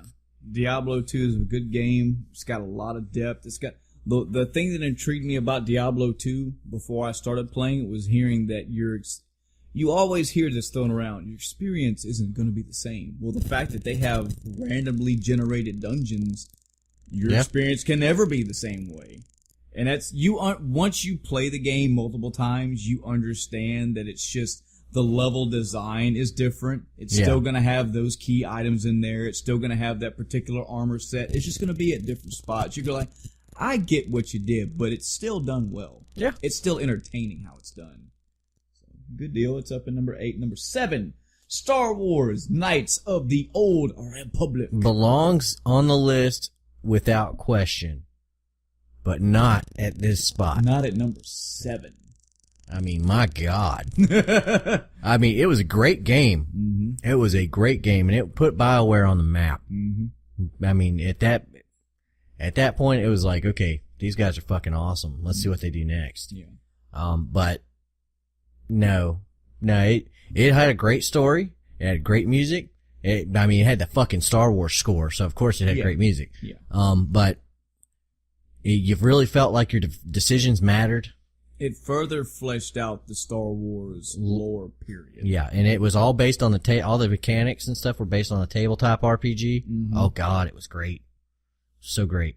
Well, if you haven't played it, you should. Well, they think it's so great too because they got it at number 7. Yeah, but it's not number 7 material. Well, what about number 6? World of Warcraft. We have talked about this. MMORPG. We have at number if 6. If in the last expansion they all jump out of the TV screen and say none of this fucking mattered, it won't be on this list anymore. Yep, we agree. It shouldn't be on this list right now for physical because reasons. the story is still evolving. Yeah, it's still going. You know, it may turn out that fucking all the orcs were super racist against fucking people or something. Just something to make everyone go, man, this is garbage. Yep. But World of Warcraft got beat out by number 5, Witcher 3 Wild Hunt. Oh, yes. Yeah. In my top 15 RPGs, I would agree. I haven't beat it. I haven't beat all of it. Yeah. So I'm not going to say whether or not it belongs to that 5 spot. Yeah. Right now, yeah, it's hungry. It's gunning for that 5 spot. I have beaten it, and I beat the one expansion, the Hearts of Stone. I haven't beat Blood and Wine, if that's the second one. Yep. I may get around to playing that. We'll see. I caution people, though, that it has a story, and it wraps everything up, and the story is very well fleshed out. The side stories are well fleshed out. The third side stories, the fourth, all the way down. They're all, it's gonna be rare for you to run into a town and a guy says, "Hey, girl, come here," and you talk to him, and you go do this one thing, and you're like, "Thanks, girl," and you leave, and you're like, "Wow, that was kind of lame." You're usually gonna wind up in a quest that you're like, "Damn, that was cool," and then you're gonna get tracked on another one. You're like, "Oh shit, I'm on a whole different path." I slightly equate The Witcher 3 Wild Hunt to Breath of the Wild in the vein of it's about the journey, not the destination. Yeah. Now, the ending and the main story is still a good 8.5, 9.5 out of 10, but the game itself is a 10 because everything in that game just wraps you. You will get lost. Well, here's the thing that makes it even better. If you're like me and you played the other games before you played this one, it's just tacking on more. Yep. You know, it's just like, wow. You don't just walk by a town and they go, "Hey, there's Jim Bob." And you're like, "I remember him from Witcher 1. He's like, "Hey, man, come here and see what's going on." And you got this whole quest line that goes further involved with this person you met. It keeps going, and it's great. It all ties in, not just little, "Oh, we want to drop a name and you remember it." Let's flesh out some more about this. He didn't go nowhere. He's still here, and he's got some shit going on, you know? I like that. It's great. Definitely deserved it. Definitely should be up in that top 15, so I'm okay with it. Now, let's spin this a little bit. Is it better than Tactics? You're thinking about it. It's a hard sell. That's a hard one. I think it is. Overall it is. Yeah. I think Tactics is, Tactics has it beat on I think replay. it beats it by volume. I think, yeah, it beats it by volume. It beats it by story content. Mm-hmm. But does it beat it in replayability? No. Because I'd agree. I can play through Tactics multiple times and use different character classes and different combinations, and I'll beat it multiple times. I don't think I want to go back through The Witcher and try a different build for Geralt and be like, I'm going to go heavy magic this time, or I'm going to go heavy blah blah blah this time. Yeah. You know, I don't know if I want to do that. Yeah. You know, it's not. I mean, it's not completely a negative to say, but it's just something you need to know. The Witcher 3 does get daunting. Yeah, it gets to the point where it's like very, daunting is a good word, but I would say very, very just tedious to go through and be like, okay, let's look at this big list of fucking check boxes and go 1, 2, 3, 4. And I would demand that I do it, because I don't do it very often, but there are games where I'm like, you know what? I'm going to absorb all of this. And knowing that this is the last game in the Witcher series, and I'm not getting another one, fuck yes, I'm doing it. Yep. It's worth it. It gives you feel. I'll remember this game for the rest of my life. Do you think it's better than Final Fantasy VII? Yes. Okay. I can see that. Yeah, I can agree with that. I feel like that's a better decision. Is it better than Suikoden 2? No. No. Sorry. Again, this is a platinum fucking metal wall in front of you, the diamond wall that's just, I mean, the behemoth dragon of molten lava that is World of Warcraft hits that wall and goes, oh, fuck, and falls. Sorry. With as much depth and content as that game, but no, can't do it. Sorry, Bo. Moving up to number 4, Mass Effect 2. Now, I remember Mass Effect 1 was on here. And 3. Is it? Yep, right there at Yep, 45. right there at 45. Okay, so the entire Mass Effect original trilogy is on here. Yep. And they have put Mass Effect 2 above 3 and 1. Okay. At the number 4 spot. At the number 4. Now, here's the thing, is that Mass Effect 2 was the closest Mass Effect, the original trilogy, ever came to not being an RPG at all. Yeah, it was They stripped stripped that game down to the bare bones minimum for levels and everything else. Yeah. It was very, Don't very bad. explore here and find this. Go here. Click. It's like, Get back to the action. here's your fucking mission complete screen. Get back to the We'll give you fight. all your experience all at once. Go throw bullets. You know, it's like, oh God.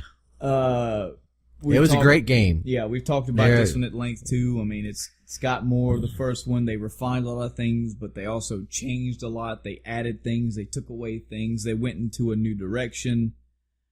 For a polished game, for what they were trying to make it, it is better. But as far as a core Mass Effect thing, I just don't agree with the decision they made. I don't think Mass Effect 1, 2, or... Well, I think maybe 1 or 3 could be up in the top 15. Yeah. Yeah, that's what I would say. But they got it at number 4. So, Adam, whoo, I'm getting kind of nervous now. Yeah.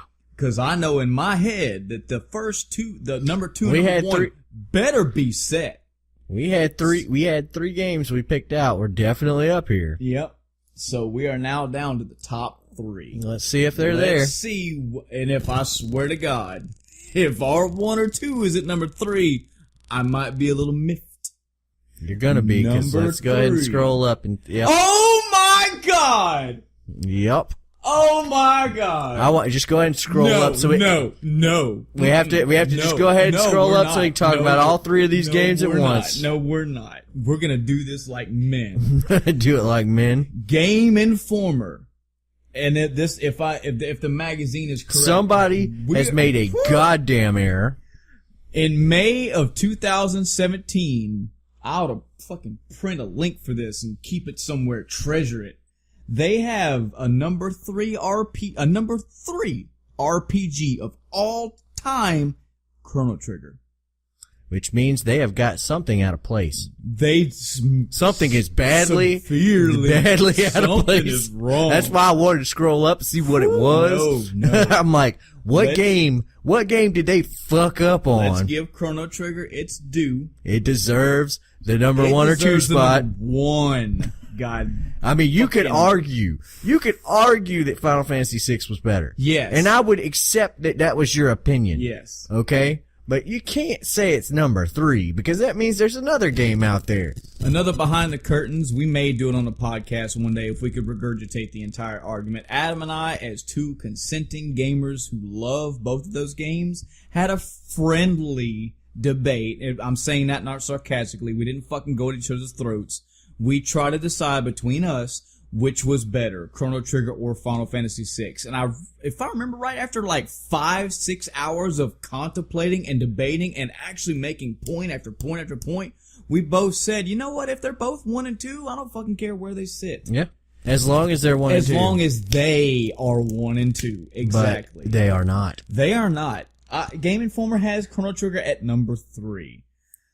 Adam and I have talked at length about this game. I really don't know what more we can tell you. What is really gonna fuck me up is if Final Fantasy VI is the next game. What the fuck would be number 1? Then I'm going to know that they need to just, I mean, wow. They probably got Mass Effect Andromeda sitting on top.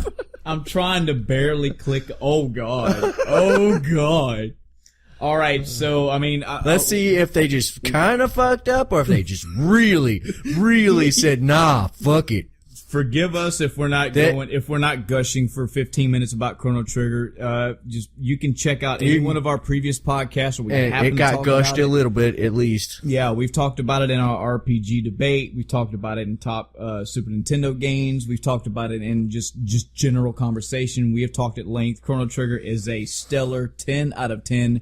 Rounded It is a masterpiece. genre-defining masterpiece. If you wanted to know, if you had to explain to someone what an RPG was, you toss them Chrono Trigger and get the fuck out of the way. If you, out of nowhere, just said, you know what, I've never played a good RPG, I've played a few of them, I want to play 3 solid RPGs, here's what you do, and I really don't care which order you play it in. You play Chrono Trigger, you play Final Fantasy VI, you play Suikoden 2. Yep. Make sure you play those 3. That's a solid, if you don't like one of those 3, hey, that's okay, that's your opinion, but you're playing 3 masterpieces. You are in the golden fucking castle sitting with the king when you play those. So let's see what Game Informer picked as their number 2. Number 2! Oh, God. Final...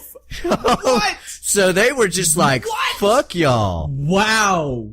What? I don't want to see number 1. I don't want to know. I don't want to know what RPG game who the fuck are these people? They've got to have credits down there at the bottom somewhere. Like, here are the 20 people that sat in the round table discussion. They put Final Fantasy VI as number 2. Number 2. So that means you could just erase number 1 and then you get the actual list. Yes. You can just go ahead and bump everything up by 1 point. The top 2 RPGs of all time, without question, are Final Fantasy VI and Chrono Trigger. For At least Super Final Nintendo. Fantasy VI is where it's supposed to be. Yes. But Chrono that's Trigger about got it. irked out. But that's about it. Oh, It doesn't belong at number 2 to whatever it's under. I'm gonna calm down. Guaranteed. I'm gonna calm down. It's guaranteed not to be under whatever the fuck is over it right now. The same thing that we said about Chrono Trigger, we will say again about Final Fantasy VI. We've talked at it length 2, 3, 4, 7 times on our podcast. What game could this be? You'll have our opinions. Just know it's a great. Is it like a Final Pokemon Fantasy. or? It's a Final Fantasy game. It's the best of the best Final Watch Fantasy. it be Final Fantasy 8. It's the premiere of what you should play if you want a Final Fantasy experience. It deserves its spot at number 1 or number 2. So it's got its spot. Oh, It God. just got fucked out. Fuck you, Chrono Trigger. God. So, Here we go. here we go. Scroll that shit up. Let Let's me see it. scroll this shit up and Let's see what RPG beat out Final Fantasy VI and Chrono Trigger. We have The Elder Are you Scrolls fucking 5. shitting me? Are you shitting me? Skyrim. Oh my God. Now, I hate lists like is this my because now death I'm about to take a game that I kind of like, and I'm about to shit all over it. do it. All right. Why is it shittier than... For all the reasons that Morrowind shits on it in its own series. Okay. They watered down the combat. They watered down every fucking facet of this fucking game. Okay? This is worse. This is not good. Oh my God. This is not good. I'm sorry. I I'm sorry, should have everyone. known that I hadn't noticed Skyrim on this list, but I didn't. Oh my God. Oh So, my God. Skyrim. Okay, let me throw this out there. Oh God. I know it's rough, ain't it? It's rough. You're trying to manage your rage between. You're trying to make talking I'm points. trying to not be so mad at Skyrim that I say something I don't mean. But for one, it had good music, it had good graphics, but they took what was good about the Elder Scrolls series and they gutted it. Mm-hmm. Okay? They were like, let's give it a bigger, better world. Let's give it all this stuff. Well, let's take away the ability to make spells. Mm-hmm. Let's take that ability away from the player. Now they curtailed it a lot in Oblivion. Okay. They've curtailed it since Daggerfall, really. Mm-hmm. But Morrowind hit a nice balance. And they kind of watered it down a little bit for Oblivion. But it was still okay. Then they watered it down some more in Skyrim. In Skyrim, the enchanting, the magic, the fucking everything is just less of what it was. It looks prettier. Yeah. It's a pretty little magic system, you know. But is it better? Fuck no. Oh God. Fuck no, it's not. It looks better. The actual physical combat, like the, you know, hitting people with your swords, that looks a little bit more realistic, a little bit better. Mm-hmm. But is it enough of a trade-off? Fuck no. You know, you could fucking fly in goddamn Morrowind. Mm-hmm. You know, you can't do that in this game. Yeah. They put the little skill caps in there, and there's nothing that gets you above it. People still found a way to glitch around it. But, yeah, no. Let me give some full disclosure on my end, because any of this bashing is going to have to be from you. Because all my bashing is going to be, it's just better because fuck you. Well, that's good. I have not. That's what it deserves. Yeah, it's good to be a fanboy for Final Fantasy VI and Chrono Trigger. Well, I mean, you're not really fanboying out when it's like, when it's the truth, motherfucker. I mean, if you look at fucking Skyrim as a fucking game, okay, it is not anywhere near as genre defining as it. This was just another Elder Scrolls game. Yep. Yes, it was. Okay, it was not. It was bigger and better, but the same thing again. It was play it again, Sam. Dun, dun, dun, dun. And this time he like used a shittier piano. Mm-hmm. You know, with that, but it looked better. It had better production value. I want everybody to know, so it doesn't sound. I don't want to come across as somebody who bashes shit for no reason. I have not played Skyrim at all. You bastard. Now, how did you miss Skyrim? Now, well, here's the thing. So everybody's initial attack at me is with folded arms going to be like, wait a fucking minute. If you never played the game, how can you say one's better than the other? And I'll say, well, I can only default to what I can go with, and that's desire. I had heard, now mind you, we're talking back in, what year was 6 out? 90, Final Fantasy 6 came out in 95 for Chrono Trigger, and 94 for Final Fantasy 6. I got into Final Fantasy 6 when that motherfucking game was released. Yeah. This was 1994, for those of you that were even born back then that are listening to this. But for those that understand my age group, this is long before internet. This is long before phones where you could text each other. This is long before, you know, I didn't come from a school where we had large cliques of people. You know, I had like 5, 6 core gamer friends around. Mm-hmm. And luckily one of them, their mom and dad purchased 6 for them. I, through magazine articles, through word of mouth, heard about this game. And just like I did recently that you guys heard from me with Breath of the Wild, I had a fever pitch. Oh, I've got to play this game. Yeah. I liked Final Fantasy IV. Yes, I did. I enjoyed it. Mm-hmm. I liked Secret of Mana. Yeah, had a good time with it. But the more and more that I heard about and read about and saw things from Final Fantasy VI, it was more and more and more appealing and more drawing. And I had to have that game to the point where I made almost a blood pact. I lost half my gaming fucking library to get this game. Yeah. When Chrono Trigger was around, I had played that at a friend's house and the same shit happened. Oh, I want to see where this goes. This shit just draws you in from minute one. When Luca's like, hey, I got this time machine, and you get zapped in, I was hooked, ready to play more. I've never played an Elder Scrolls game. And the more and more I kept seeing Skyrim pushed in my face, the more I kept going, what's the big fucking deal?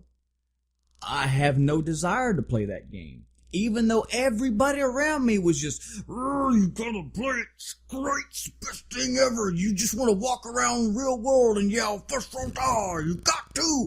I'm saying I hear you, and I respect you, because you have love for this game, but I don't see anything that's drawing me in. And I never have.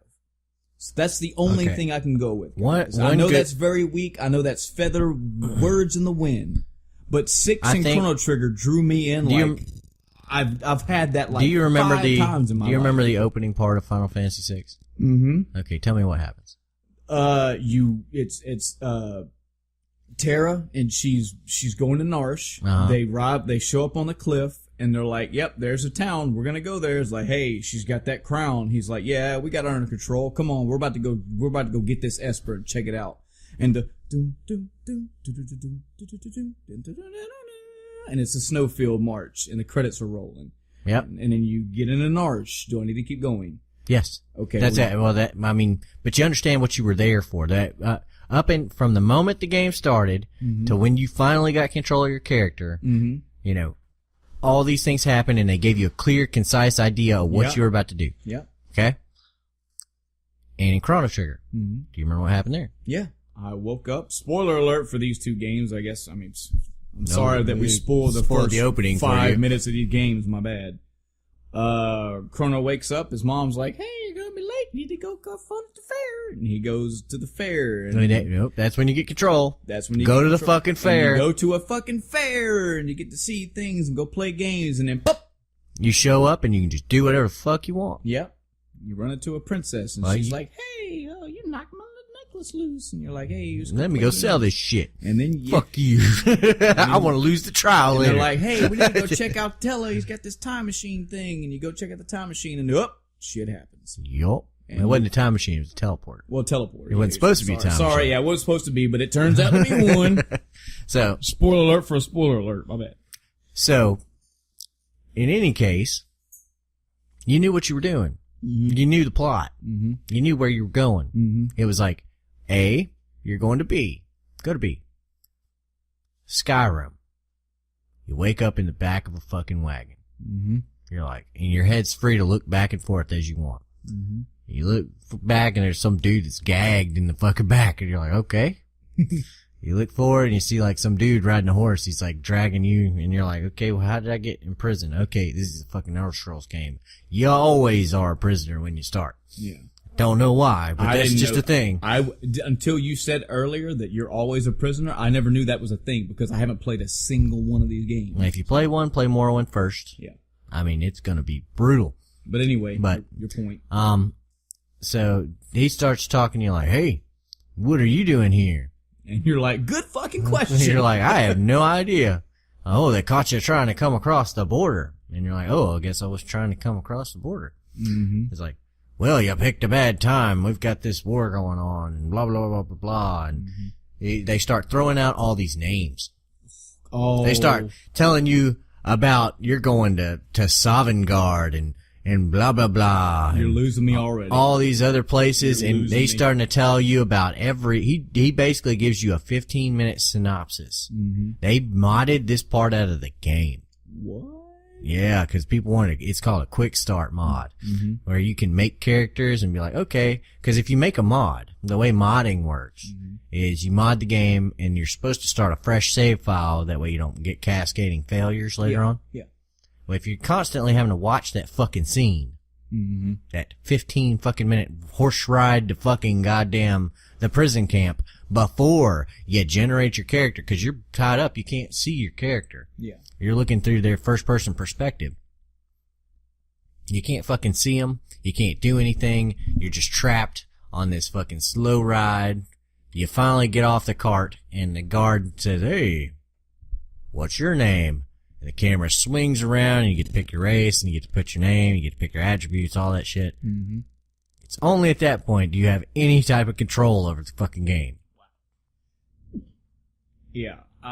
You're just completely lost. This happens in movies. This is too. just one example of how the Bethesda makes great stories, but they are terrible at storytelling. Yeah. Okay, let me contrast that with Modern Warfare, who has really shitty generic stories, but they're fucking awesome at storytelling. Yeah. Okay, if you take a game that has shitty storytelling or good storytelling and good stories, you end up with a BioWare game usually. That where I like that caveat. Usually, sometimes you get a Dragon Age 2 or a Mass Effect Andromeda and some shit goes sideways somewhere. Yep. But every once in a while, you end up with a game like that, but fucking Bethesda, that's just their MO, is bad storytelling. Yep. You end up with rigid characters explaining to you plot points so that you can be like, oh, well, I guess, whatever. Yep. But it just makes no fucking sense. No fucking sense Yeah. that this game is on top. For comparison, IGN ranked Skyrim number 25 on its chart. Why Sakaguchi's Chrono Trigger got first place. Skyrim will release on Nintendo Switch at some point in 2012. Oh, good lord. Man. I think that they did this just for fucking... For pushing Skyrim? You think maybe to push I think Skyrim they for got the paid to push Skyrim for the... Who is that guy? Switch? Let's name this fucking son of a bitch. By Elysium. Click his fucking name. Wait, are we gonna stalk this guy live? Yes, we're stalking this dude. He's decade-long game writer. Fucking professed fucking moron. His name is Licio Palombolo. Or what the fuck his name is. Fuck him. He's the senior editor. He's the senior editor. He deserves to be fucking not that he let this editor. go. He let this happen. He let this happen. He agree. allowed this to fucking happen. Now, this is where I will agree, now that you brought that up, or that we both saw it actually at the same time. The fact that this just so happens that this year Skyrim is being re-released on the Switch. Yeah. I think this is that's a paid advertisement is what marketing. we've been duped. Yep. Now, in contrast, and we'll try to blow through this list a little quicker. We're gonna go through the top 100 RPG of all time by IGN. Now, oh man, a little bit better faring for this list. We're just gonna try to do this in a look what beat what sense, and we're not gonna keep y'all here for 20 hours, we promise. But number 100, IGN says is EverQuest. We've already discussed MMORPGs. Got beat out by Wizardry 8, Titan Quest, Fable 2. Fable's making another list. What do you know? Oh God. Torchlight 2. I don't know anything. Never about played it. Yeah, I don't know about it. Pillars of Eternity. Look, Front Mission 3 is well, it made the list this time. That's better. Number 94. Yeah.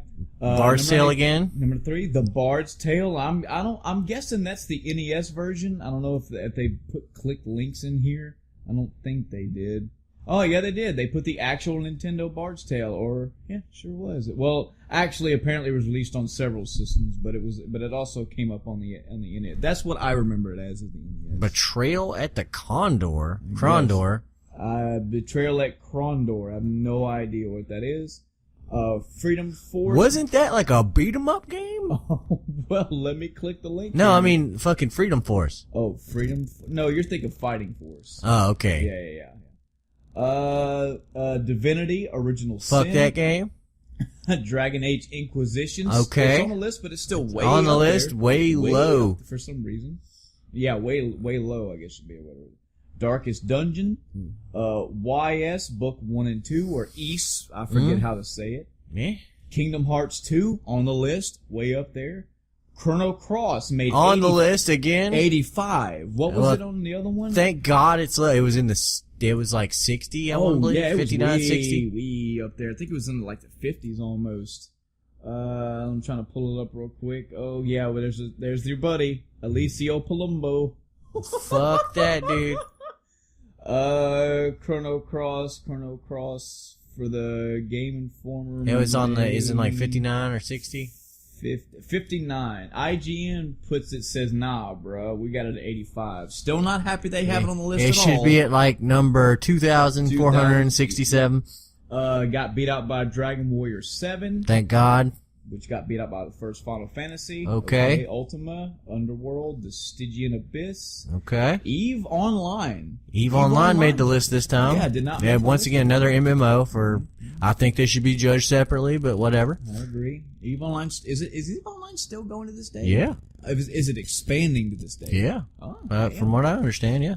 Mario and Luigi Superstar Saga. It's a good game. Adam hasn't played it. I have. I would not put it above the original Final Fantasy. Would you put it above Chrono Cross? Yes. Of course. You're fucking kidding me right now. Star Ocean, the second story. Made it a lot higher on the other list, but I guess not. Illusion of Gaia makes the list. Wow. 78, but hey, it's on there. Hey, look, Valkyria Chronicles made it. Valkyria Chronicles seems like that was kind of the same spot. It was like, yep, it goes on this list, but in a low spot. Man, Valkyria Chronicles on this one made... Sorry, I'm looking at this at the same... Right there, 60. Go down a little bit. There it is. So 63 for Game Informer. IGN says it's a little higher up. It's at 77. Icewind Dale 2. Legend of Dragoon makes the list. Yay. For those of you At who least it got on there. it had to. It had a period. I mean, the fact period. is, It had a period you don't, attack. if you don't like Legend of Dragoon, you suck. No, I'm just kidding. If you don't like Some Legend people- of Dragoon, you it don't was- like it was- periods. You don't like female menstruation. It was you don't as like much of Legend a Dragoon. shit show as Chrono Cross with a straightforward story. Yeah, yeah. Okay, that's Much- what it was. This much was more straightforward. This was Chrono Cross if the story was fucking, legible and it didn't ruin a good game. Yeah. Got beat out by Disgaea, Hour of Darkness. Got beat out by Witcher 2, Assassin of Kings. Okay. Neverwinter Nights 2. Okay. Jade Empire. There's that Again? game again. Fire Emblem Fire again. Emblem Awakening, Odin Sphere, Lathe Sphere. I think that's like a remake or a remix of Odin Sphere. Odin Sphere is good. I'm good with it being on the list. There's Fucking your boy, there's your Undertale. boy Undertale. Oh, you just need to I will take Undertale. I will take 200 Undertales to one Chrono Cross. Got beat up. Oh, look, Nino Kuni, Wrath of the White Witch made the list. Now, I know you said you haven't played it. Neither Nope. have I. I have heard this is a very good RPG. I've heard it's good old school. And apparently everybody likes Pool of Radiance because Yeah. that made number 66. Sure did. Got beat out by Dragon Quest VIII, Journey of the Cursed King. Cool. Got beat out by Lunar, Eternal something Blue. that fucking deserved to be on that 100 list. Yep. Phantasy Star Online. Not a straight Yeah, Phantasy MMO Star, the again. online one made it. Now that story is finished, so I don't know the whole story. Can't say yay or nay. Oh, I'm happy for this. Oh, look, another series that didn't get represented Yep. in the last one. Breath of Fire 3 is on IGN's list. That number is 62. I personally would have put it sub 50, but I'm glad that Breath of Fire's got some representation. Breath of Fire 3 is so good. I would say of those 3 RPGs we told you earlier, number 5 or 6 should be Breath of Fire 3. Really good. Really good game. Got beat out by Lunar, Silver Star Story. Oh man, they're both there. Got beat out by Shining Force 2. Another series that did not get fucking play. Not at all. Got beat out by the original Golden Sun. Got beat out by Lufia 2. Rise Oh of the man. Minstrels. Oh man. I think you I think we had some actual Chrono Cross still made the list, so I have to wonder about their judgment. Gotta wonder about their judgment, but they obviously had a couple of people that knew what the fuck they were playing. I've come to the They had a conclusion- couple of RPG fans in this game. I've come to the conclusion that I think Chrono Cross makes any list solely and only because of the music. That's all I can go for. 'Cause it's the only good thing It's got those little fucking like tendrils that are still attached to Chrono Trigger and give it a boost up Yep. because it was a really shitty game. Lufia 2 got beat out by Tales of Vesperia. Got beat out by Mario RPG. In a much better spot. Very much better. Got beat out by Shadowheart Covenant. Okay. Got beat out by The World Ends With You. Haven't played it, Haven't but played it, heard things, don't know. But it got beat out by Phantasy Star 4, a legitimate Phantasy Star. yep. Cool. Which got beat out by Final Fantasy 7. Now, they have Final Fantasy 7 on IGN, has it as 52. It was like sub 15, Yeah, I think. it was, let's see, Final Fantasy 7 was 18 actually, yep. So a little dispute Well, it's there. a big dispute, I guess. I guess. Well, I don't know why they put it. They so put fucking Stardew Valley on this goddamn list. Holy shit. So my wall here so far, besides Breath of Fire 3, is now Final Fantasy 7. It got beat out by Stardew Valley. No, sir. It's got beat out by Persona 5, which is Okay. too new, and I haven't played it, but it's fucking up there. I'll take it. I'll take Persona 5 is a better shot of beating Final Fantasy 7 than Stardew Valley does. No doubt. Got beat out by Xenoblade Chronicles. Don't know. Sure. Dragon Age Origins. Yeah, And maybe I 7. could see it. I could see it, but it's to me, I'd have to think about that for a little bit longer. Yeah. You Might be know, another one Dragon of those- Age Origins was a good damn game. Might be another one I have to play side by side. Which got beat out by Shin Megami Tensei 3. Okay. I'm sorry, Shin Megami Tensei Persona 3. Which got beat out by Grandia 2. I love Grandia 2. It's not better than Final Fantasy 7. Can't agree with that. Okay. Got beat out by Demon Souls. No, it's supposed to be still on the list. RPG dispute. Yeah, not better than as far as story. No, not better than 7. Got beat out by Xenogears. The true sequel to Chrono Trigger. Do you put which one do you put above, Final Fantasy 7 or Xenogears? Xenogears. You said that real quick. Yep. That's a hands down, no questions asked. Hands down, no questions asked. Even though I like both games. Why? Why? Because I get more out of Xenogears than I get out of. For one, there were more towns in Xenogears, more places to explore, more, and it's not so much of a, like, there were more to the towns. You know, I don't know if there's physically more towns in Xenogears. I haven't sat down and counted, but I know that when I go into a town in Final Fantasy VII, other than Midgar, which had a huge fucking map, it's usually like 4 or 5 houses, you know, and it's like, oh, well, these 4 or 5 houses make up the town. One of them's a fucking shop, you know, one of them maybe an inn. That was, just briefly talking about 7, that was one thing, as, you know, coming from older RPGs and then playing Final Fantasy VII, you spend a good bit of time in Midgar. You got the main Shinra facility, it takes up about the first hour of gameplay. Yeah. You've got all the subsequent little slum areas. You've got the little towns. You've got the reactors, and then you leave Midgar, and they're like, "Oh, you thought that was the world? Oh, you thought you were playing in this place? No. That is one city. Now go explore the world." And there was never another comparable city. No, you can walk by Midgar out in the world. I love games that do that. They go, nah, this ain't, you thought this was big. This is not where you live. The world is out there. Yeah. Anyway, so Xenogears got beat out by Tales and Symphonia. No. So, but Michael, you only played Symphonia for like an extra. No.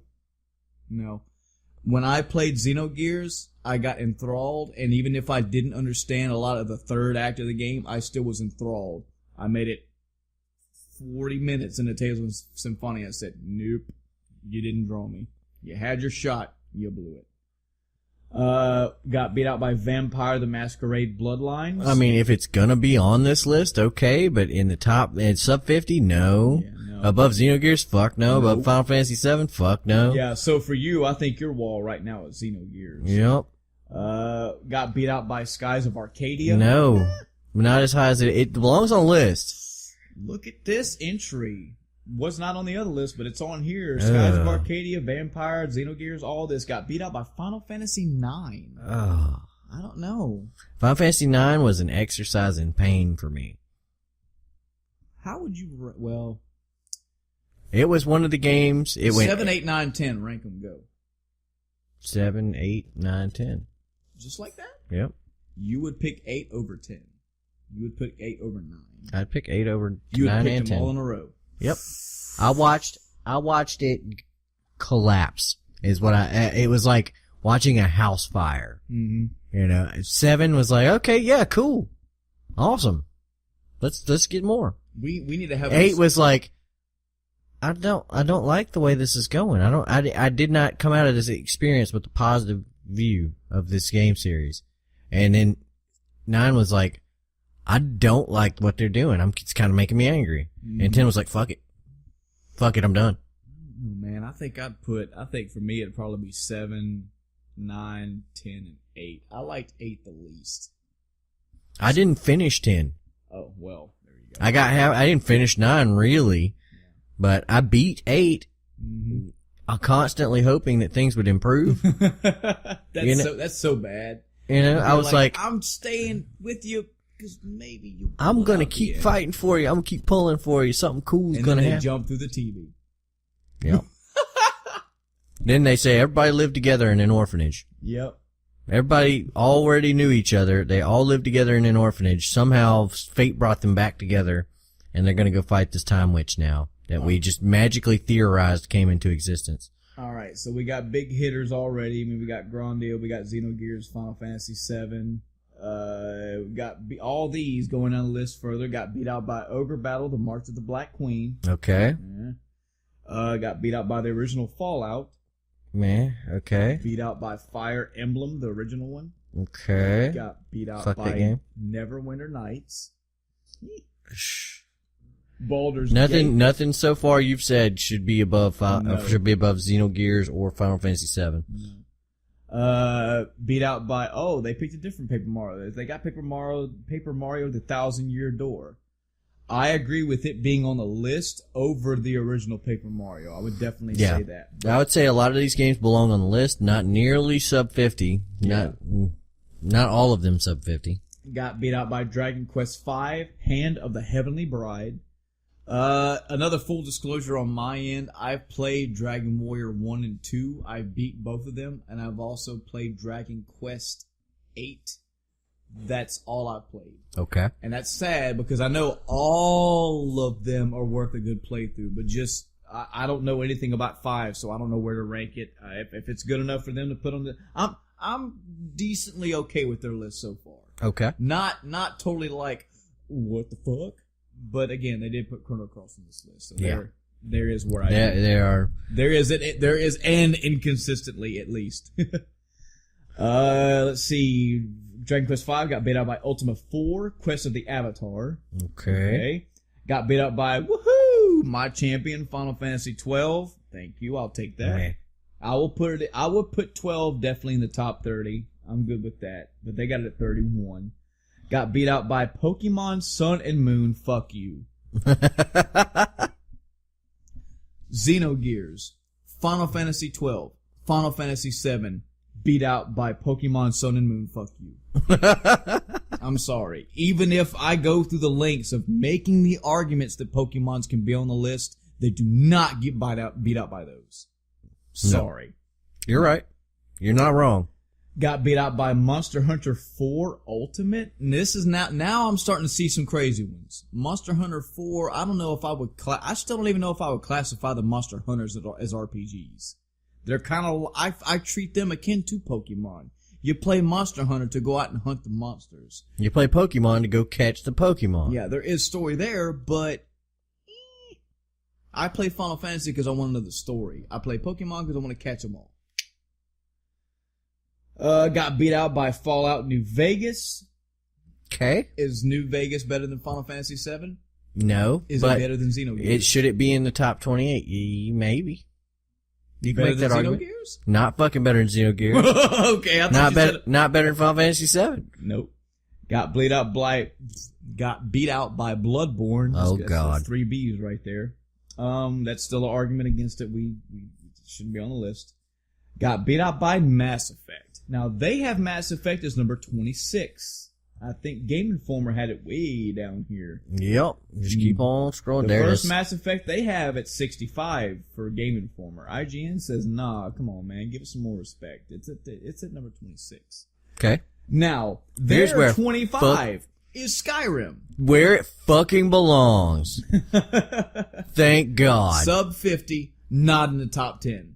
Yeah. Not in the top 15. Sorry. Got beat out by Ultima 7, Blackgate. Okay. I guess. Got beat out by System Shock 2. Okay. Foreseeable. I guess. Got beat out by, oh lord, oh god, I fucked the list up. No. Oh no. Oh no.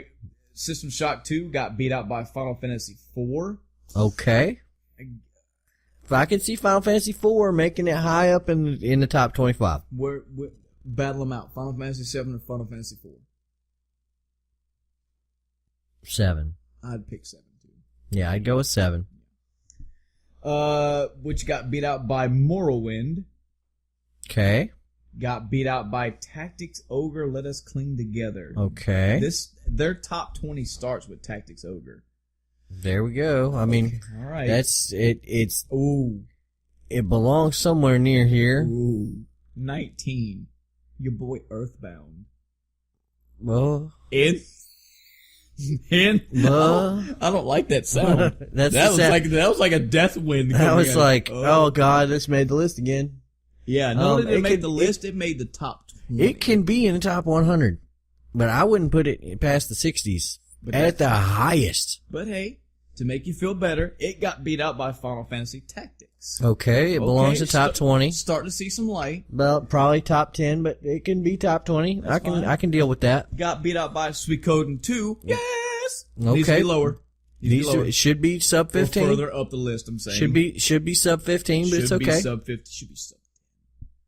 Got beat out by the original DSA. Okay, I can deal with its position. Better than Suikoden 2? No. No. I'm not saying that. Oh, okay. I'm just saying its relative position on the list. Okay, it's okay. I got you. Just because Suikoden 2 got screwed doesn't make Deus Ex's position illegitimate. But now I've hit another one of my golden walls is Suikoden 2, and DSA is not better than Suikoden 2. Neither is Fallout 2. Got beat out. No thank you. Okay. KOTOR. I've never played KOTOR, but it's the next on the list at 14. It will blow your fucking mind. Heard. Number 13, Persona 4 Golden. Yep. Okay. It's got that potential. Gotcha. Got beat out by Dark Souls. No, We've sir. already been here and said this. Got beat out by Mass Effect 2.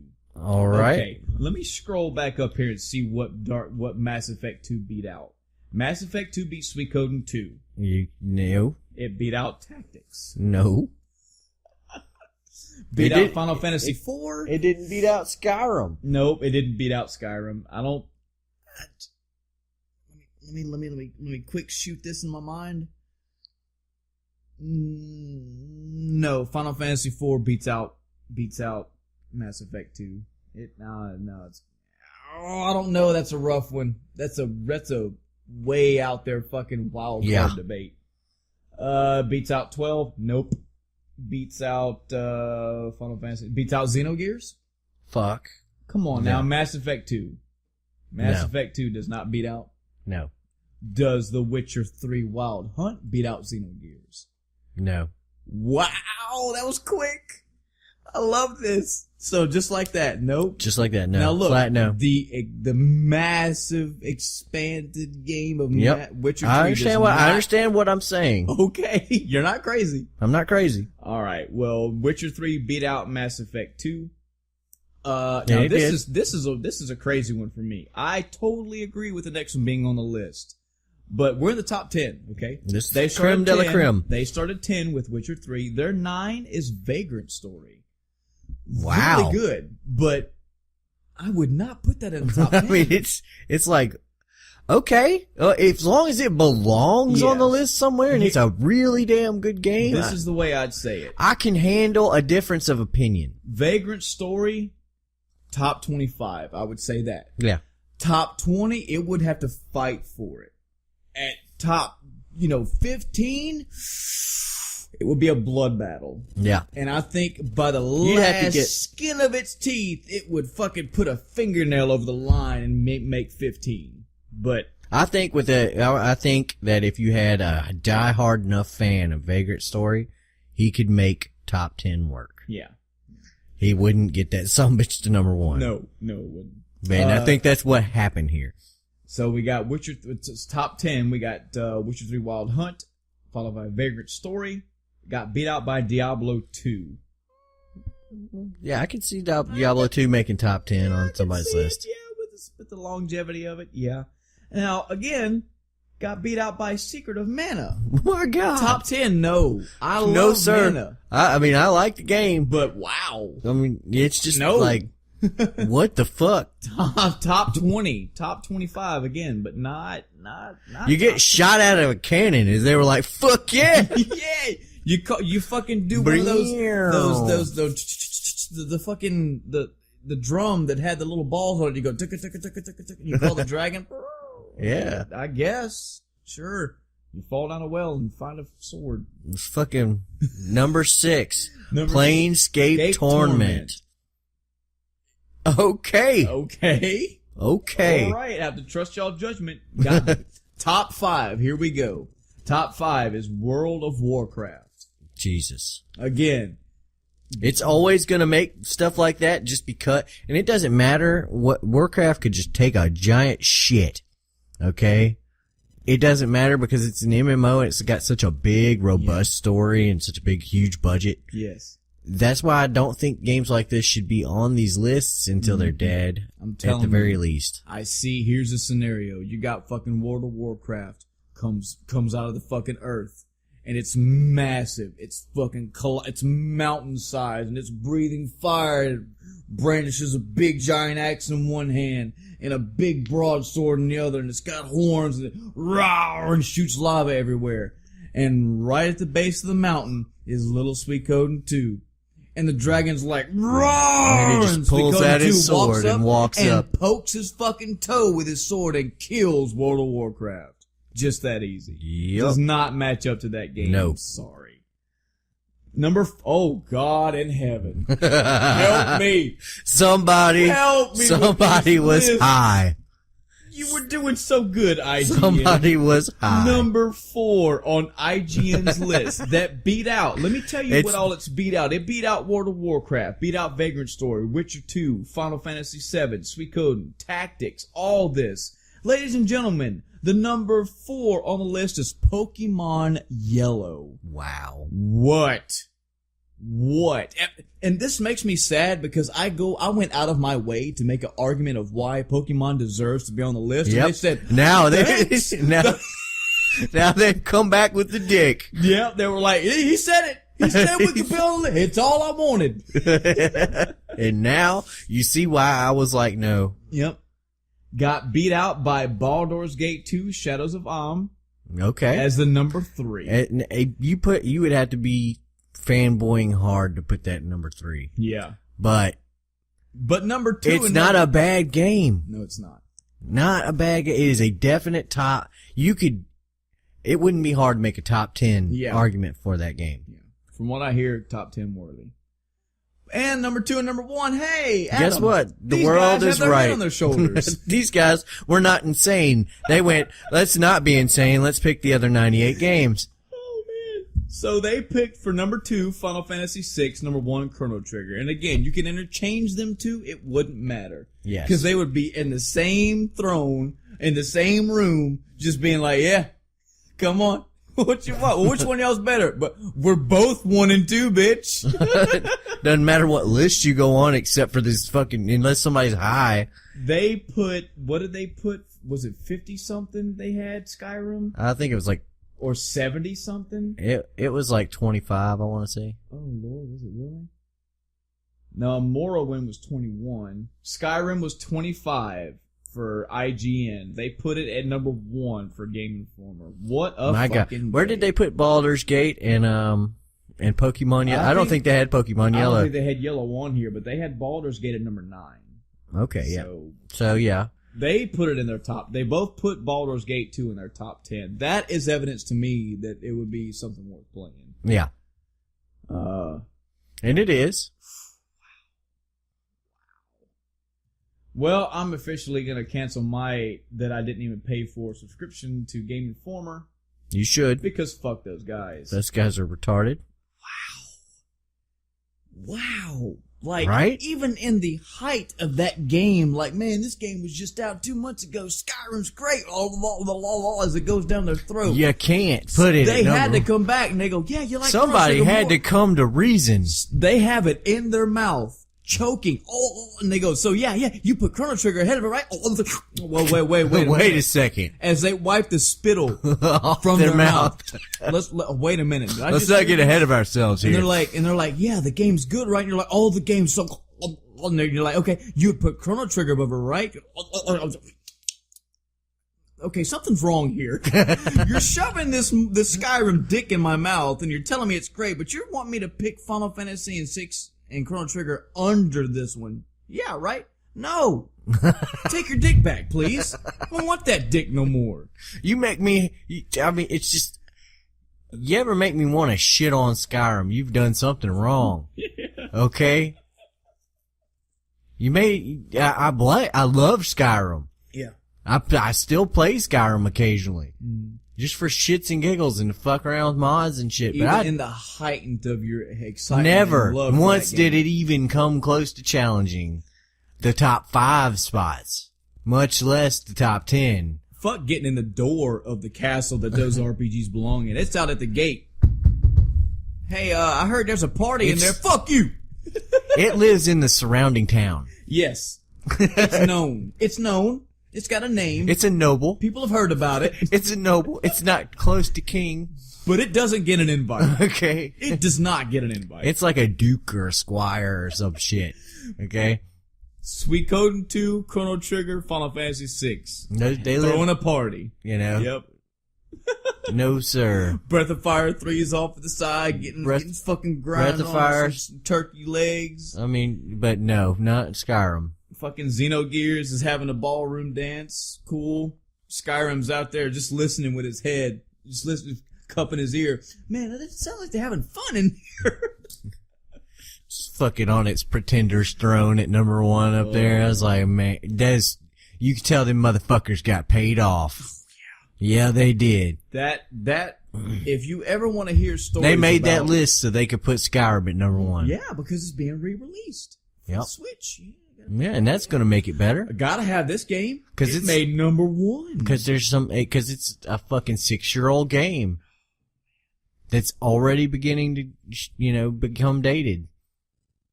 It's being kept alive by mod support. Wow.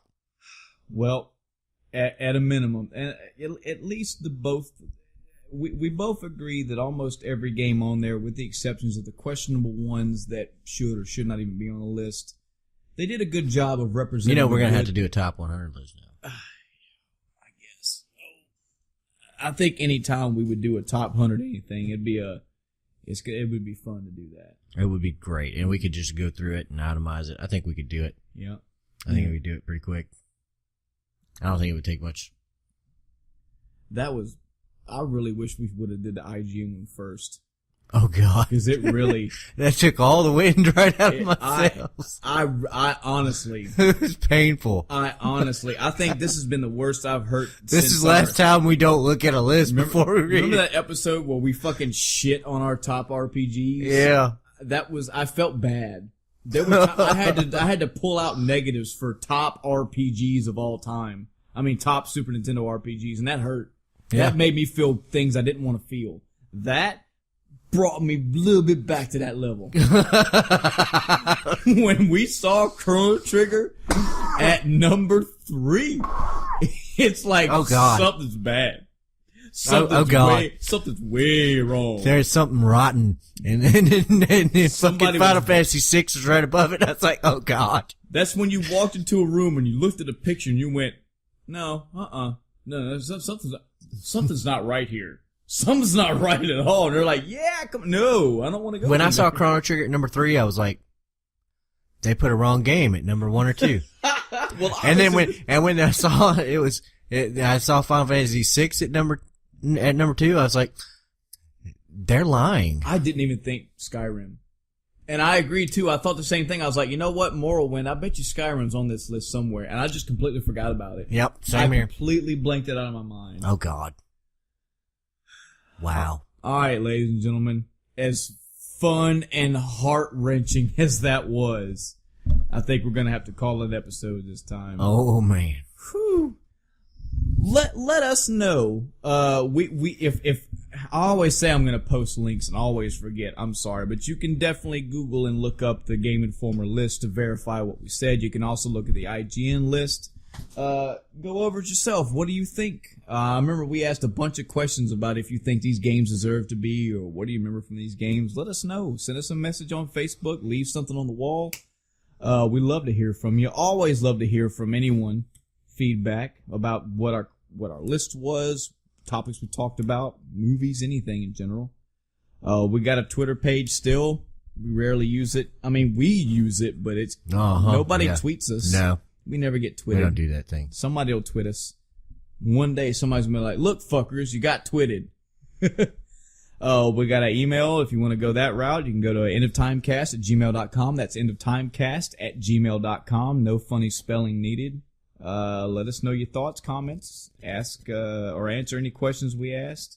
We'd love to hear from you in general. Man. Wow. I'm still reeling. That was brutal. This is going to be a long after talk after this. Oh, God. God. All right. Thanks again for listening, everybody. And yeah, just so everybody knows, we still fucking Skyrim is not the number 1 RPG of all time. Just so that's fucking out in the way. If that wasn't understood, End of Time Cast official statement. Yeah, no. That and fucking Pokemon Yellow. Jesus Christ. Fuck you. I mean, wow. Oh man. We actually had a whole different episode planned for today, but this list took over, and I'm kind of glad it did. Turned out way better than what I thought it was going to. So we still have the next 10 episodes planned. We will do them. We still plan on doing them weekly as best as we possibly can. If you don't see an episode exactly a week after, just bear with us. We're getting to it. Adam's schedule and my schedule just really hard to work around, but we are always intent on trying. So just stick with us, and thank you for listening then, and thank you for listening in the future. All right, until next time, everybody, I'm Michael. And I'm Adam. Good night, everybody. Bitches.